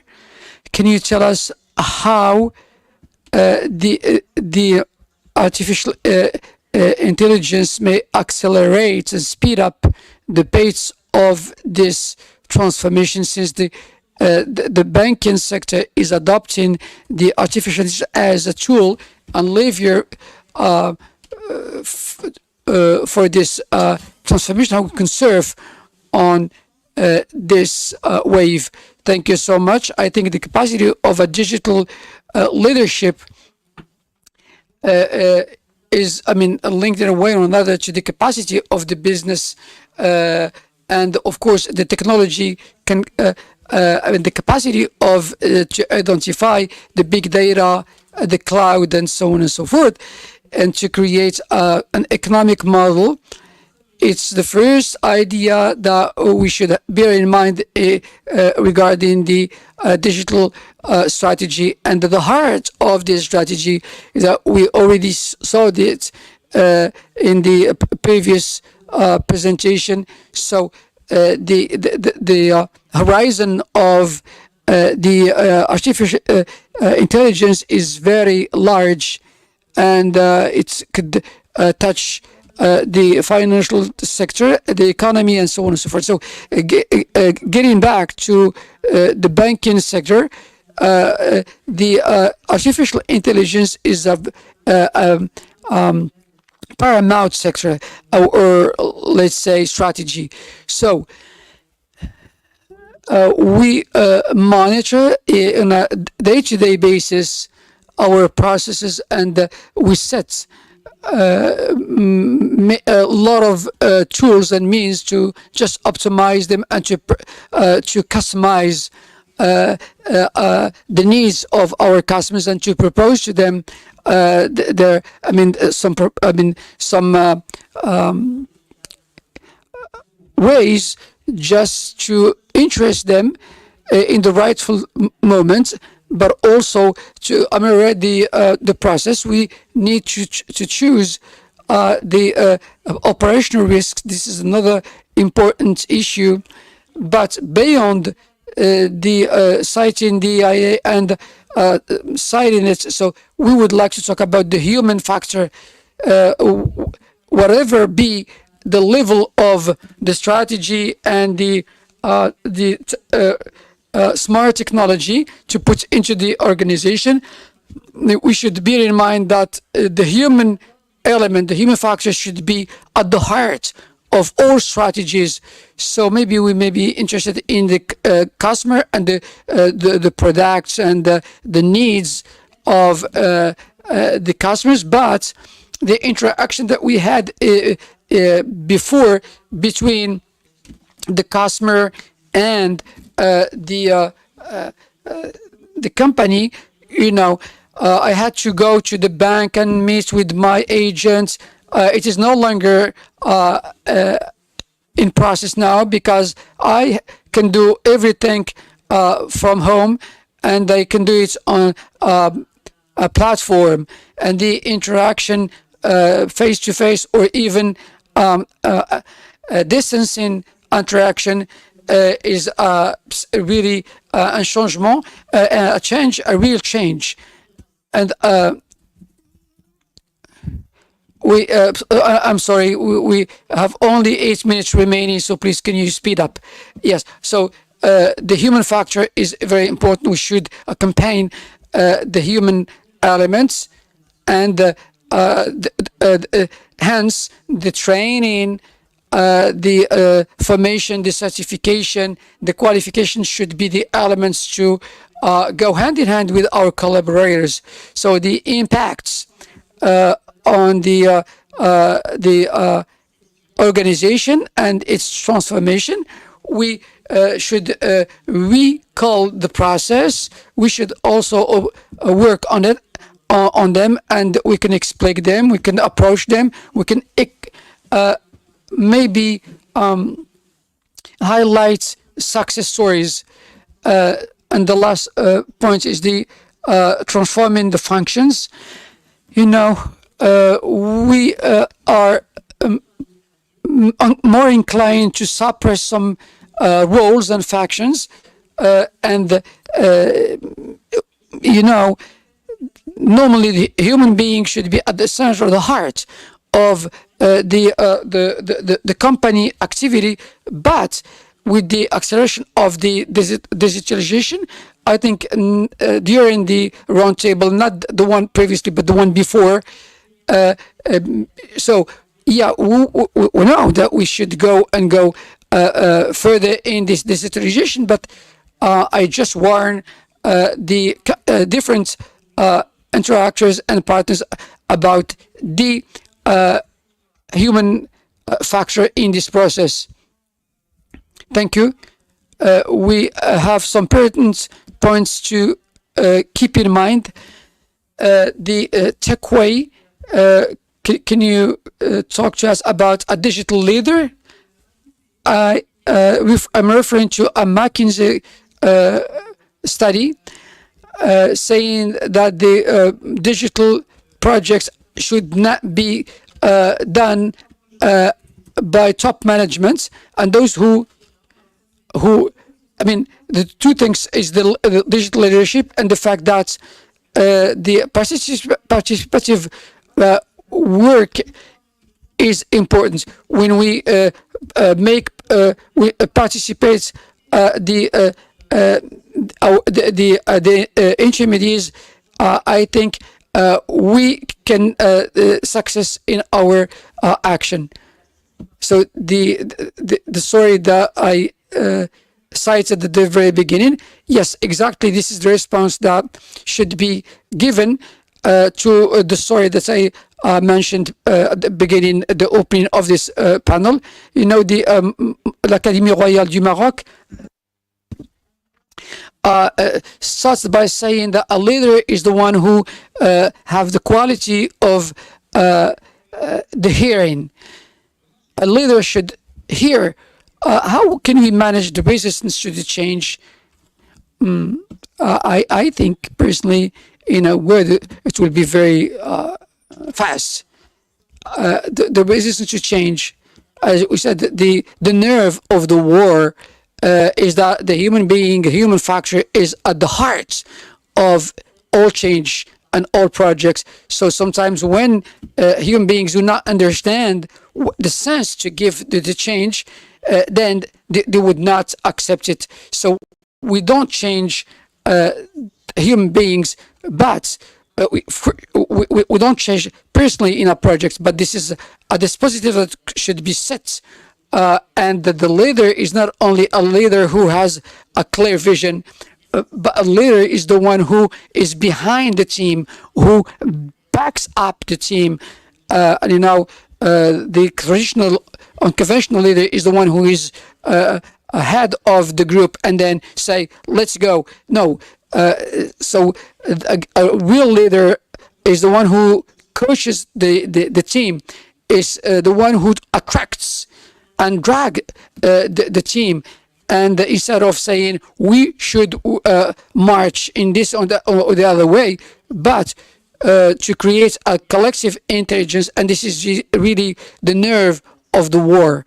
And the invention is exactly this point. The last point, maybe two, I'll say the leader should give the example in all transformative projects. And the digital leader should be open on the innovation and the digital, let's say, space, and all what you said by the panelists is really true. And I think this is a real recommendation that we should bear in mind. The leader is the one who may give the example to attract the team towards the transformation. So you spoke about the humanoid, like ChatGPT, generative AI. So this is what I keep from this roundtable.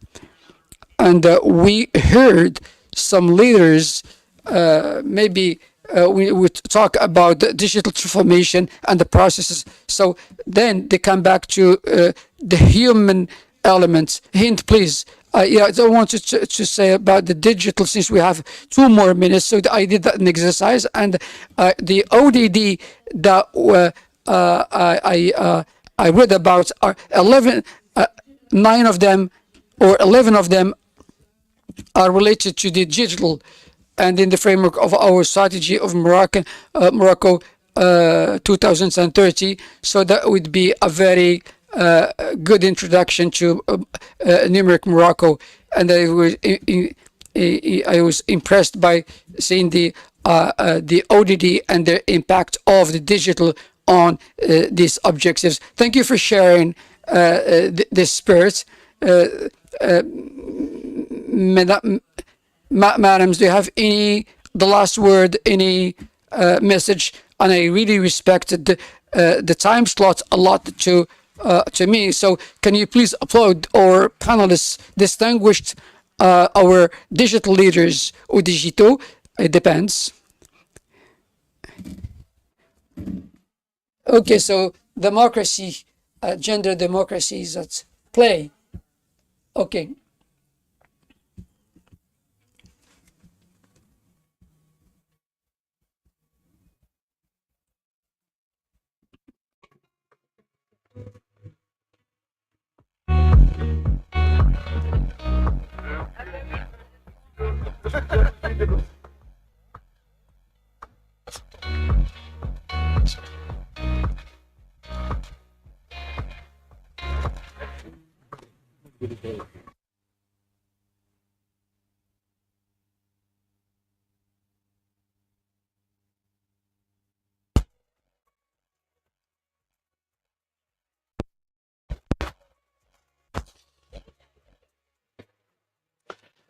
Merci beaucoup.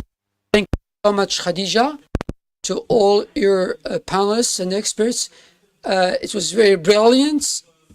Sublissimo. Yes, absolutely.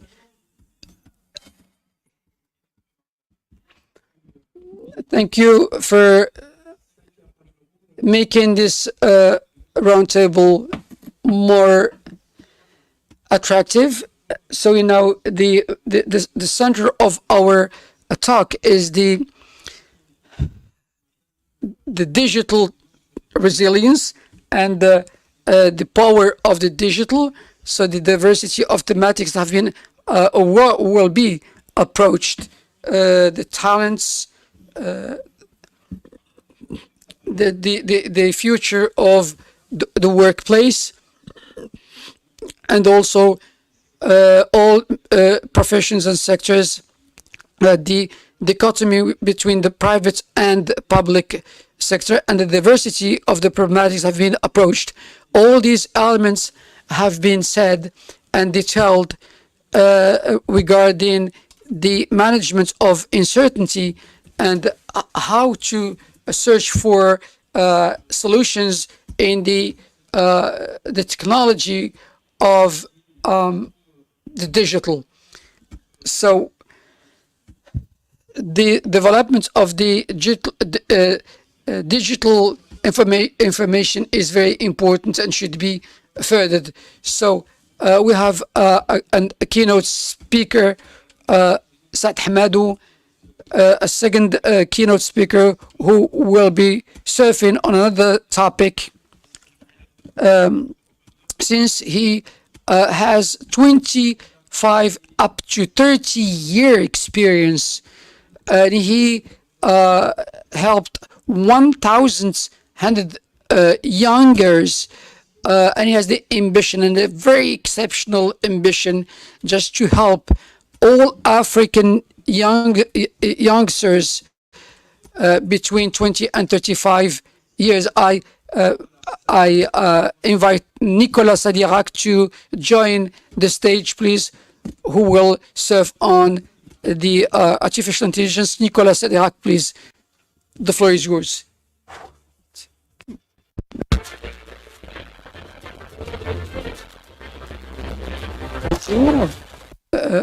Good morning.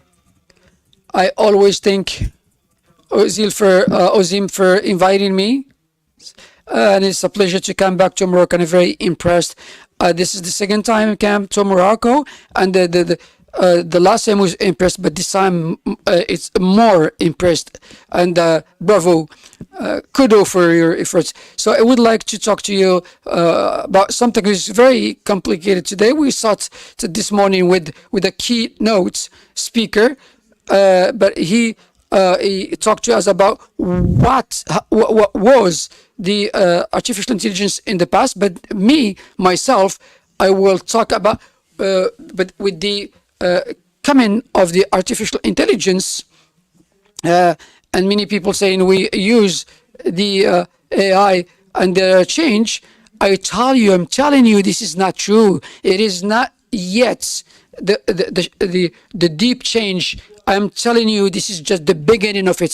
So those who will tell you what the future will be made of, they will for sure be mistaken, because this is just the departing point of the development of the artificial intelligence. It is the beginning of not a simple technology, but it's really a paradigm shift in the domain of technology. And but at the same time, this wave, it is not coming out of nothing. No, it's coming from something that started very long time ago, consisting on wanting to get rid of some tasks for our day-to-day tasks, since humanity is on Earth. So we wanted to optimize and to get rid of the harm tasks of our life. So what we call the industrialization, then afterwards the digital transformation.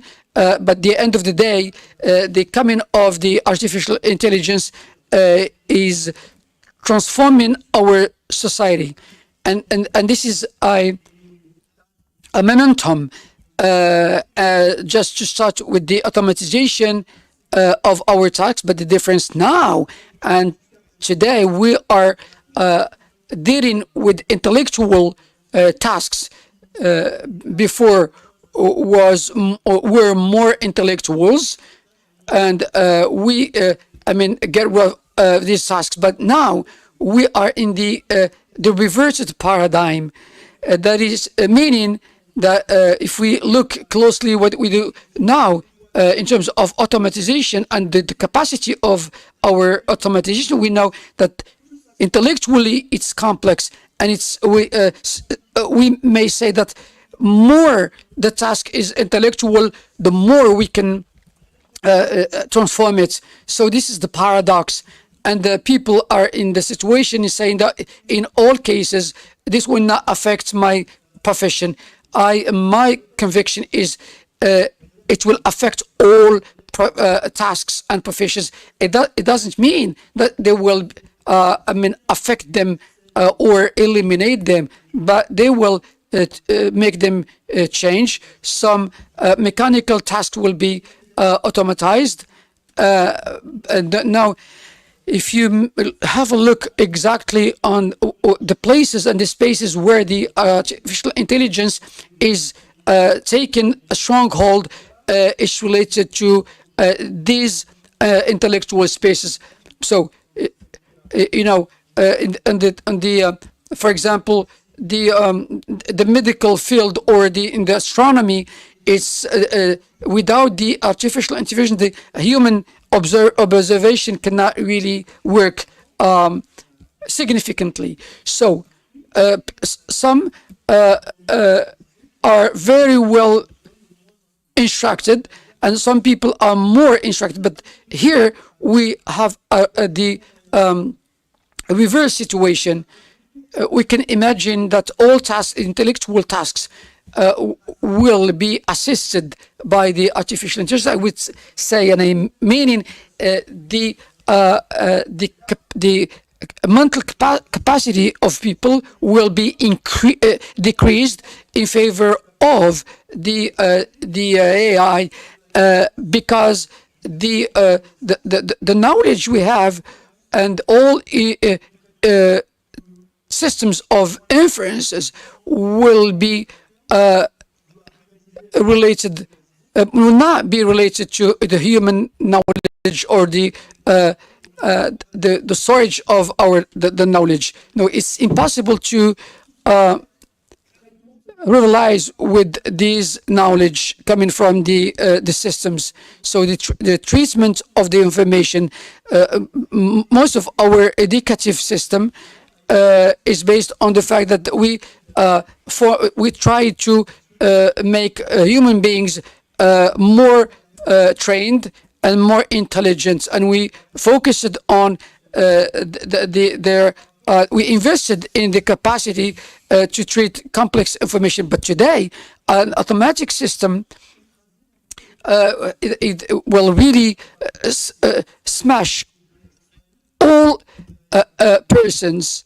It will be more capable to treat all the information, to be more viable, more than human beings. By the end of the day, the difference that we built up between, when classifying the human capacities will be erased. And we will take some experts in this certain very advanced techniques and knowledge. If we give them access to some artificial intelligence tools, then these experts will seem not really much more expert than non-experts. But at least when we explain the results of this work accomplished by an expert or a non-expert, we will see the very important variations. Our task for us is to show the technical elements. We take 3 engineers and give them IA. They have a lot of studies on the issue. We have a productivity growth of 30% at a statistical level. But when you look at the details, we can see that some engineers have 400 to 500% and others almost no productivity gain. Even some are less efficient or do more mistakes. So there's capacity to use these tools, explaining that those are people who are trained the same way. So this is the mistake here.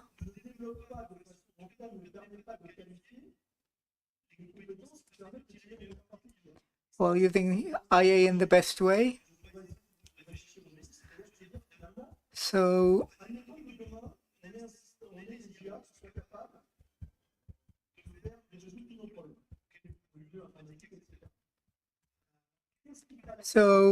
what is the difference here in the educative system?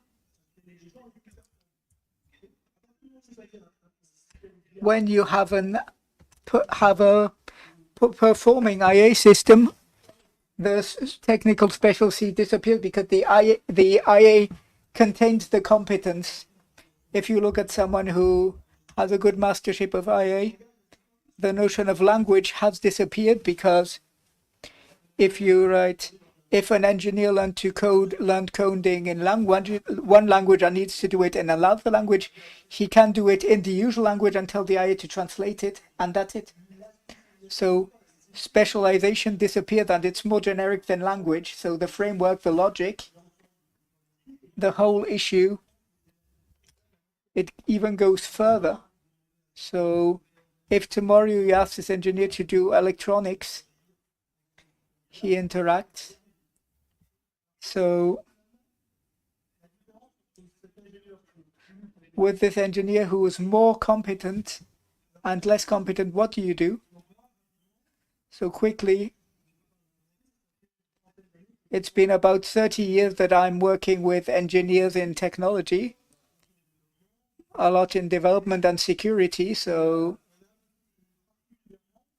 step by step in an environment, in an innovation environment, we were confronted to the issue of needing engineers that were capable of innovating, while most of the educational system is not made to train innovative people, but people with a huge knowledge and skills and processes, including qualification processes that allow them to guarantee results. But we never really developed the innovative aspect. So we needed to, starting with, for me personally, because I had a company at the time, a cybersecurity company, and so when we do paint test, our goal was to pirate the information systems of our clients. When you're in a situation where you need to do this, the problem is that you need to think differently, because the client did what was expected. He followed all the security rules and implemented all the normal verification measures.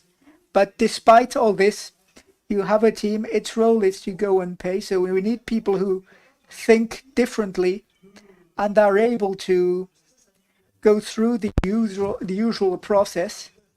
So at this time we were at the issue where we didn't have the talents we needed, so we decided to develop them, and we developed a method that was developed first at Epita, then at Epitech, then at 42, and now at 01, a method called peer-to-peer. We no longer focalize on knowledge. We start with the fact that we're not interested in knowledge, but it's accessible. We concentrate on how to become creative in a collective, and we develop methods that worked really well. We have a bit more than 200 people who are trained like this and are working in all major companies around the world, and it's working quite well. And when IA came, we were in the same logic. We said we're going to look what we'll do, and so how to prepare IA, and we saw something interesting. We did an opinion poll for former students,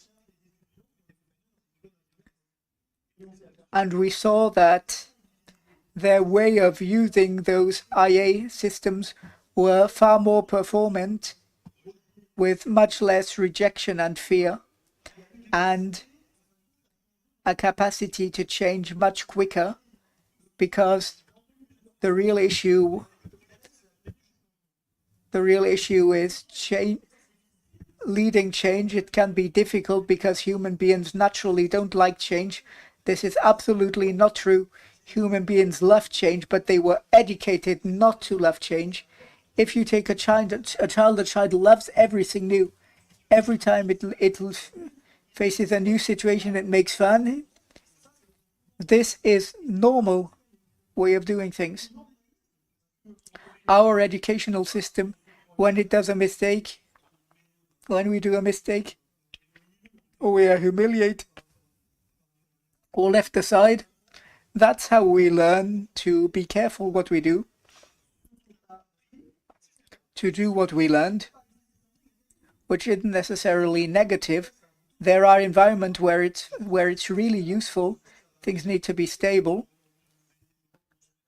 People who build a plane, you want everything to be well. You don't want people to just try things. So we need this logistics. But in reality today, we have this capacity that's brought to us by artificial intelligence. Artificial intelligence can take all the good practices and integrate them to this. So people who are really well trained on this rigor lose this co-creativity side. So the peer-to-peer method, which we developed, not at all for IA, but completely differently for innovation, which led to many great startups, Dockers, Google participating in creation. So we have people who are ultra innovative, but we see there's the same problem. They can adapt to the change because they love change. They take pleasure in change, and we redevelop methodologies concentrating on those proper issues. And we found out that way that what creates this competence, it's not the fact that they learn together, but that they contradict each other. And so I introduced a new notion called creative contradiction. We start by creating things when we have someone whom we disagree with. We have situations where we have a goal to solve an issue because we want the issue to be solved. We are several, and we won't necessarily agree on how to do it. And so we'll have discussions and contradictions. And through those contradictions, we will develop a capacity to reach consensus, creative consensus. And this is where we see that it's the same thing that works best with artificial intelligence. You ask questions, you get answers, and you need to be permanently able to contradict those answers to get so the latest results. So you have a lot of models where you use the answers, where you ask something and you get an answer. But when you look inside, it's already contradictory. So collective intelligence of an individual or a group comes from diversity, the diversity of this process. The more people you have, people who are able to contradict themselves, you will be able to have a pertinent answer. And the more the dialogue is broken by outside elements, the more you will have clear answers. So when you look at the educative system as it exists in most countries around the world, they don't do this at all. They do almost the opposite. You try to have a corpus of knowledge that is fairly sure, and to avoid discussion, or not avoid discussion, but try to bring truth, absolute truth, that's supposed to be absolute, that is validated, and the learner is not able to contradict it. Especially if he's young, he can't say, I disagree, let's try something else, because it's brought by something that's completely outside of him and supposed to be better than him, the master or the teacher. When you take this and do teaching in a peer-to-peer mode, you change this idea of master. You work only with people who are supposed to be equal, and if they are supposed to be equal, you can doubt their opinion. If they say you should do like this, you can say no. You can say no, I don't think this. You can be allowed to have an idea. So this allows you to create this contradiction. So the more we move forward in artificial intelligence, the more transmission of knowledge established by scientific communities or whatever communities doesn't make any sense. That doesn't mean you shouldn't make it. You need researchers who build knowledge, but it's not a human job to store this knowledge and restitute it when you need it. There are machines who do that really well. And anyway, today in many fields, this is still too vast to be carried by one single person. That's why in many fields we reach specialization, which had a very negative impact on co-creation capacity. People who can no longer talk to each other because they are too specialized, too highly specialized. So we need to go back to people who can interact, and I mean artificial intelligence or knowledge bases, either automatic or this will change in time, will carry knowledge, and other people who are able to be in contradiction in collective intelligence, which will be made both of people and automatic systems. Very concretely, we need to redraw this whole educative system, because today it doesn't do this, and it also had a tendency, as it was drawn, to find specific competencies, essentially memorization capacity and rigorous capacity and capacity of treatment management on those issues. It eliminates other issues who don't have this people who don't have this competence, but who could contribute to an intelligent contribution. they are working on eliminating efficient, creative people in an IA context. So this made a lot of sense as long as we didn't have artificial intelligence. Our system today was made to meet issues where we didn't have artificial intelligence and still had issues. So we needed to work on this rigorously with great quantity, and people who could do it had more important value than others. But now all this is changing, so we need to redraw an educational system that allows this from as young as possible. That's why we started with identifying people who are the most apt to do this, and it allows us to bring competencies with excellent results, guaranteeing a level of interaction and capacity production. So what's also important here is, in reality, it's much more inclusive, much more people who have this capacity than classical for people who, at a scholarly level, I say scholarly like today because what we call scholarly today is various competencies that are completely arbitrary, were defined according to our needs of competencies. Maybe it will be completely different tomorrow. However, it pushes us long or medium term to change not only in method, but also in teaching. And so I want to attract your attention on this point that seems really important to me. Today, in the educative field, you have much discussion on artificial intelligence, mostly on two axes. One being, what can we do thanks to artificial intelligence? So you have many people saying you can automatically generate exams, correct copies, analyze situations to individualize training. Today, if you're a teacher with 13 students, or even worse with 100 students at the university, of course you can't look at the detail of everything to analyze this person. So this is what is allowed to do. It's made as a progress. So it's a system that allows to implement a certain system of curriculum, of IA-assisted curriculum. My first opinion is that it's really dangerous because it presupposes that we know what we want to do. It brings people toward a certain place. The process is not too efficient. If you take a master's 100 students and the final result is close but not unique, it varies.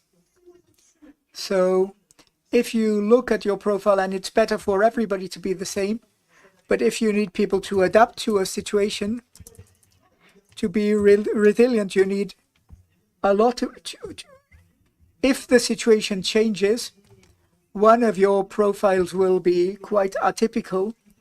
You would have judged it less good than the others, but maybe it'll be perfectly adapted to the situation. So if you train everybody exactly the same way because you have a super efficient system, and every time somebody diverges a bit, especially on really small things, the risk is that at the end everybody will be perfect, but perfect won't meet the need. That's what's currently happening in several situations. The second axe that seems even stranger to me is much effort in universities to prevent students from cheating, from using artificial intelligence to doing their job instead of them. So this is really shocking because I recently talked with a teacher, a business teacher, who told me that's really a problem because when I do give something to a student, they put it in the ChatGPT, and the result is better what they would have done themselves, or even better than what I would have done. That's a problem, because I can no longer give exams. So he wants to forbid them from using artificial intelligence. That's what many children did, forbidding. Sciences Po in France forbid it, and it's still continuing, or else with guides. So yes, you can use it to write one paragraph, but you should ask, if we're in a logic where what you're asking the student and artificial intelligence can do it, it means what you're asking the student is useless.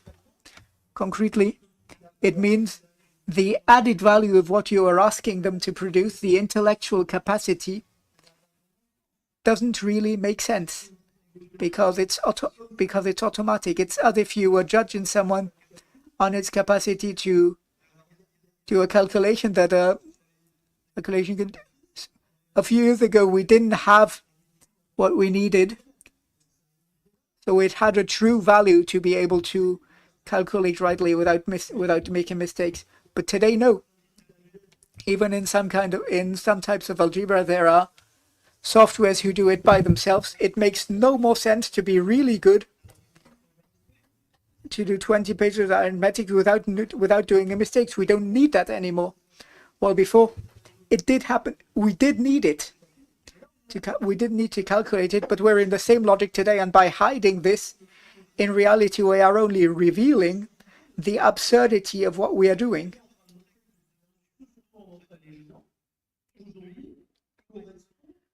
So this is what's part of what we need. And so there's an interesting sentence by Jack Ma. Even before we had known LLMs, some people believe LLMs too, that LLMs appeared with ChatGPT, but it wasn't public. It required too many resources for ordinary people to have access. But some people already knew and said, we are training our universities are making very bad computers, rightly, because they needed those bad computers because we didn't have then. So we're in a logic where we need to rethink our teaching methods, not only our teaching methods, but also our goals. And this, I believe, is the most important point, that we really need to understand that we have a job to do here, which is very profound on education, but not on means. And especially, I know in Morocco, there are many educative initiatives like this. We're using many tools to make this system more performant, but I believe we are mistaken. Our main goal should be to rechange, and to say it in a few words. In reality, we already had this situation. We didn't have any logistic tasks. It happened in the past when we had slaves. Some people had slaves. People who had slaves had no longer any logistical tasks. So we developed humanities. And so my conviction is we are getting closer to this, to be closer to human nature. And so we will interact with artificial intelligence to get the best from them for collective good for everyone. Thank you. I was very happy to your questions. Thank you, Nicolas. Thank you, Nicolas. Your topic is brilliantly exposed the multifacets of the topic, and finishing your book by talking about the human being potential. It's the best conclusion that we can have. I think Nicolas Sadiak want to have some questions on her presentation. Some question, could we authorize Leah in schools? I think it's strictly necessary to introduce the artificial intelligence in school, but Otherwise, it will be, no importance to teach it. Is the artificial intelligence really may one day replace the instructor? It's very complicated.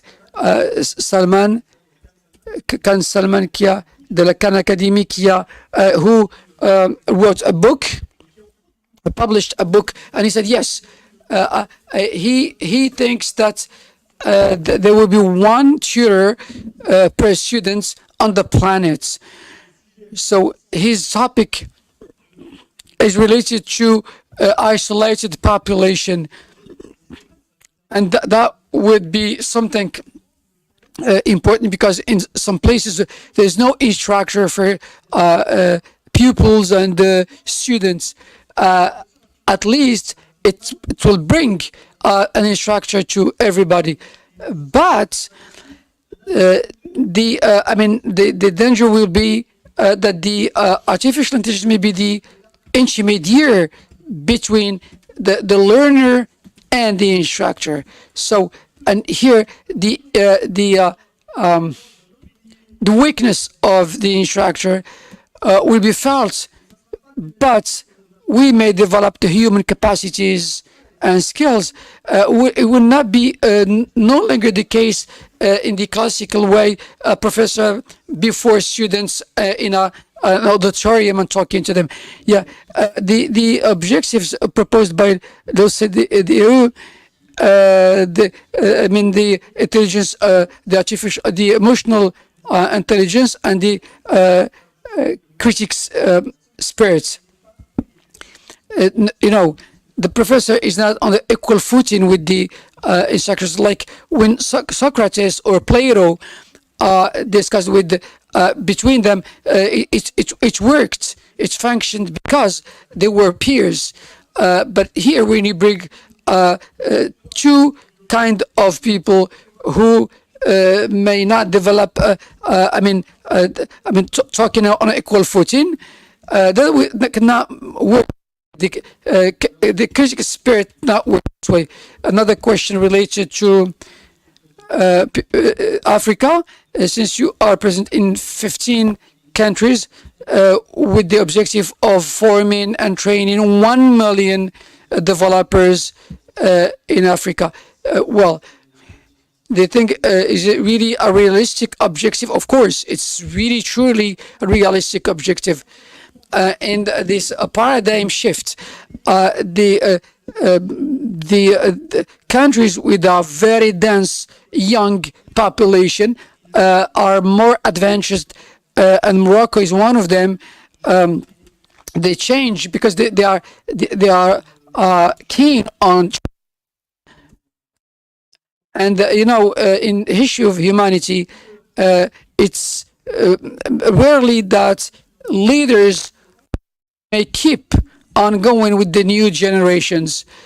For us, since we succeeded, we show very few aptitude to change. And when you are, departed between two situations, there are only people who are into the situation who may create a change.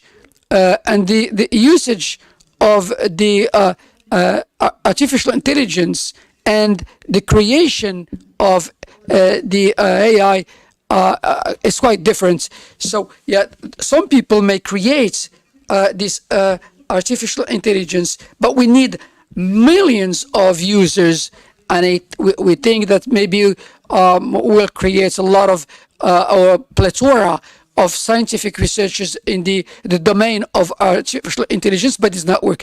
When you have, for example, some instructors in the an automobile, and it's not the same thing as because you use the cars, but for those who are involved in creation of the atomic technology, there will not be, few people who will use this atomic energy. But how could we pave the way for the users to not fabric the engine, but those who will use this, it's not those who take good part of it in Silicon Valley, but those who use this. Another question regarding Morocco, out of 1 million, what is the percentage for Morocco for the training?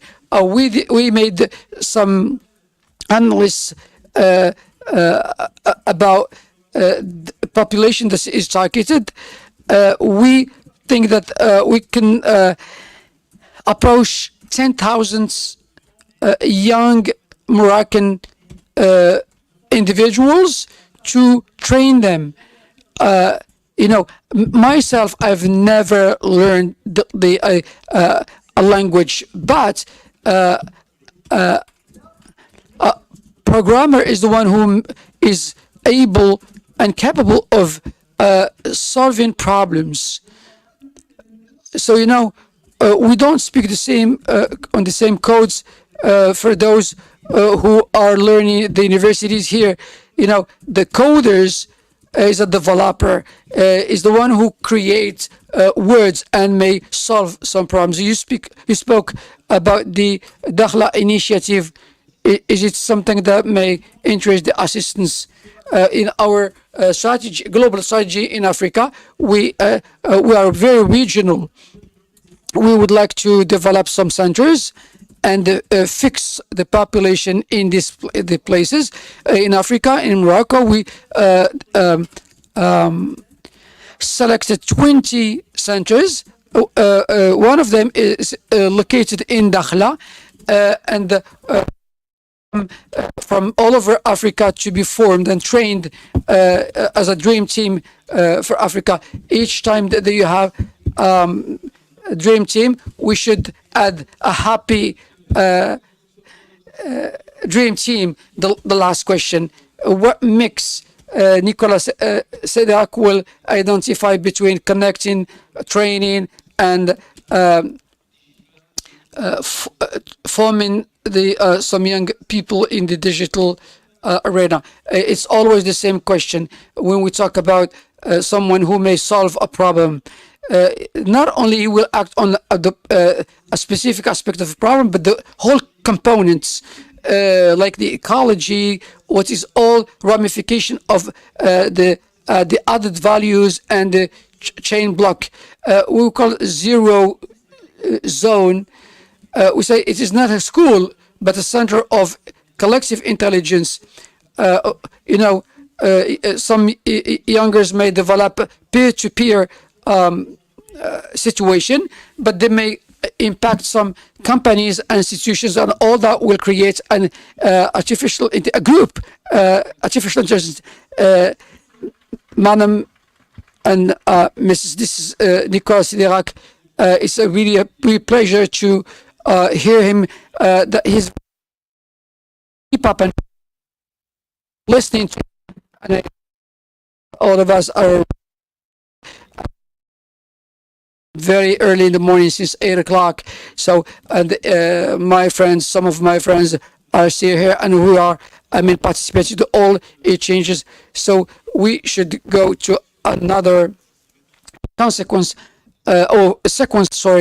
regarding the book signing, and I'll call Khadija Ihsan to talk about it. Khadija Ihsan, can you, if you can applause her the second time? Thank you so much. Excellent intervention. So, good afternoon, dear Hassan. For those who were here early, what do you do?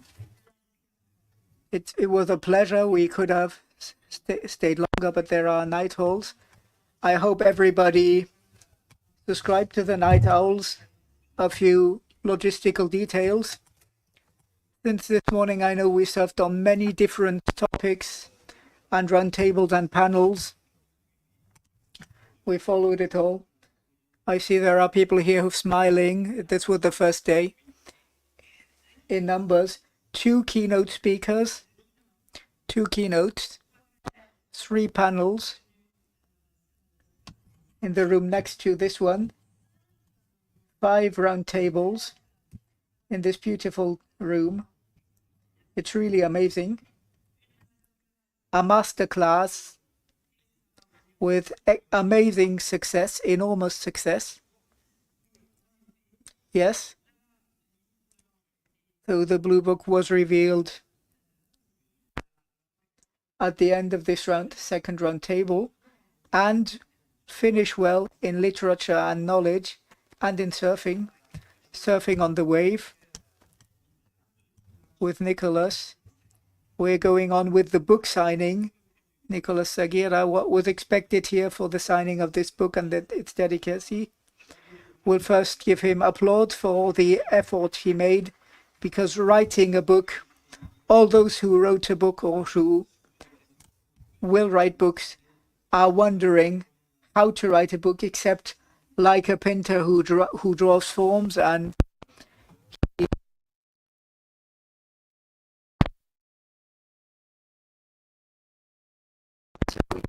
for this and sharing it. This is an excellent initiative. And the first served. Follow please to take the books. Thank you. And let's applaud for the first day. Thank you.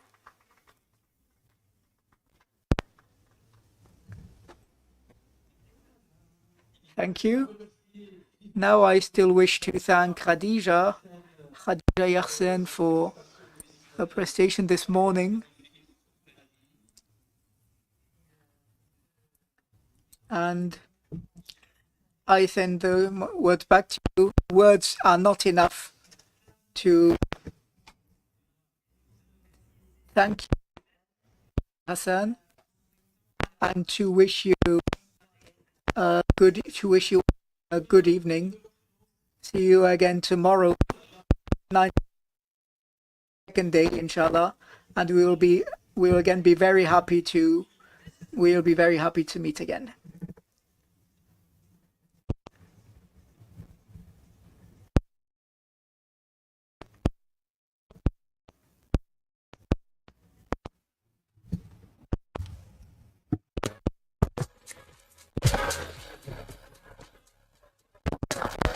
Chabaye.